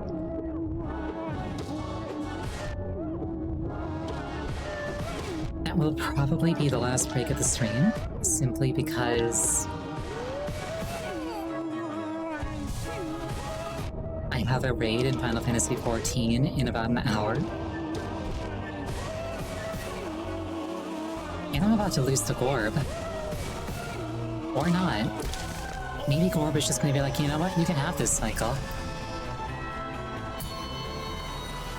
Yeah, I got raid in an hour, so if I don't beat this attempt, I don't think I'll have time for another one.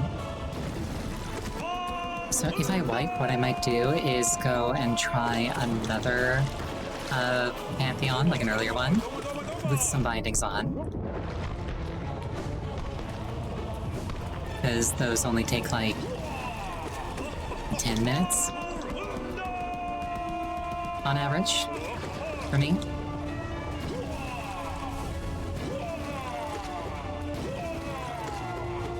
Like I think one of them only took 8 and like the longest one took 12.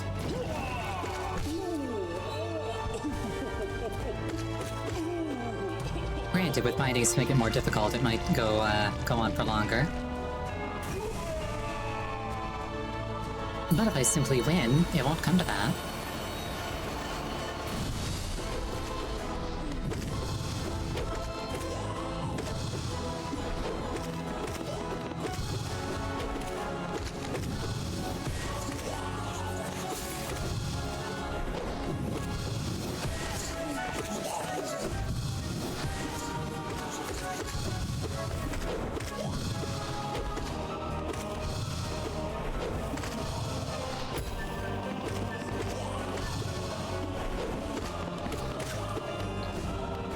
Right, and he's dead.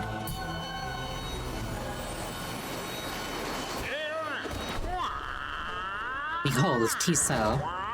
And he's dead. It amuses me greatly that the cutscene just kills him ingloriously every single time. Like, even if you know it's coming, it's like, behold, Tiso. Goodbye, Tiso.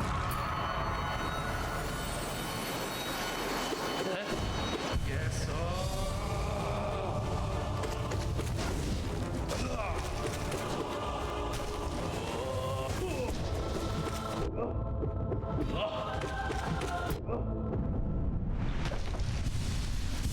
I'm pretty sure Tiso is a Kickstarter character. I wonder if he, like...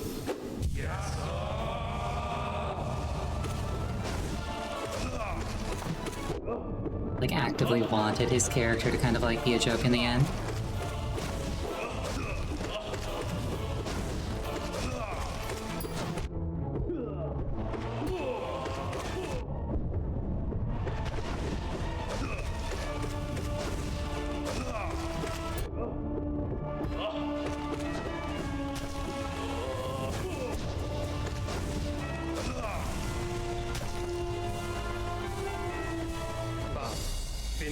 Then again, I guess he's kind of like more involved in the story than most, so...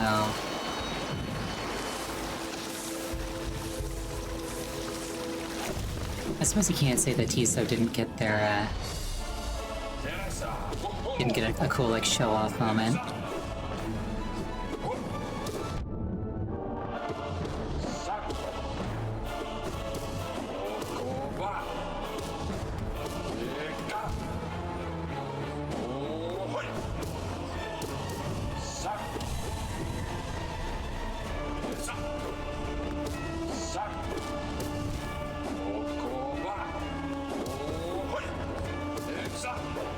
That dodge looked really slick, but it wasn't on purpose, so I can't take credit for it.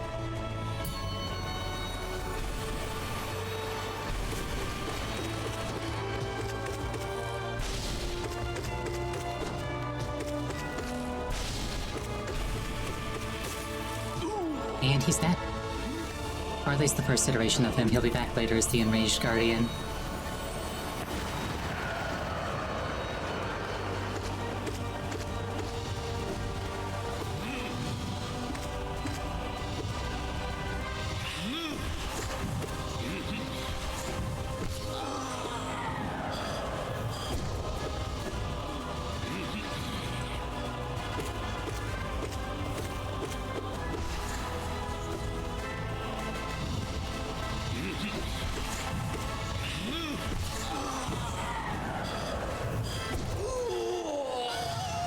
That was really clean.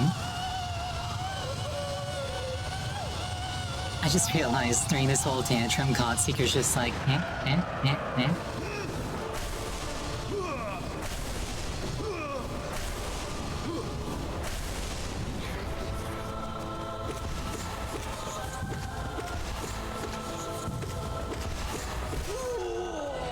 And he's dead.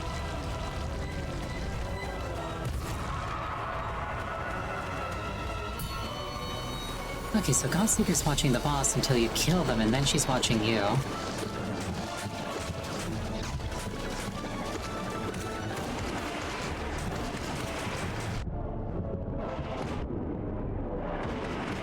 That's a really cool detail. I like that.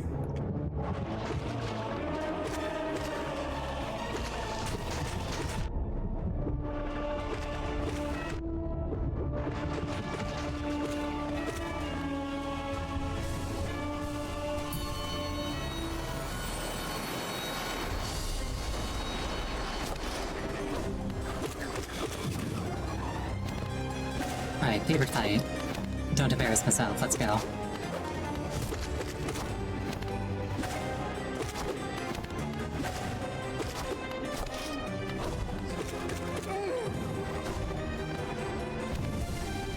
Right, we all crack our knuckles.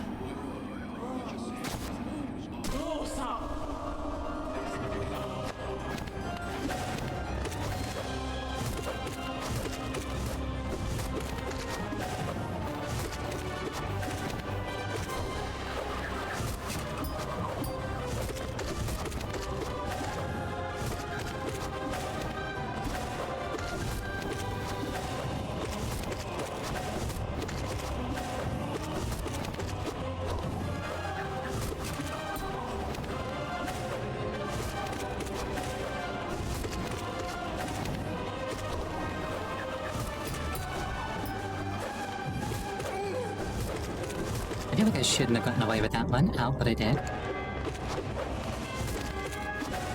Not quite hitless.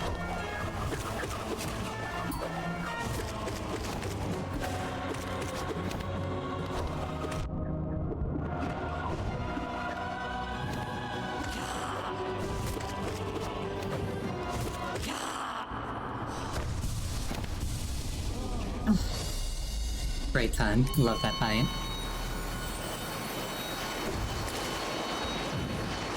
I like all the fights in this game, more or less. But like, that one just stands out to me.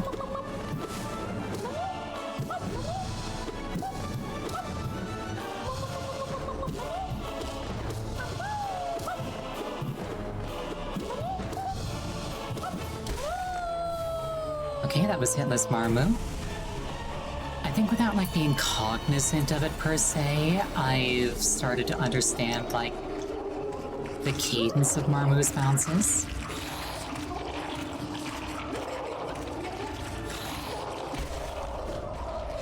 And that's Fluke Nest.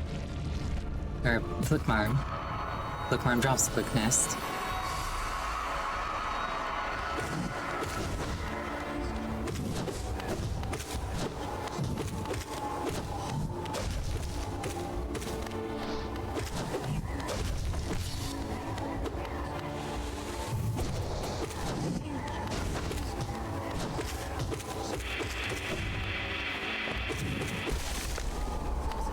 And it's dead.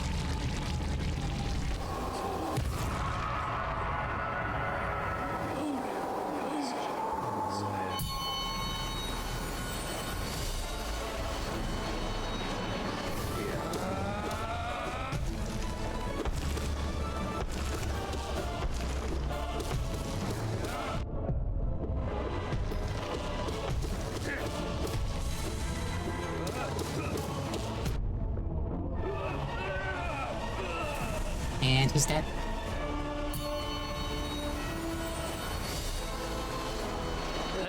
Making sure I didn't, like, accidentally change my build or something while I wasn't looking.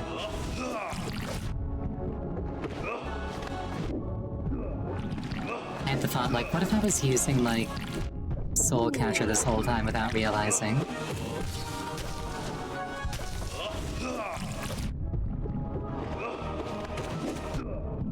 Luckily I wasn't.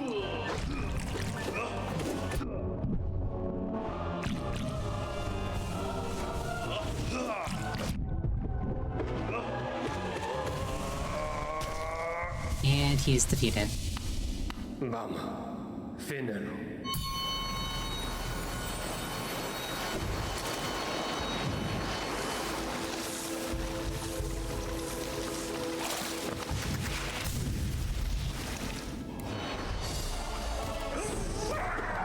I've met.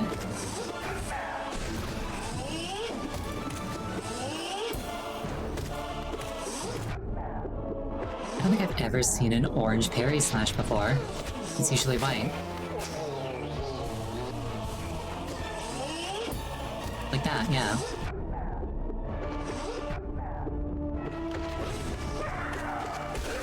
And he's dead, but there are bees coming, so I can't safely heal.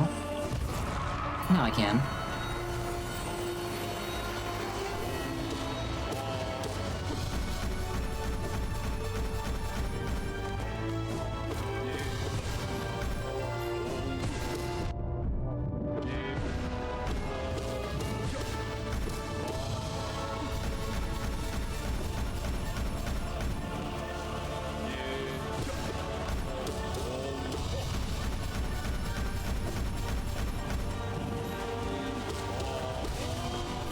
And he's dead.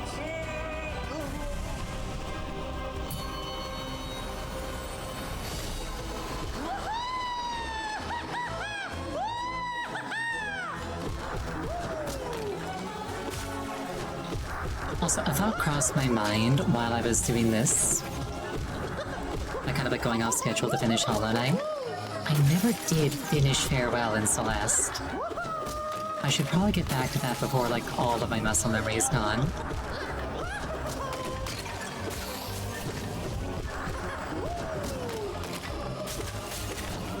This Farewell is brutal.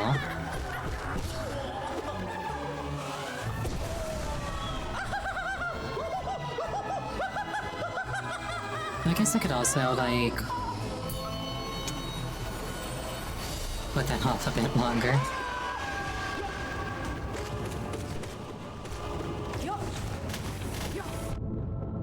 I forgot that left puddle's on the ground.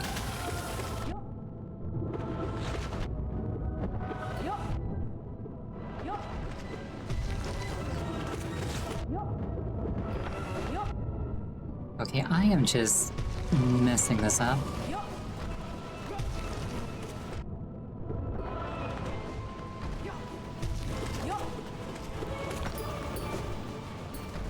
Getting greedy, some might call it. And now he's dead.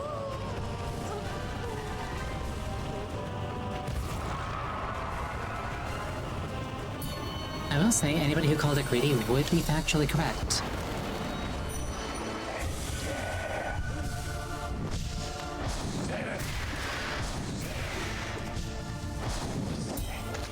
And normal Grim.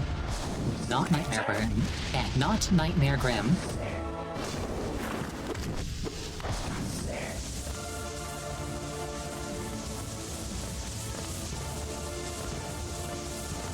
Luckily it's not a no-hit challenge, as I might get hit.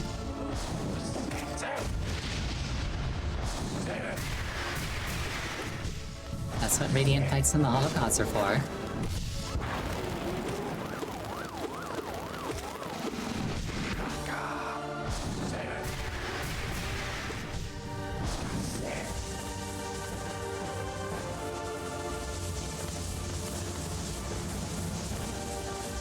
Something I just noticed is when I like move and jump, I kick up a lot of dust, like a lot of dust.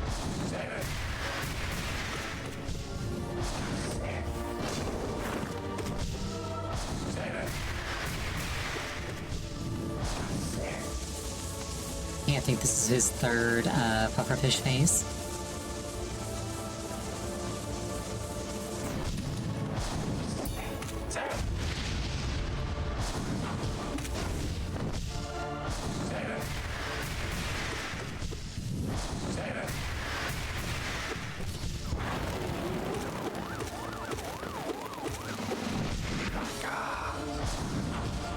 Beneath it all, he's just a grim child. It's poetic in a way, I think. Go away. Okay. Finished him with full resources, kind of a flex.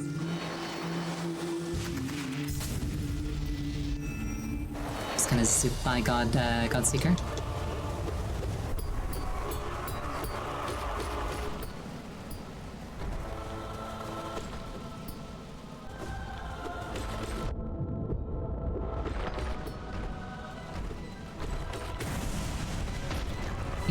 -1 Watcher Knight.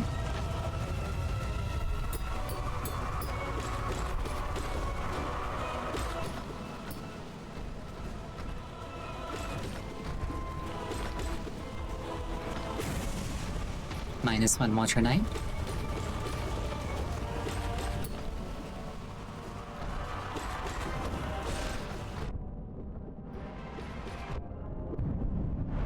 -1 Watcher Knight.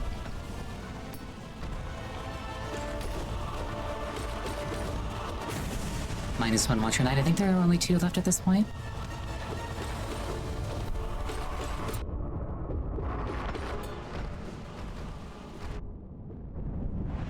-1.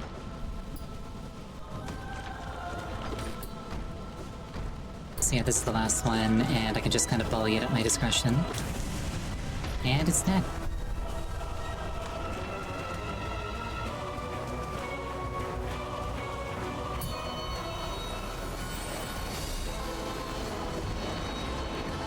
One of my friends just sent... Oh. Oops. I was gonna say, one of my friends just sent me a GIF. Captioned Ariel in Gmod. But I can't actually see it without actually clicking on Discord to make it play.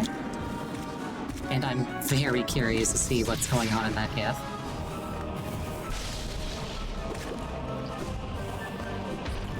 I did not know that those things could U-turn.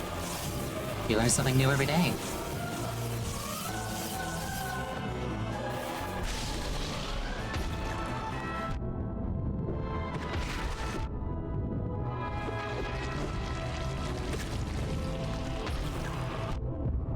Rude.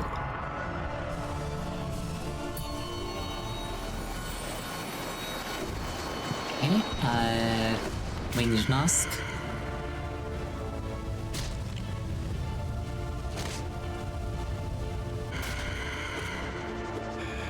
I do love a good crunchy transformation, I will say.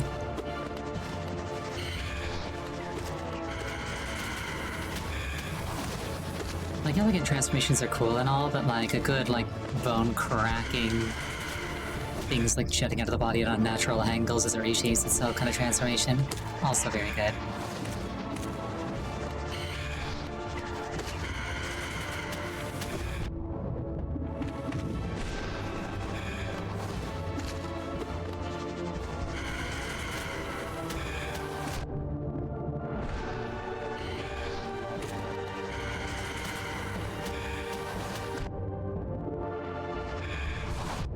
Get greedy there. It technically worked.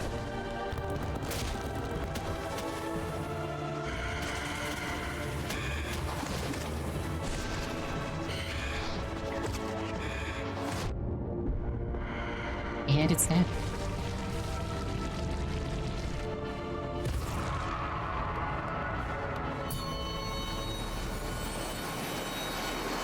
Alright, now Master Sly. Or now Sage Sly.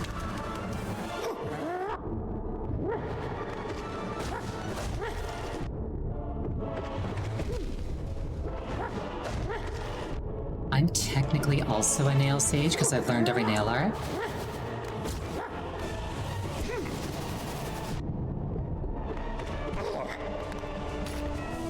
But he's a great nail sage. He's the one who appointed me a nail sage.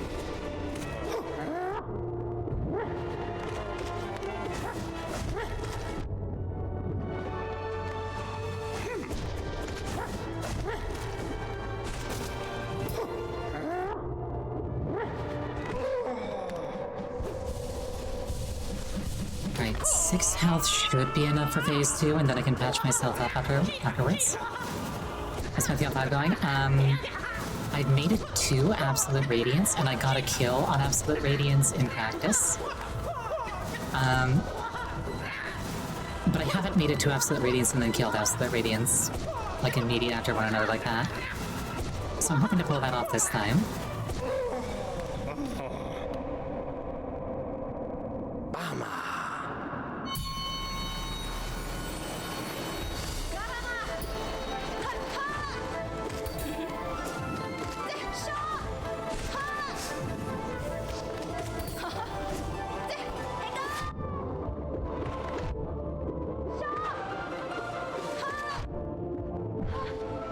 And hopefully I don't die to Hornet along the way. If I wipe any more tonight, that's it for today's attempts, because I've got raid in less than an hour.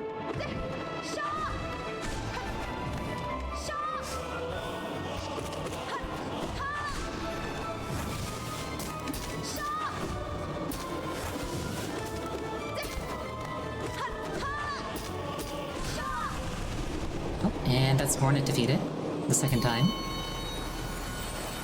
But who's counting?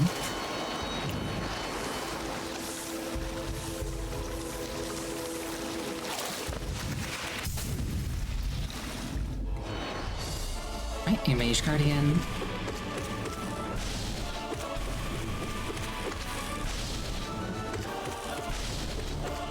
You missed me. And you're dead. Like for real this time.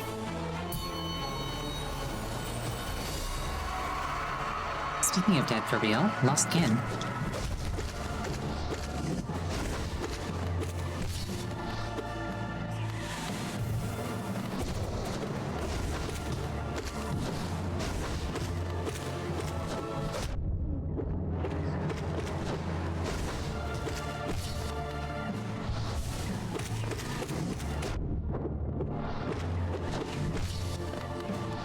That was really cool, and I wish I'd done it on purpose.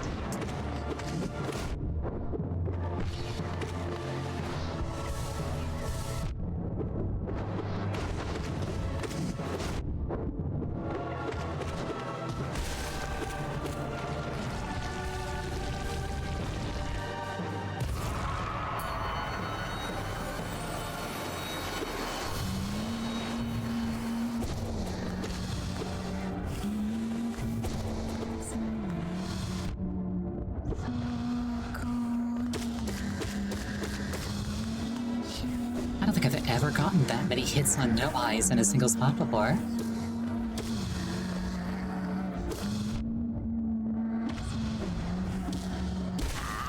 And she's dead.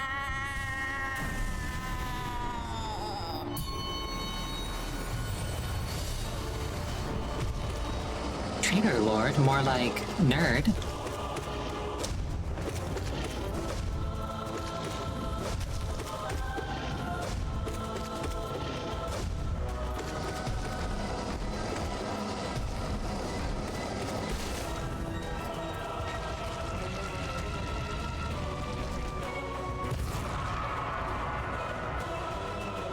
I always find it amusing the way that they explode.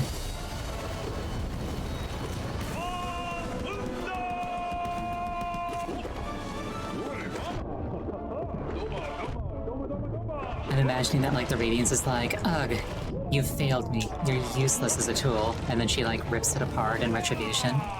And that's why they explode.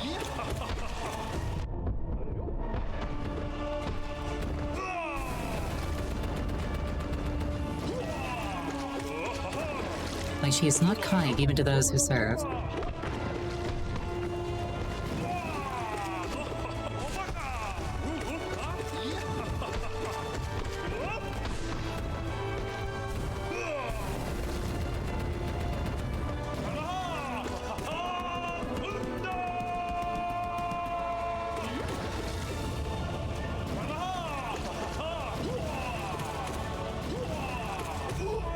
And he's dead.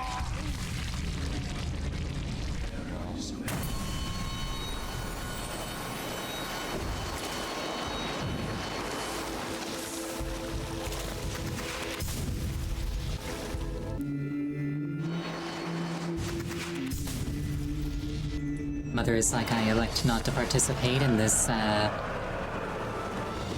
tournament arc.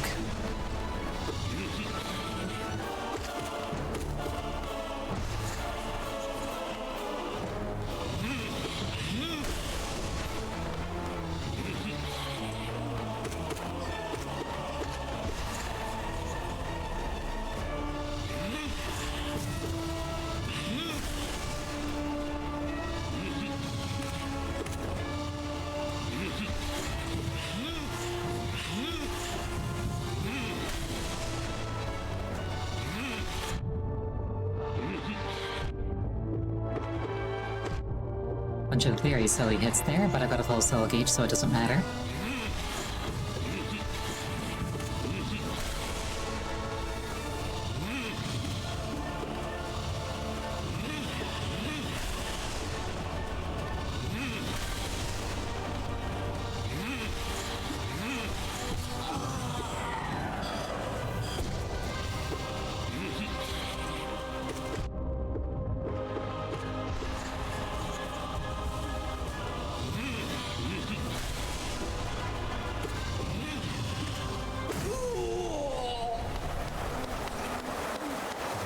And he's like, you thought?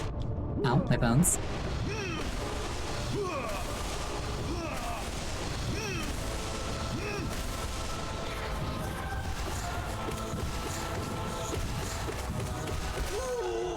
And he's dead.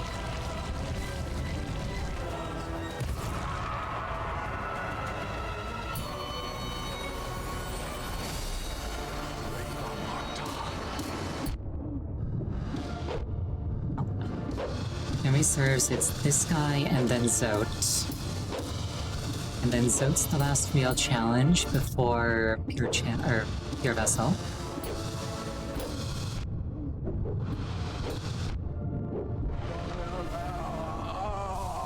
Got this guy out of the way before he nickel and dimed me too much. And yes, it's Zote. But I'm at full health, so it's fine. Surely.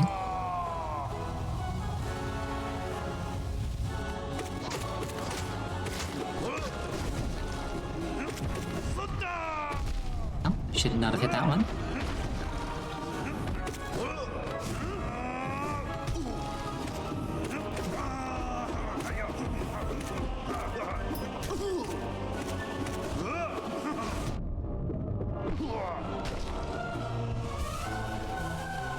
I just have to not let him get momentum.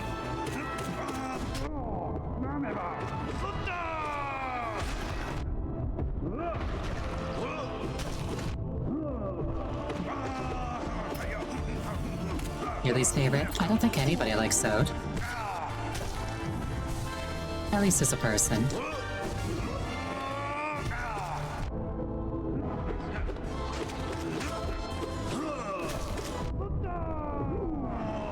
And he's dead.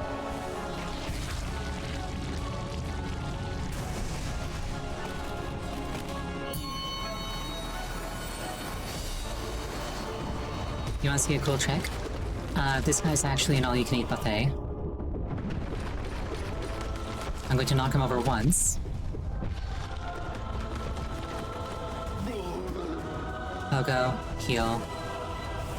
Pogo, heal. Pogo, Dream Nail. Pogo, Dream Nail.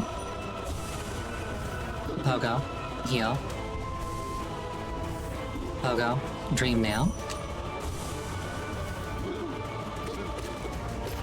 I'll let him up now, since I'm at full health.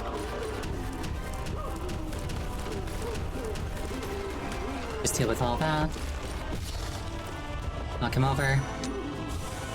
Dream Nail, Pogo. Dream Nail, Pogo. Dream Nail hit.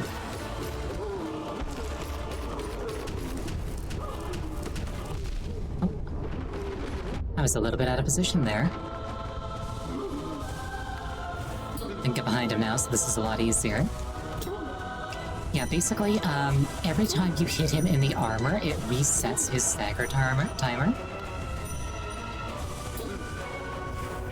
And hitting with the armor also gives soul, with the Dream Nail specifically.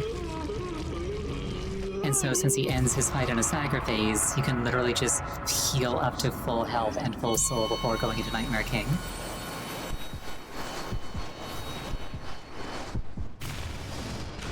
And also, like, in between phases if you've been taking hits.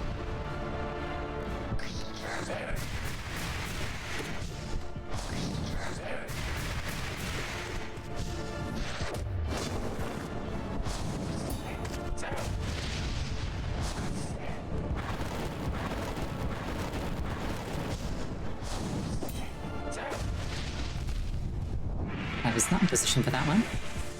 Your favorite boss? He's very cool. Very vampiric. Like Vampire the Masquerade's vampire, more so than Dracula Vampire.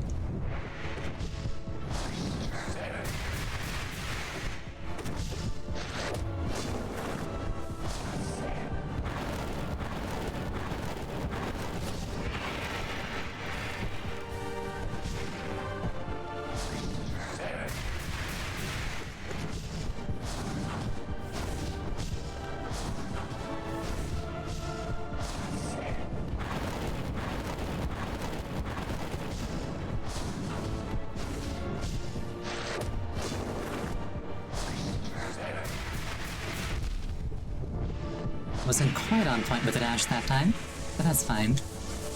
I have a budget for such mistakes.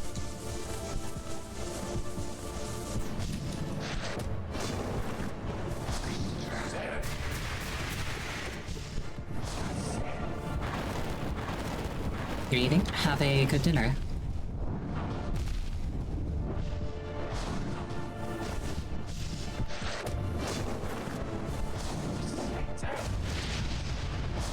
I should not have tried to heal there. I did not deserve to get away with that like I did.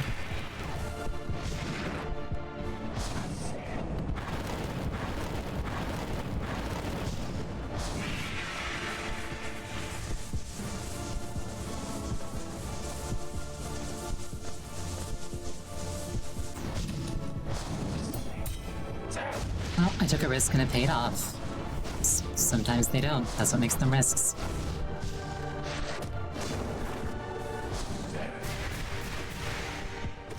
Basically what I'm saying is, it wasn't a mistake, it was a bold move.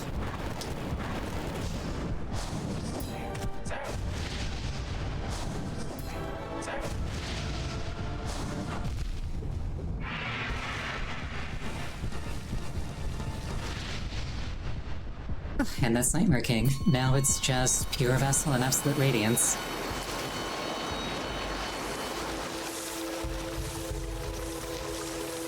Okay. Stretching like all my joints.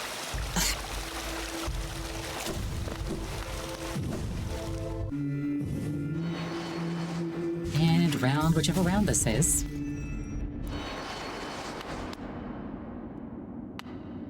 Hello, big sibling.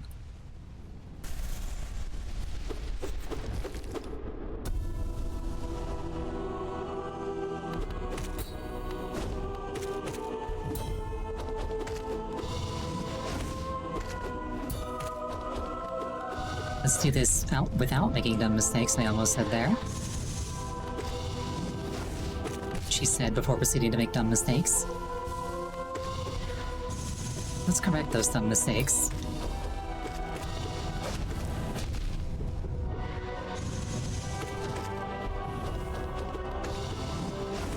Those ground spikes always throw me off because they're so much wider than the indicators are.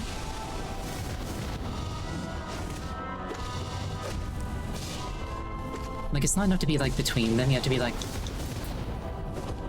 extrapolated between them.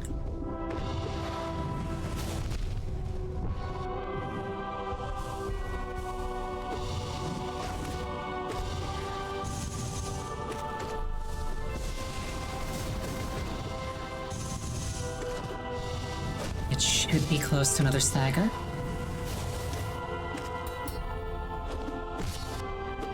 I should heal. And victory. Alright, Absolute Radiance.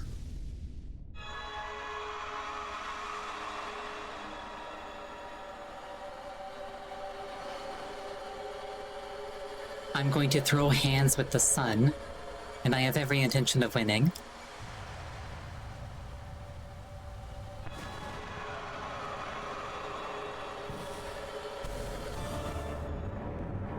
Absolute Radiance. So phase 1, the trick for me at least, is play it safe.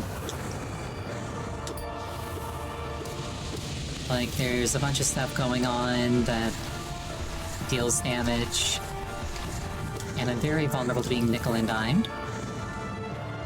So just play it safe. Especially when these Soul Master type projectiles are in play.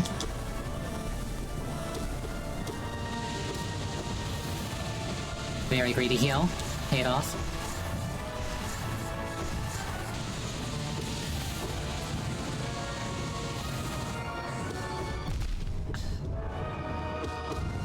That was not my best dodge. Oh, I panicked when I saw the stuff on the ground. I need to calm down.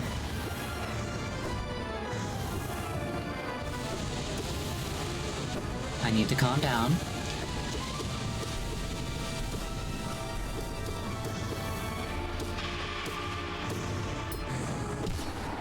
Right? Phase 2. I'm in phase 2 with full health and even a little bit of extra soul. This is fine. This is good.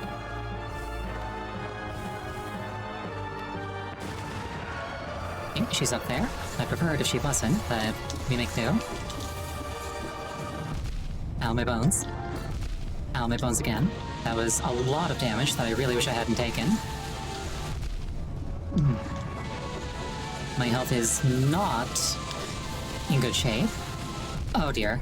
Okay, I need to lock the... I was gonna say I need to lock in. Well, it was a good shot.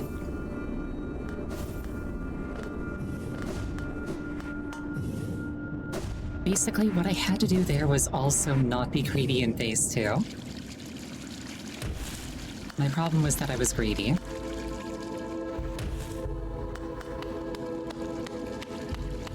Oh well, it was a good swing.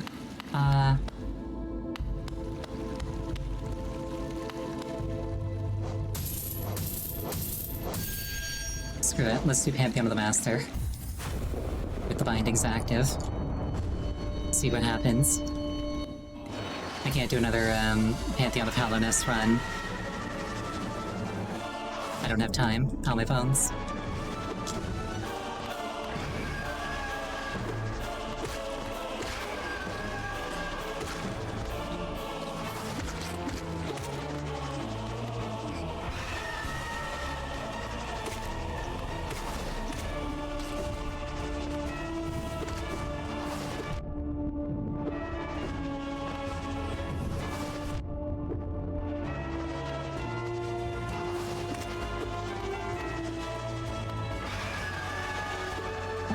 Almost got me with the little one.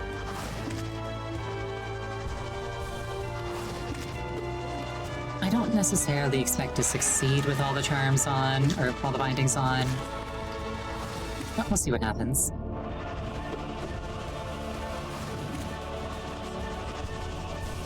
And if I win, then hey, 4 bindings.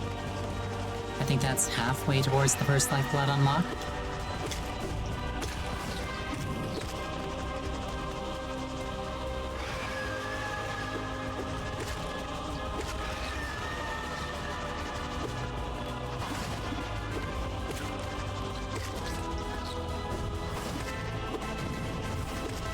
The lack of Quick Slash is really getting to me here.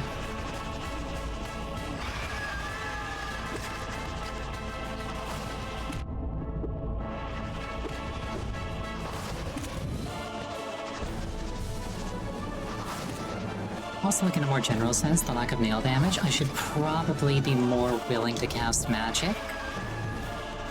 Just because magic damage is a lot of damage, compared to nail damage, which is not a lot of damage when there's no nail upgrade.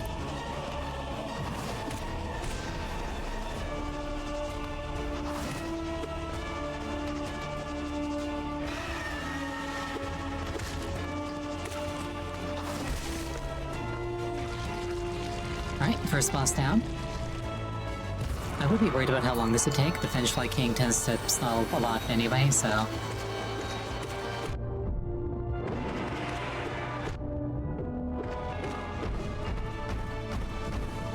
And I need to be cognizant of the fact that I've got 4 hit points.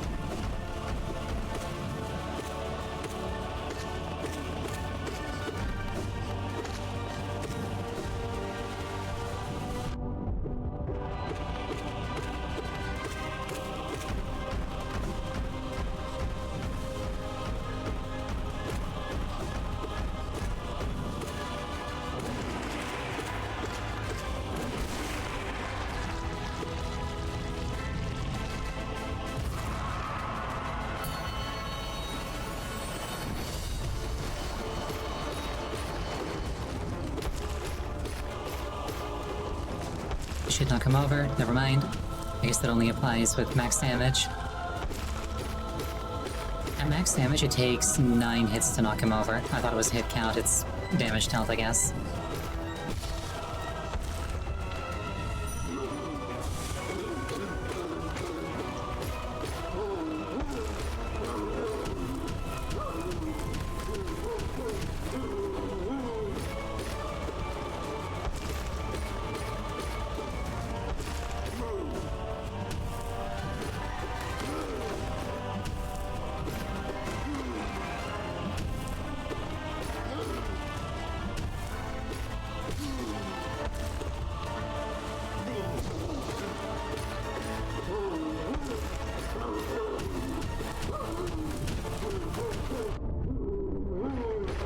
I just had a thought, I wonder if Cyclone Slash would knock this guy over faster.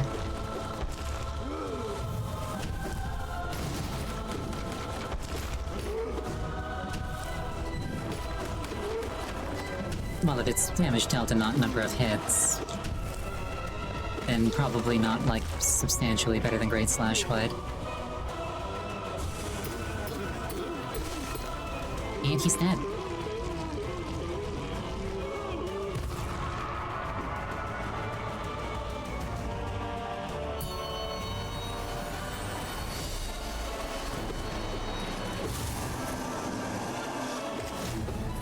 Massive Moss Charger. Luckily, the lack of quick out. Luckily, the I was gonna say, luckily, the lack of quick slash isn't gonna mess with me too much here because the cadence is already kind of slow, but then I messed up the cadence, so.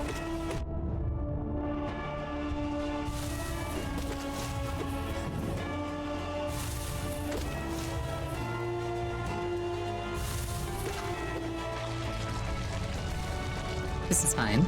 Am I winning? Unfortunately, I lost in the Pantheon of Hallownest, and I don't have time to try the full thing again. So I'm doing the first Pantheon with every restriction on at once. Just to see if I can. So to answer your question, no.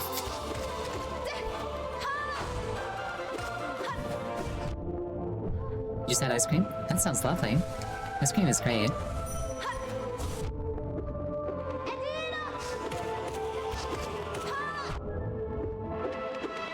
Yeah, Hornet might be about to beat me. Of note, you don't have to do every binding at once. You can do them one at a time, and you get all the rewards for having done the bindings.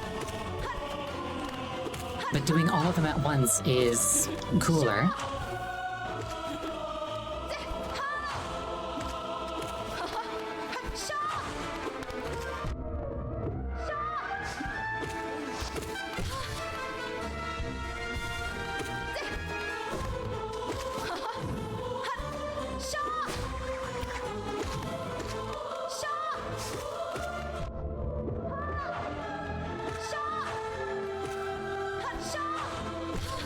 Yeah, I've only got 4 health instead of 9.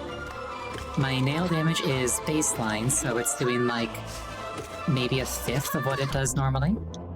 I can only hold enough soul for 1 spell at a time. And none of my charms work.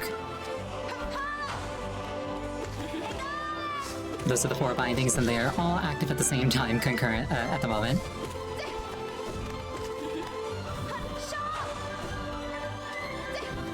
That said, I've still got like my movement abilities, so like my Mothwing Cloak and my Shade Cloak and my Mantis Claws.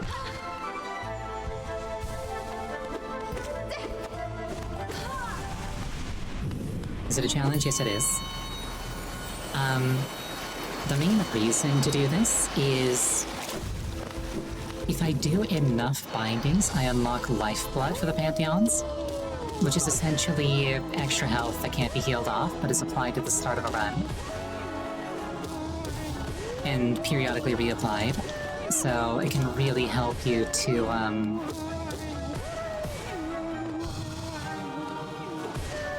it can help you to maybe, like, get some wins that you otherwise wouldn't have. Like, if I'd had Lifeblood for the Radiance fight, I might have actually beaten her. As an example.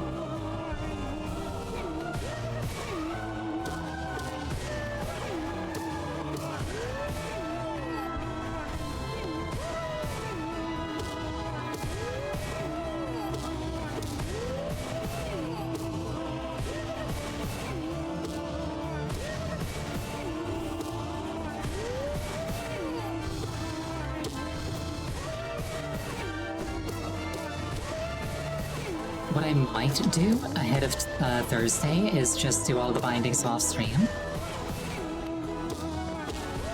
And then like do more Pantheon of Hallownest runs with full Lifeblood.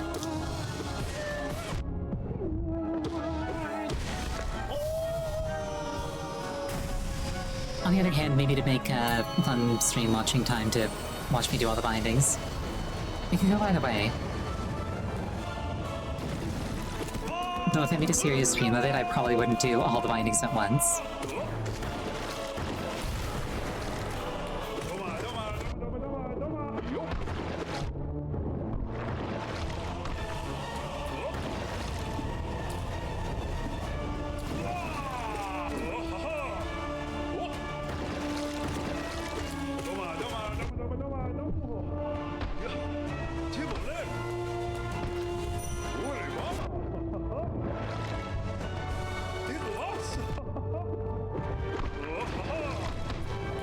I would not be upset if the boss to end my run was Lung Defender.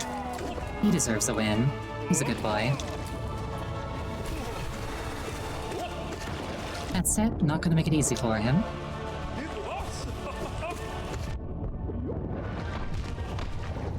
He's like, okay, ricochet off the back wall into the back of your skull.